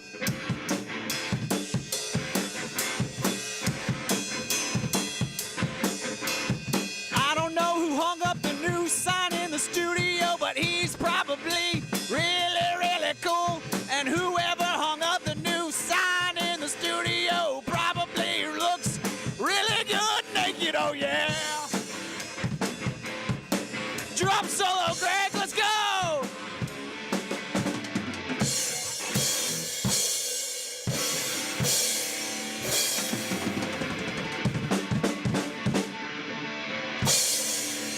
Welcome to Rock and Roll City!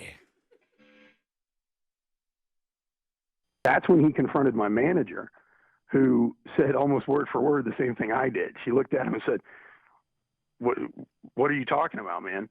Now, at that point, it's two guys. You never know when somebody's going to do something stupid, especially among, men in a situation like that. So I elected not to continue serving them. My manager backed me up on it, and they got exemplary service. But I was down there yesterday doing one of the TV spots, and everyone at that great organization has my back. They pointed out that Mr. Maxwell was served. There was no other problem, and what really upsets me was he was when all this went down. I found out who he was. I was like, wow, he's actually handling this great. This is what you want out of a hometown athlete who's famous. And now a month later, he's coming out saying all that stuff. And I'm saying this again for the umpteenth time. I never mentioned President Trump. I never mentioned kneeling. None of that stuff. I'm just a waiter trying to do my job, and now he's doing God knows what about it. Matt, so let me ask you You're this. also following the state laws concerning consumption of alcohol. How dare you? But anyway, all right, go ahead. Bubba. So Matt, when you said to him initially, "Oh, that's you," were talking about the ID picture, not him being a famous kneeler for Major League Baseball. Absolutely, that's exactly what I was pointing out. And he and I made a joke about it. We were joking about his ID because he had gotten one in the state of Arizona, where he was, I guess he was playing minor league ball or something at the time. But I was joking with him that Arizona IDs don't expire till 2055, and we had a nice little, goofy little back and forth about that. All right, so it sounds like to me there was never a disagreement about who he was, kneeling, and Donald Trump. There was never a conversation about that. The entire conversation revolved around whether the third person in the party's ID was valid or not. And you couldn't. Actually, I mean third, meaning we know who the councilman was, we know who Maxwell was, we don't know who this other person was. Second person you talked to, but the third person in the party, and this person didn't have an ID. Maxwell was gracious. You were gracious to him. Y'all were having no disagreement. You go back into the kitchen to get ready to serve guests and get entrees, and the council person follows you in there and says, "Hey, we're uncomfortable with this. We're all getting agitated." But the agitation was directed at you not serving someone without a valid ID. There was never discussion about kneeling, Trump, politics, anything. No. He absolutely started this nonsense. I can probably understand what kind of motivation he had for this. Well, we had a lot of people. Politician. Yeah, we had a lot of people call saying that he does this type of thing all the time, and he loves to try to create some sort of racial component to everything and race baiting. He's been very good at that, and so you're kind of seems to me you're also confirming that narrative we've heard from other people. Yeah, well, my mom, I was telling you, she's all worried about me. She and I were just talking a little while ago, and she was worried about me and where this is all going. And I neglected to mention to her, you guys might notice I don't sound like a native Huntsvillian. My family's from up north, and when I was a boy living in New Jersey, I saw on TV every night what Al Sharpton did with the Tawana Brawley case. Right. Yeah, and this stuff goes on, and you know what? Call me a jerk. Say I'm causing all kinds of, say what you will about me. But the one thing I'm not doing is I'm not rolling over just because somebody's got an axe to grind, and he wants to make Huntsville, Keegan's, and me look bad. So I totally agree with you, Matt. And just to absolutely clarify, what happened in your view, and the story that's being told by now Bruce Maxwell and the councilman is totally different. Yep. Yeah. So the thing about Trump, that conversation never happened. Never happened. Right. The only disagreement was somebody had an invalid ID. Yeah. The other thing is Keegan's proved yesterday. They showed the receipt, and there's video of me serving the table. I brought Bruce Maxwell a beer. Okay. And I'm hoping that, he's starting to realize this might have been the wrong puddle to step in. And, I was talking to a buddy of mine last night, and, he and I were discussing whether, you really want to fix stuff. You really want to change things. You really want social justice and all that. You know what? talk to me. And, I think he and I together could probably make a dent in some of this rather than he and I butting heads because he's getting the wrong information and people like Colin Kaepernick are now his best buddy. If I could, Matt, this is Speedy. So when you go back to the kitchen, and I know we got to go here, but when you go back to the kitchen, you kind of left the table on the second party that didn't have his ID is going to go out to the car and get it. Is that how you left the table? And then the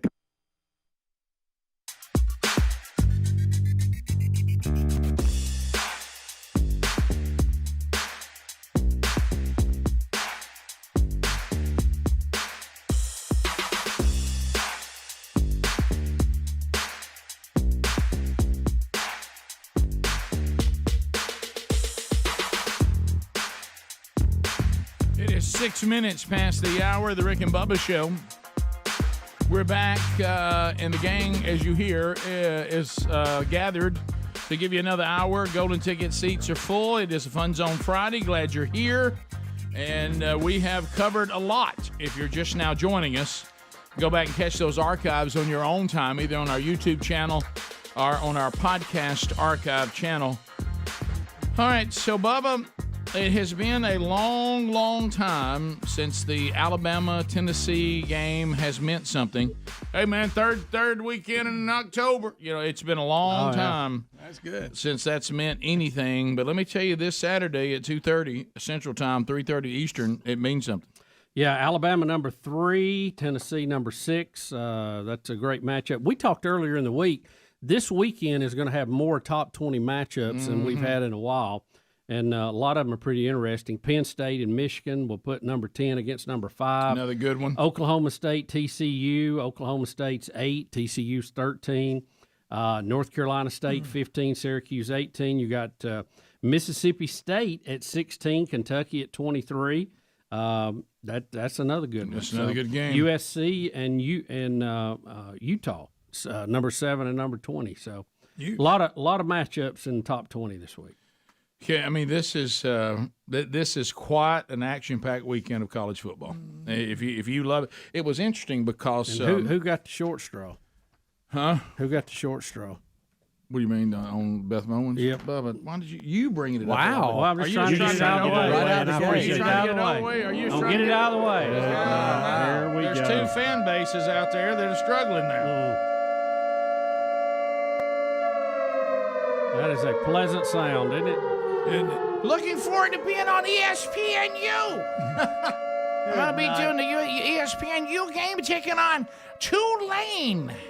Be down here. It's Tulane, the Green Wave in South Florida, taking on the Bulls. Hope they don't gore them like the dude from Mexico. I'll be talking about Kirk Morrison. Will be there doing color with me and sending it down there to Boot and Yaya on the sideline. Stormy, Boot and Yaya. Bootenani. Mommy's ready. Love to go down to South Florida. You ever been down South Florida, Helmsley? I just don't think I could scream her name out. I feel like I'm saying something inappropriate on the air. You talking about Boot and Yaya? The Yaya Club, the ladies with Kirk. I'm authoritative, know thing about football. Even though I'm a girl, I know why. Oh, there you go. Wow, it's Pentecostal. Somebody needs to get a timeout. I've added a little Pentecostal to my broadcast. Here come the Bulls. So I throw that in there. Look out! Watch out for the tidal wave. Speedy, how you feeling about the dogs? Well, They're I playing the talking to cats. Beth. Huh? Well, I'm just asking you how you felt How about you the feel game. about your Mississippi State Bulldogs taking on the Wildcats? We don't talk about it. My husband calls me a Wildcat. What? Boy. Bubba, how you feel about Tigers going to Ole Miss? Hotty toddy, gosh almighty. That one has the potential to get ugly and very early in the day. Lane Kiffin gonna hang 40 on the Tigers. I bet he'll hang more than that. On the Tigers. Do you think he will hang a lot on there just to be sure he's on the list to at least be asked about a job? Well, no, I think Auburn's going to win. You know you have to score points to win. Yeah, I just got to throw it out there. So we had to have at least one person. Sure. Matter of fact, Bo Nick's coming back to the Plains. All right. He was in the third position at quarterback. Love this new edition, by the way. It's changed it for me. I'm not dreading it anymore. Yeah, I still dread it. Oh, you started it. Yeah. Well, it was going to happen anyway. So I just, if you I had just a went ahead and wave. opened the cage. Is Coach O going to be watching any games this week? He's enjoying his money. Go Tigers. I noticed Coach O hanging around Stormy Bootnyanya. I bet. So let's go to the biggie, Alabama, Tennessee. Oh, goodness. Does anybody in the room? Let's just get it out there. Does anybody in the room? And I don't want Tennessee fans to get nervous, but we know about Mojo. We're very respectful of it. Not that we believe in it. No, but we just don't believe in taking chances. Anybody think that Tennessee's going to do it? No. Is Bryce Young for sure playing? That's important. He's on the pitch That's the big count. difference. He was on the pitch count this week, which I think you can safely say, if needed, he will be on the field. Now, whether he'll start or not, don't know. I think Tennessee is much improved, and if you're a Vol fan, you got to be excited about the changes because, look, let's face it. A very short time ago, it looked like you were left for dead. Okay. Oh, yeah. And so I think the Vol fans are going to be fired up. I think they're headed in the right direction. They got a great quarterback, but Alabama's still way far ahead of it. You forgot about this. Did we hit to do this in the kickoff hour. Did we play this guy? Did we play this guy? We didn't yet. Mentioned it, Language, a lot of never language. Is it? I don't think there's any language at all. I think he's got him a rap. He does. But the only First way, of all, look on his chin. The only way we listen to this song is if Beth Mowens intros it. You talking about the Tennessee Vol fan? He's got a bit of a rap. And so it's what is the tattoo there? What is it's supposed to be the dog. Smokey, I think, but he got him all buffed up. And, Looking good. The dog? It didn't. Again, I doubt this guy went to. Are we going to play this? Can you play this? Okay, just a little Hey, at least. what's up, Vol Nation? What's that? So I thought I'd release a little sneak peek. Yeah, I got Smokey on my chest. After Saturday, then Bama fans will lay to rest. Now, let me release some of this heat. Hey, Bama fans, take a seat. Fearful Sag here with the do-rag in K-Town. It's about to go down in the 8C5. After this game, Well, he's you good. will not survive. Bama, go ahead and retire while you alive. Tennessee about to drop the hammer on Bama. It will be like they was dragged to the slammer. Yeah, they awful at ugly crimson. You should be locked up in a prison. Looks as dumb as Homer Simpson. That ugly fat elephant isn't really irrelevant. It took Saban giving away again dodge chargers, but in your mind the real OG was the artful dodger. Cartridge hauling Ray, slaying on the field like a beast. Now Hooker gonna annihilate and you win the East, because Tell he's him the real new OG of the SEC East. Hey, What? you know why? Cause we the real beast. Whoa, what? Well, that was good, wasn't it? Yeah. I tell you. Yeah, well, I bet he Bama was fans quite are a scared contributor. Someone's been in the bourbon. Yeah. Been in the bourbon. Last time they beat Tennessee them. Hill You know, bourbon. I'm just curious. Where does he work during the week? Not an issue, probably. Well, Not an issue. funny you asked. Okay. He's a rap star. What do you think he does? That's He's on tour. possibly the worst attempt to rhyme. Yeah, I've heard in a while. I like how he's sitting in his car and he started the track. I like- I was trying to figure out the tat. I like because when he threw in the Artful Dodger. It doesn't look like Smokey at all. No, it doesn't. It looks like a werewolf. It looks like a predator / werewolf. I do know College Game Day will be insane if you have a chance to tune on. over Now, to Corso's not coming back. that. Well, I saw Last some- time they were all gonna last be time there. they beat them was 2006. Yeah. A Been a gallon minute. of milk was like $3. Harvard cost tuition was $30,000. It's like $60 now. Yeah. Love this though. iPhone and Twitter was not even invented. Wow. That's how long it's been. Yeah. Take a You picture. couldn't even that take a don't- picture I of don't Tennessee think beating so. Alabama on your iPhone. That looks like a lizard. Unless you're John Teeter. Yeah. I see the dog So in there now. nobody believes in the Vols. Nobody. The Bryson thing's a big deal. They've come a long way. But yeah, Bryson, they're not I there gotta know yet. whether he's Bryson. I called him Bryson. You did. Did you call him Bryson? I did. I'd like to know how good Tennessee's defense is against the run before I make that call. If they're good against the run. Rick and Bubba.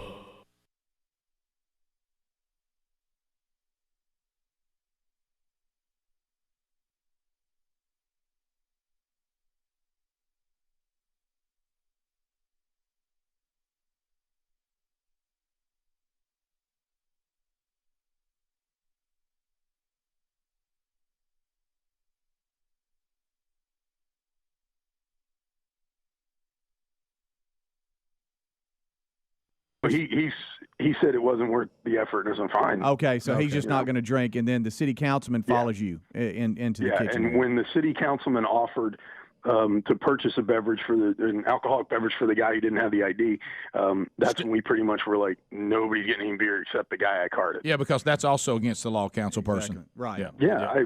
I made a point yesterday to somebody. I was working in a place about 15 years ago where an ABC agent sent their kid in who was underage, and a bartender I worked with got fired for it, man. Oh yeah. Well, it's the law. It's the law. Well, look, I appreciate your view on this. I appreciate you standing up, because I think we have to start saying no to false narratives, propaganda, and things that are presented incorrectly. You have to stand up and say that did not happen, and not roll over to this kind of pressure. And I commend you for doing so. And tell your mama that she ought to be proud of you. We'll be right back. Thanks, Matt. Rick and Bubba. Well, today's a special day. Special day. We've heard about it, but I guess it's actually going to happen today. It looks like it's going to happen. The year was 1963, the assassination of President John F. Kennedy. The last classified documents will become public knowledge today. And that's all because of a law that was put into effect, I believe it was in 92, saying that they had 25 years to remain silent, and we're going to let everything go unless the president pulls some of them, saying that it's in the interest of national security. Trump's position has been, let it out. We're tired of all the rumors and innuendo. Put the light on it. Let's be transparent. What happened? So do you think this is, in a way, when it comes out and we pretty much come to the conclusion of what seems to be the only thing that anyone can say is factual, is some crazy person found a really good opportunity to shoot the president and found a spot that would be perfect to make a headshot, and he did. Do you think that it's going to be disappointing? Do you think it's more fun for the coast-to-coast people and all of that, the conspiracy people? Is it more fun to say, these things that they won't release? Well, they're going to release it all, and if it's not a smoking gun, which most experts don't think there'll be a smoking gun that goes, oh, yeah, well, he did it today. It will be more about the shady operations of the CIA, and a lot of the documents that have not been made public deal with Oswald's trip to Mexico just a few weeks before the assassination. Now, what may be revealed is who he was talking to, what Mexicans may have been working with the CIA and the Russians, and, all that kind of good stuff. But they said there is a lot of information. It's 3,000 files, but they could be as much as 100 pages of information in each one of them. You don't know. So it'll be interesting to see how that plays out. But the conspiracy people will always say files were pulled out of this, well, that's what I and was gonna say. We'll never really know. But there will be no more officially classified documents dealing with the assassination of JFK. Yeah, because if a conspiracy theorist doesn't see anything in here that supports his or her conspiracy, right? Well, they pulled those out. Yes. I'll be honest with you. Anything that's incriminating. Come on. There is a lot. Greg. Yeah, I'm gonna go to Greg, the conspiracy theory. He's our expert on all that. But there's a lot of interesting scenarios in these conspiracies, and I got that. I have no doubt there was probably 3 or 4 groups that would like to have got a shot at Kennedy, and there may have been people further down the parade route that were disappointed they didn't get a shot. Right. But after being there, the shot Oswald made was easy for any deer hunter. It would be almost too close. So, and he had a marksmanship record that would indicate he could make this.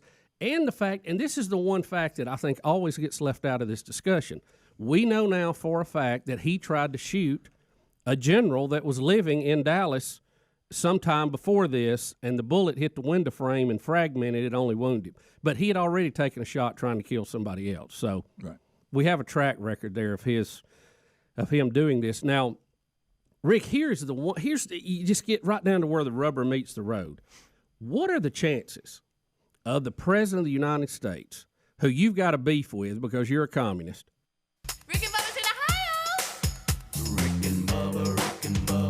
Pass the gravy, please. 21 minutes now past the hour. The Rick and Bubba Show, 866 We Be Big. We'll get to some of your phone calls coming up bottom of the hour. Things you need to know, running these down for you. Speedy will be emceeing again this weekend. Watch out. What time we kicking off, Speedy? 2:30. Wow, okay. Right in the middle of Alabama, Tennessee game. That's big. You don't need updates. You don't need updates, huh? Well, I'm just saying, wondering. Family. How about it's Family Day, Rick? It's Family Day, and my entire Bring your little family link. for the first time will be coming. I'm talking about all family so members. you've pulled into them. Everybody. Yeah, first time. Will been you show doing your this little for links? years now, and I'll be asking everybody to during that promotion. I think we're going to show up because, we're part of your family, Yeah, right? yeah, absolutely. You can come on out, Greg, little brother. You'll be there. You'll be. It's funny you were talking about, the whole Cranking world, up. the whole world of family and football and trying to work. But it adds to it. It doesn't make it as simplistic. Well, and I'll say this: it's a blessing. Y'all are avoiding the word complication. Right. There it is. Well, it's There it is. there's a lot of moving parts. Yeah. Lot of No, moving if parts. you're by yourself and Chaotic. you have a system and you have a parking spot and you got a parking pass, that's big. Oh, you got to worry about you. And you just roll on in there. You kind of know what time to be there, how long it takes. Rick, kind of like with your workouts. You had a system. And then when Sherry started going, it didn't complicate smooth. things. It System just changed. changed the timing of it all. So we'll have to leave a little early, and you're we'll have a couple of cars and where am I parking and all that. We're trying to. Do you want and us then, to then when update you you? have boys that don't pay attention, and you're trying to get their attention, kind of like in here, it's tough because they're not listening. You know what I mean?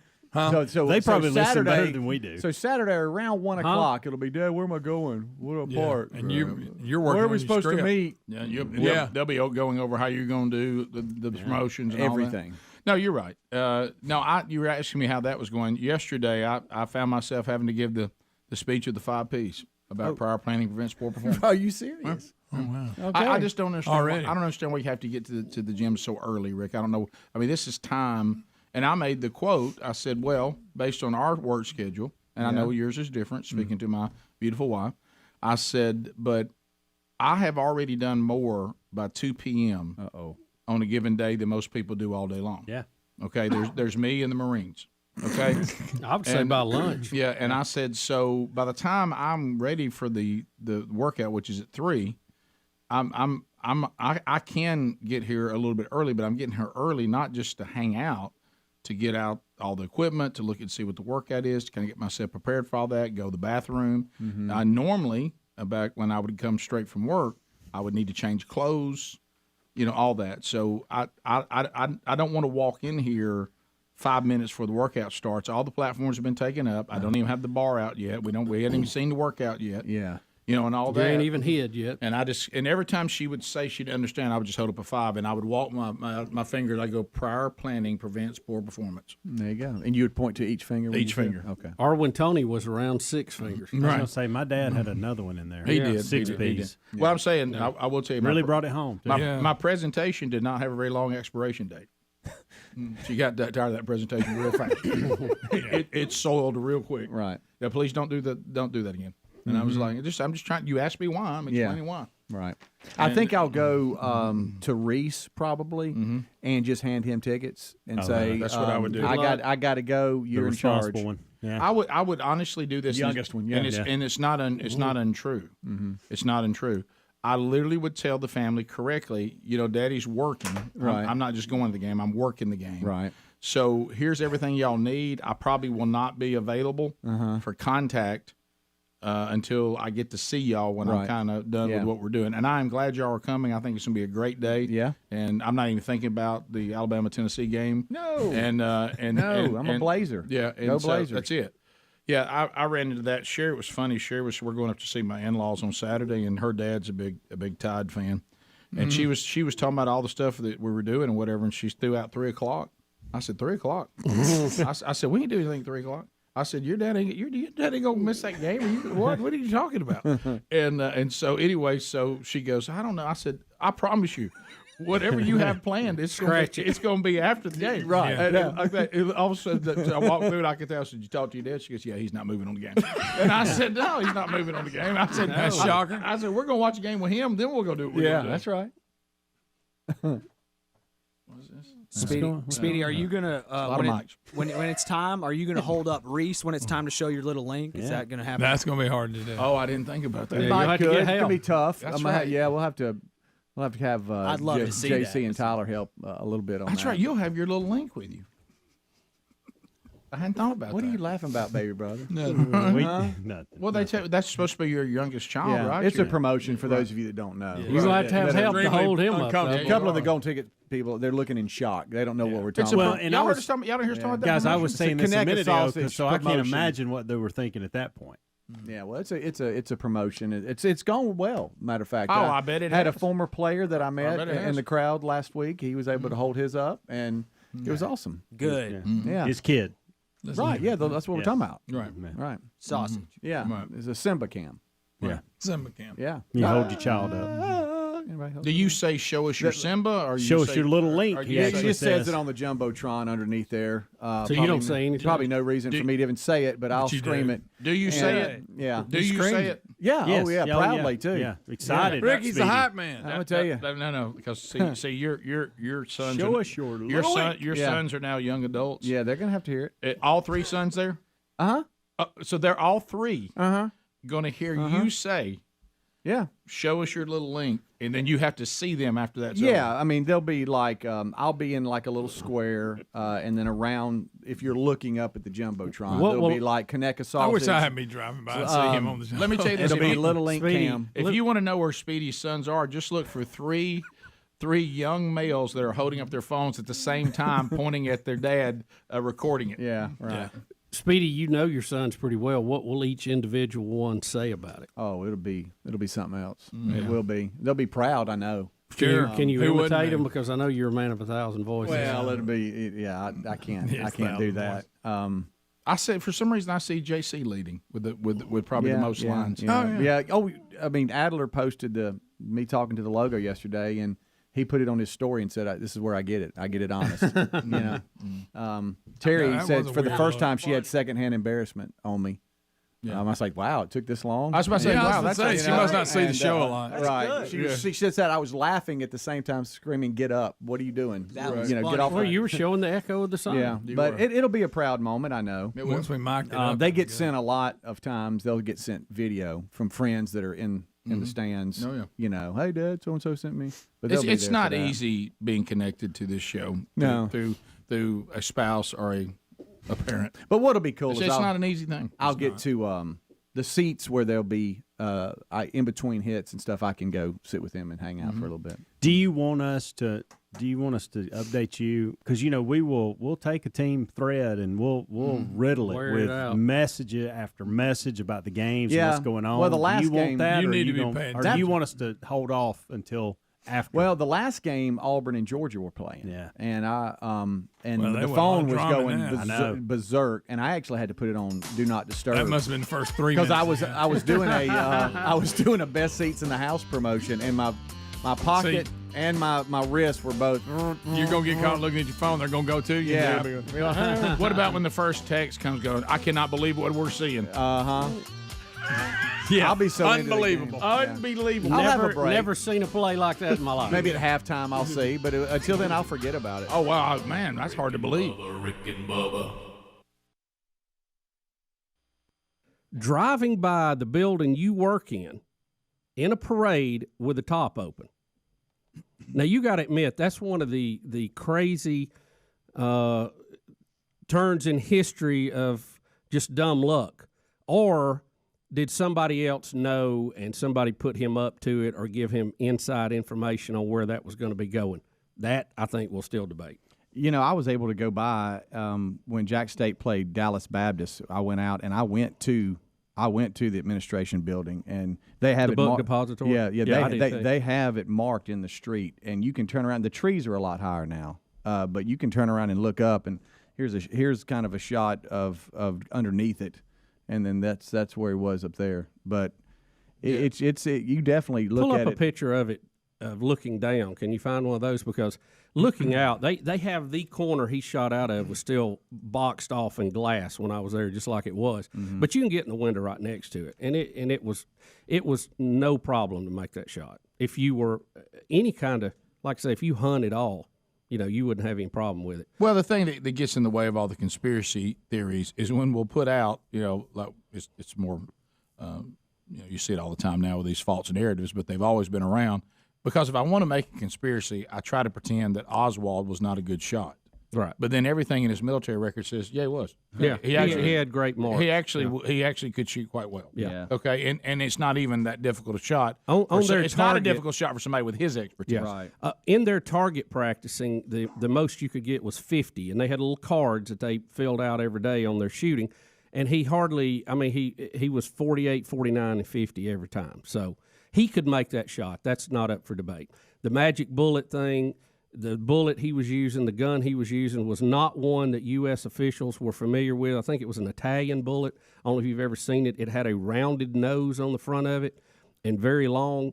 And when they hit, they bounce around. That's just part of the ballistics of it. So some of those things I don't really play into account of it. The question is, I think Oswald shot.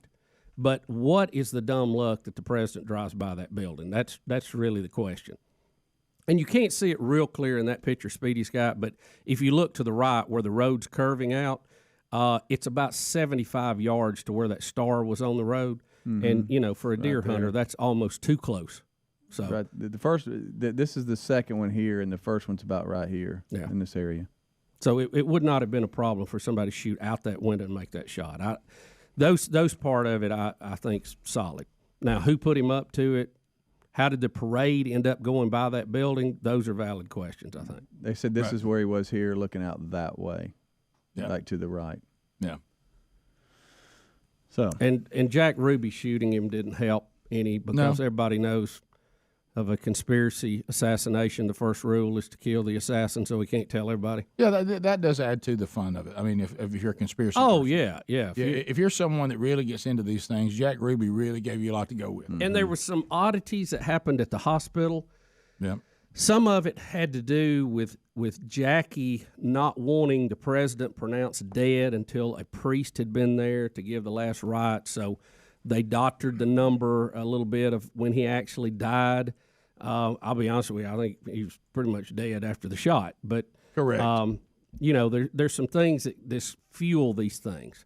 But Greg is our conspiracy theory here and conspiracy theorist expert. So Greg, you and your late night radio shows, how do they feel about all this?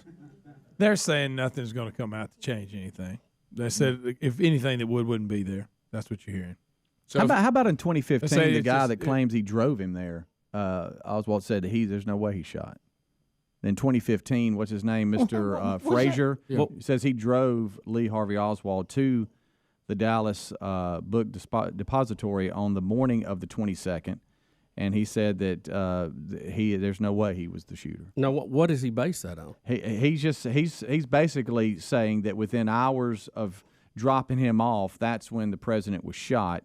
And he's convinced the shot came from the grassy knoll, not from the building. Oh, the grassy knoll. Well, we know Oswald had bought a gun. We have pictures of him holding it up and receipts where he bought it. Right. And we knew he'd snuck it in there. So, look, I don't know how to tell this guy. So Oswald didn't do it because you were his Uber driver? I mean, what does that mean? Didn't you drop him off where they say somebody got shot from? And Oswald's behavior after it was strange. I mean, they basically started trying to lock down the area and do a head count to make sure everybody was there. And there was one guy missing out of that whole building. It was him. And when a police officer tried to stop him, he shot the police officer. Yeah. Right. So that...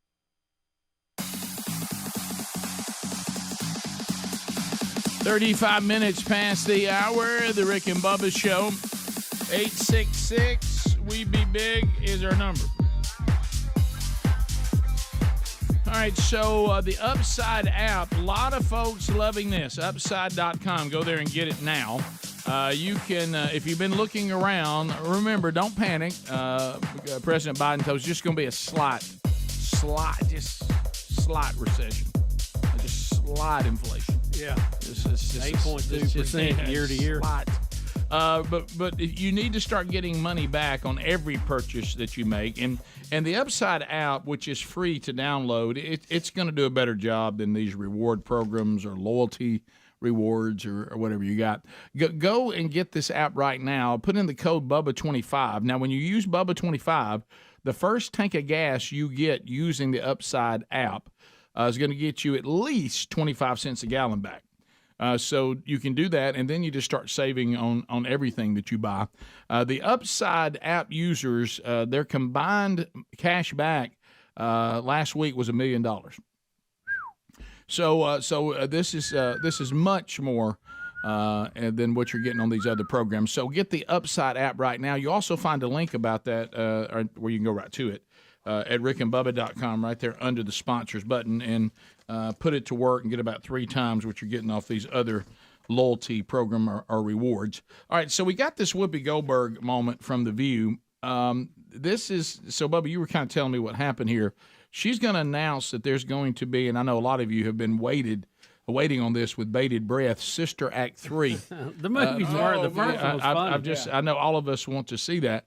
But anyway, she is going to announce that there's going to be a Sister Act 3, and you're telling me one of the people that would normally be in the cast is there on The View? Yeah, her co-star from the second one is there, and she hasn't been invited to be in it, apparently. You okay, Speedy?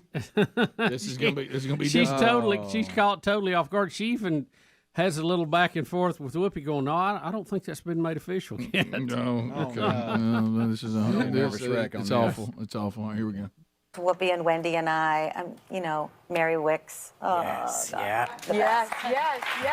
Oh, no. We're talking about how close they were working on the other one. I can't Where watch is that at? Is that happening? It is happening. We're getting a script Oh, end of the month. look, face.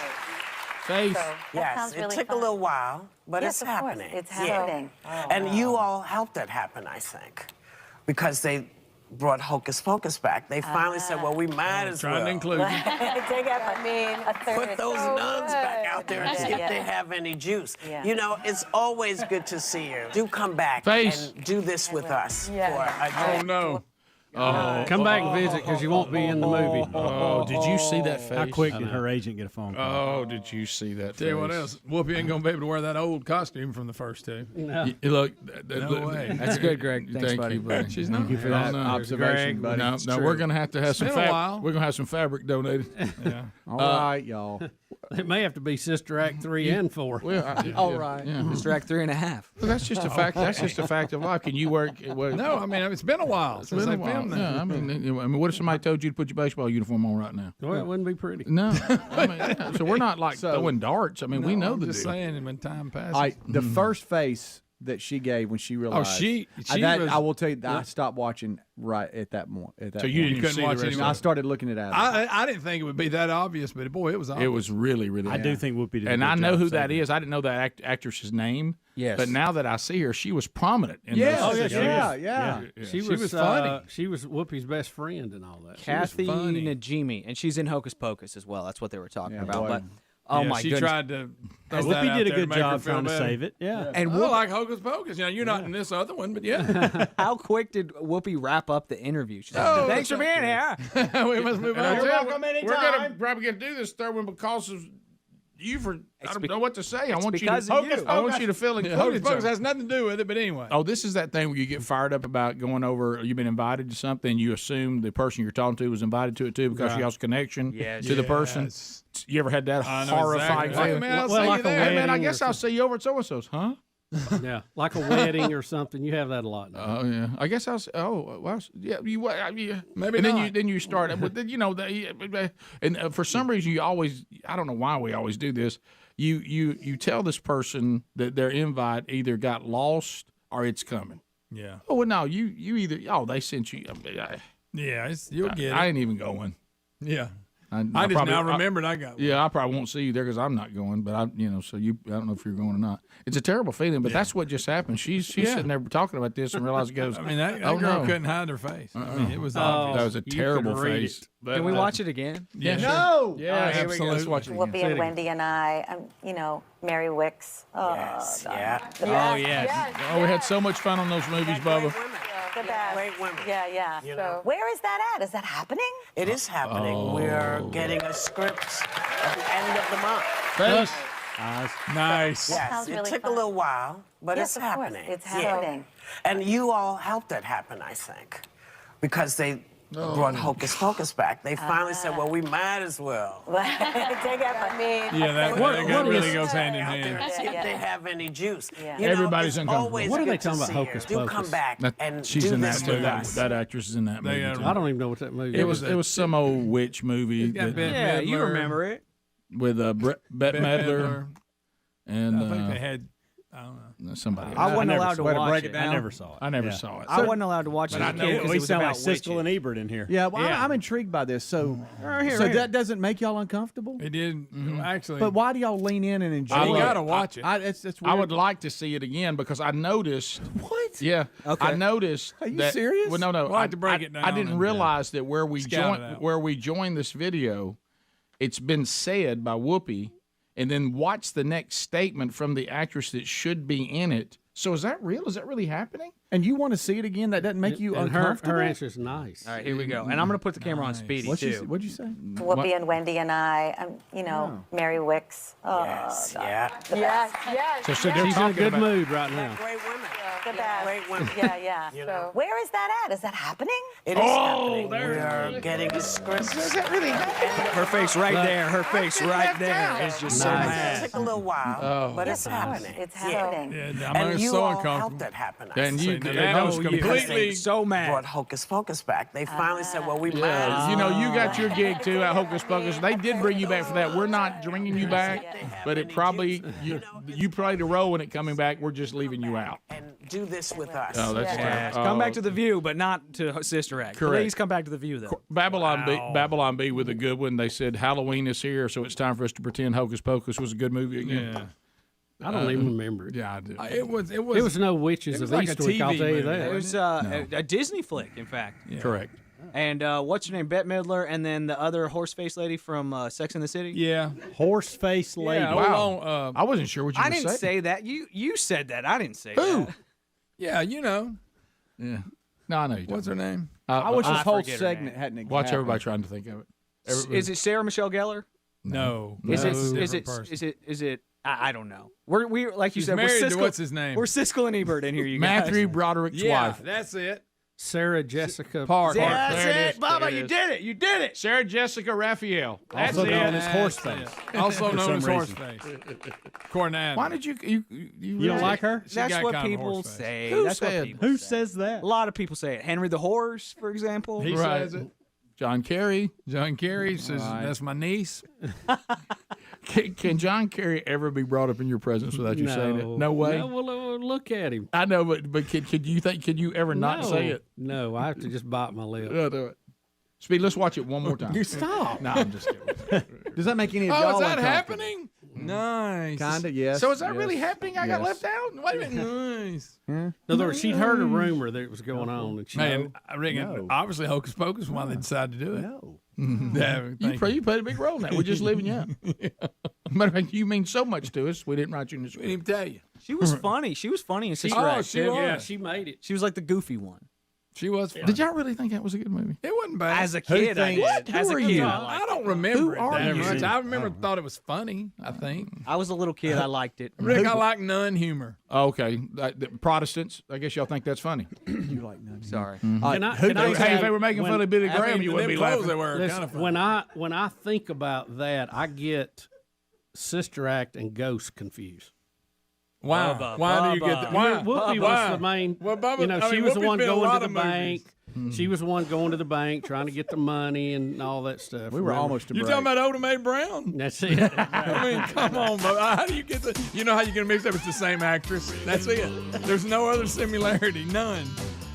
So in Ghost, is Oda Mae a nun? No, I don't think so. Rick, you know what she is? She's Whoopi Goldberg. That's the only comparison. She plays basically the same character. The in all nuns of her do movies. pottery. Now I remember. Oh, I know what it is. She's a criminal. I'm uncomfortable about this, too. I wish none of this had happened. Rick and Bubba, Rick and Bubba.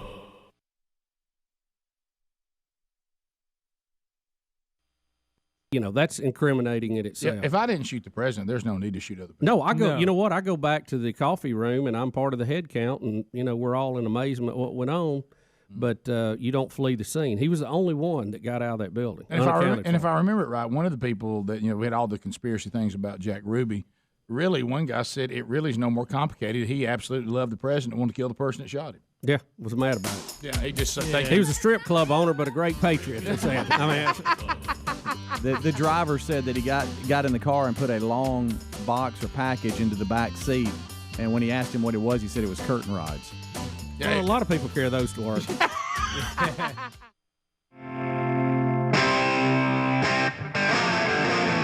35 minutes now past the hour. There he is, Brian Kilmeade, Fox and Friends, Fox News. He'll write a book in a minute, and we've got another one out. Brian Kilmeade along with Don Yeager. We've had a ton of these that have been so good. Thomas Jefferson and the Triple E Pirates, of course, #1 on the New York Times best-selling list. And now we go to another American icon, one that is somewhat controversial in some people's eyes, Andrew Jackson. Andrew Jackson and the Miracle of New Orleans, the battle that shaped America's destiny. Brian Kilmeade is back on the Rick and Bubba Show. Brian, how you doing? Kilmeade, Kilmeade, Kilmeade, ride him! Say, what's going on, buddy? Wow. Yeah. That's what an honor. I've never had an introduction like that. Well, you know why? You rarely talk to people. Yeah, you rarely talk to people that are 4 deep in on cups of coffee. Yeah.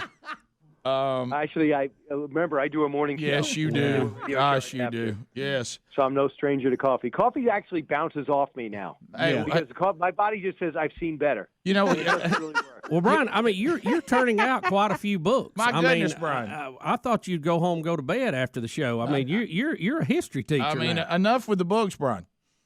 I've listened 2 years it took me. I've been fascinated by this and going to New Orleans to the Hermitage.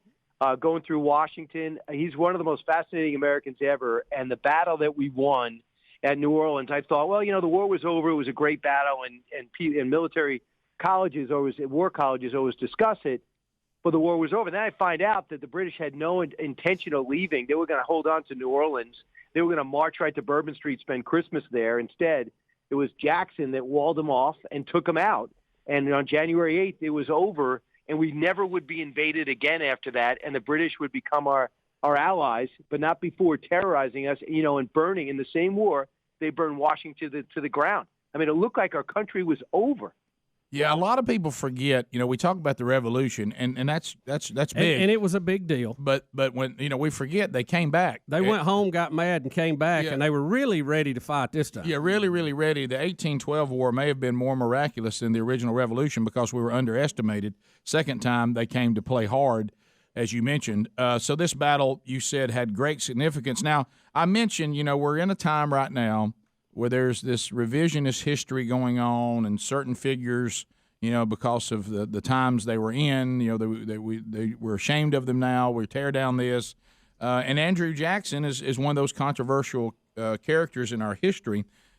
Some historians think that. What do you think? You did the research. Where do you think some of that is accurate? Well, number one, guys, first off, we're under the impression in America, it doesn't matter where you start. It's up to you where you finish. Right. I know circumstances. We all need breaks. You got this unbelievable job, and if people don't believe it, when the president's got to get in touch with anyone in your area, they got to go on Rick and Bubba's show, and everybody knows the success you've had, and I know you're grateful for it.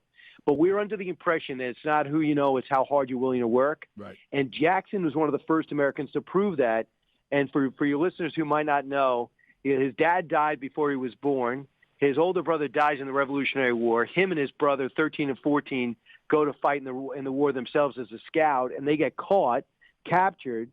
They get jailed. His brother dies on the way after leaving jail because he basically gets beat up there. And then his mom goes to get a job. She dies. He's all alone at 14 years old, and he's basically raised by his town. He feels like America raised him, and he owes it. He owes a payback to Britain, and he owes America his loyalty. So this 14-year-old orphan ends up becoming a 2-term president and a infamous major general who wiped out Wellington's Invincibles, a group of individuals that just wiped out Napoleon. So how do you figure a guy who's running on gut instinct can muster the leadership and military instincts to take out the British? Now,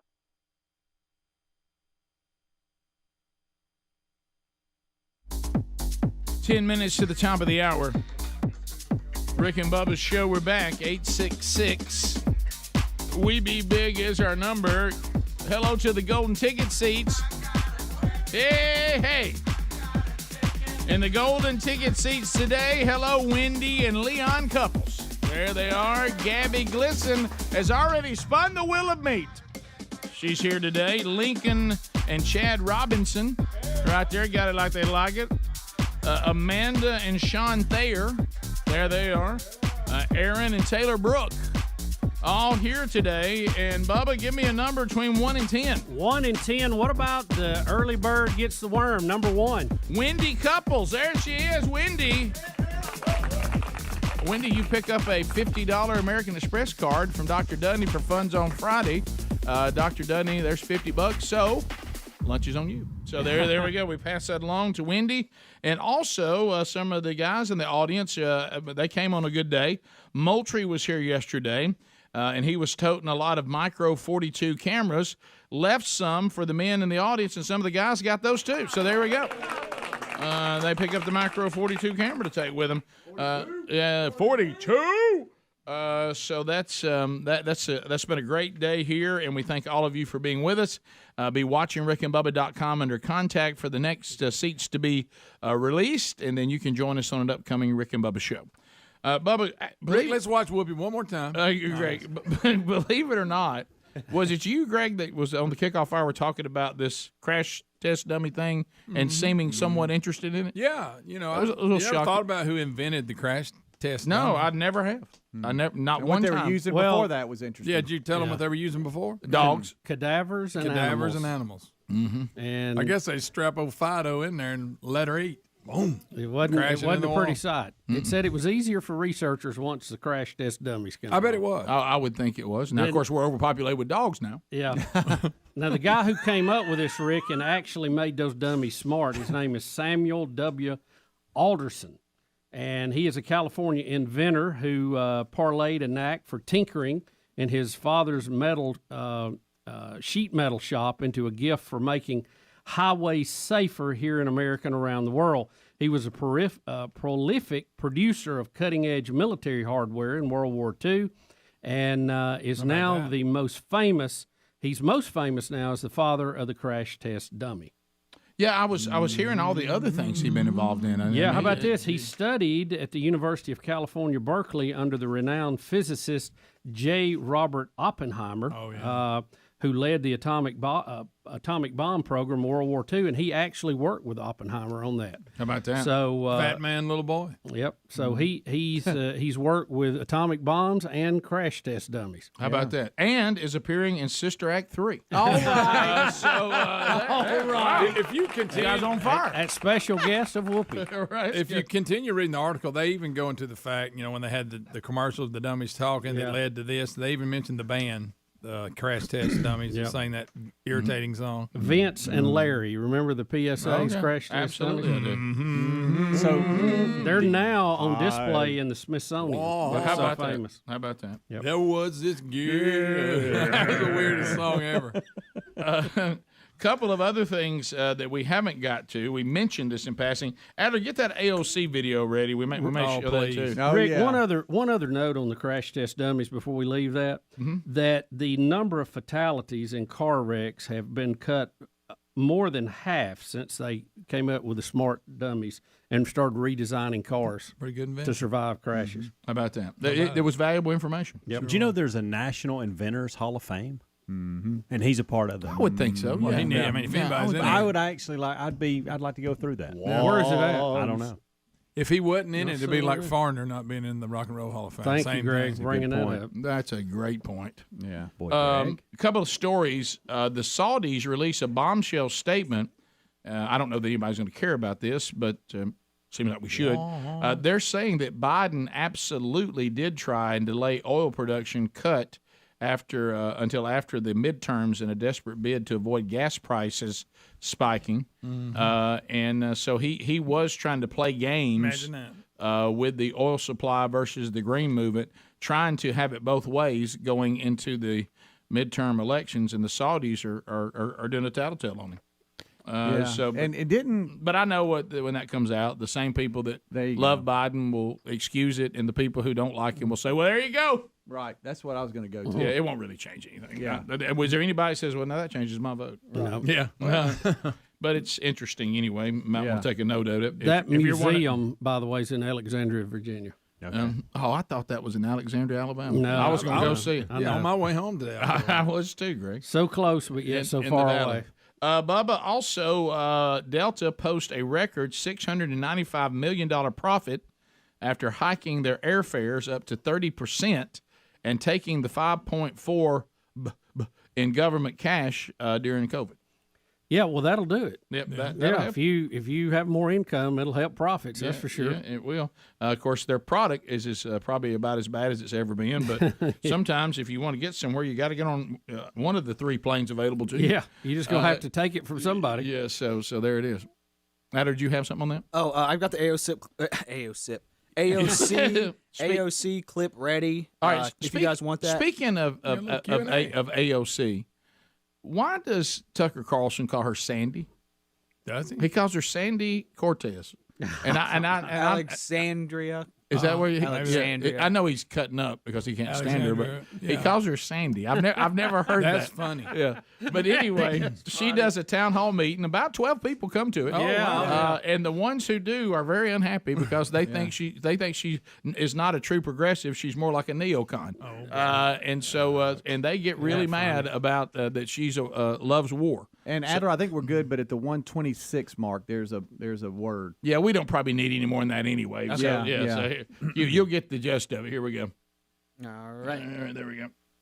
Congresswoman, none of this matters unless there's a nuclear war, which you voted to send arms and weapons to Ukraine.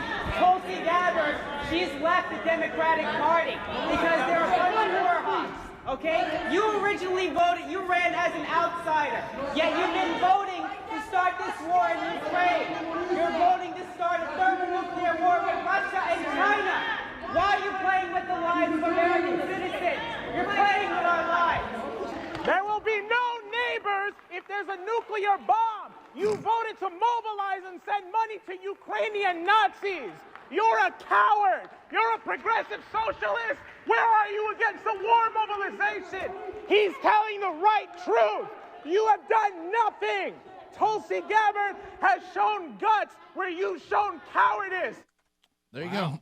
And this went on and on. I will tell you, the first that was guy a rowdy handful of people. Couldn't happen to a better person. Yeah, and she loses complete control of this town hall, and they're saying, "Look, you sold us that you were going to be the peace-loving, all-loving, and you're a war hawk, and you're taking us toward nuclear war against China and Russia by stirring the pot."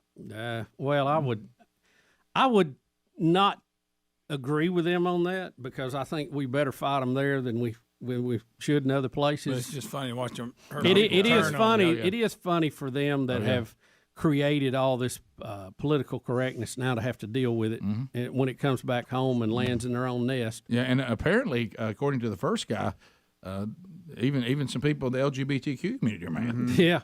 I mean, sounds like let me tell you, when an effeminate man gets mad, he is mad. We could call that a hissy fit. Up. All you been doing. I mean, he was stirred up, wasn't he? Quite the echo in there because nobody was in there. Did you notice, though, every time she'd bring up a topic, she must have something about neighbors, then another one jumps up. Neighbors. We ain't going to have any neighbors if they're all been blown up in nuclear war. Top of the hour. Y'all have a good weekend if you're leaving us. Rick and Bubba.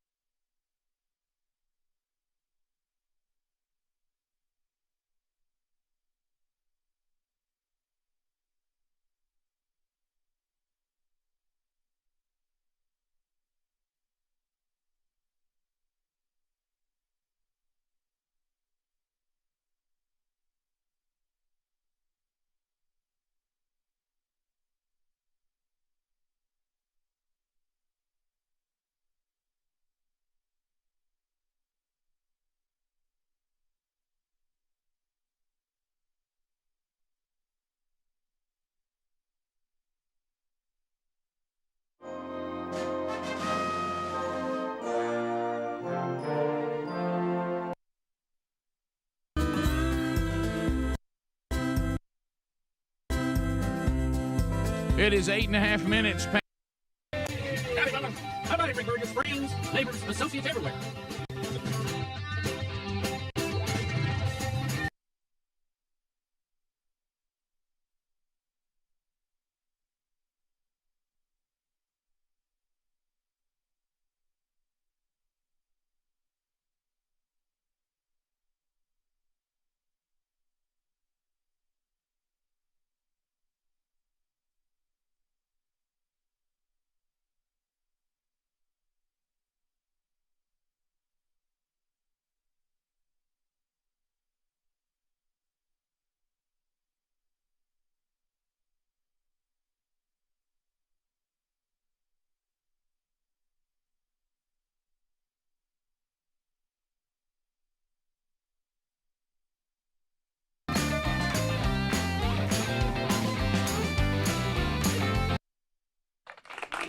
Bubba, how do? I'm doing very.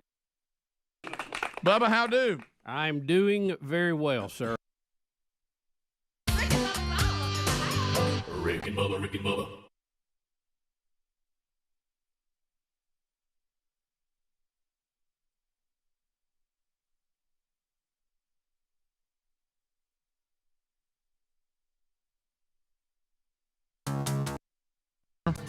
Bubba mentioned it as part of the things that were out there today.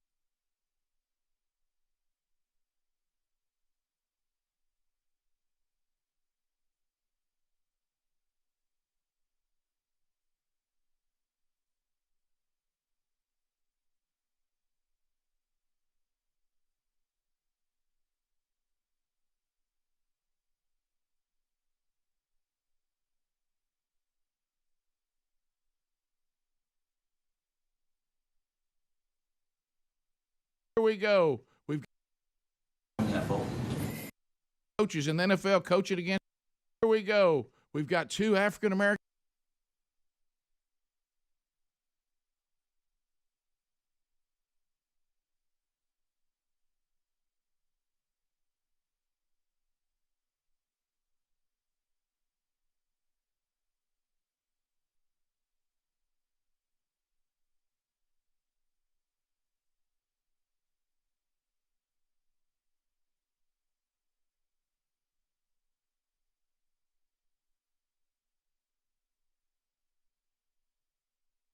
Now, at Allegiance Gold, they're going to focus on educating and developing a long-term.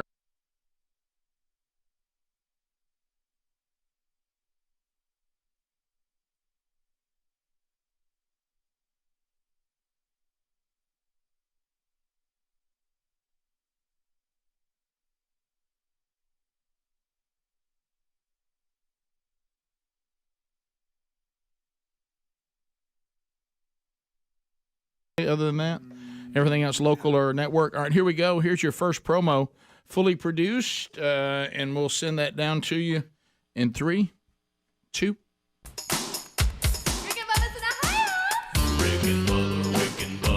Hello there, it's Rick and Bubba. Hope your weekend's going fantastic. Monday, Bubba, a brand new Rick and Bubba show. We'll be here to review a busy weekend and kick off a new week together. We need you to be here too. That's right. We'll recap the big games over the weekend, what happened with the members of the program out and about, all on Monday's edition of Rick and Bubba, Rick and Bubba.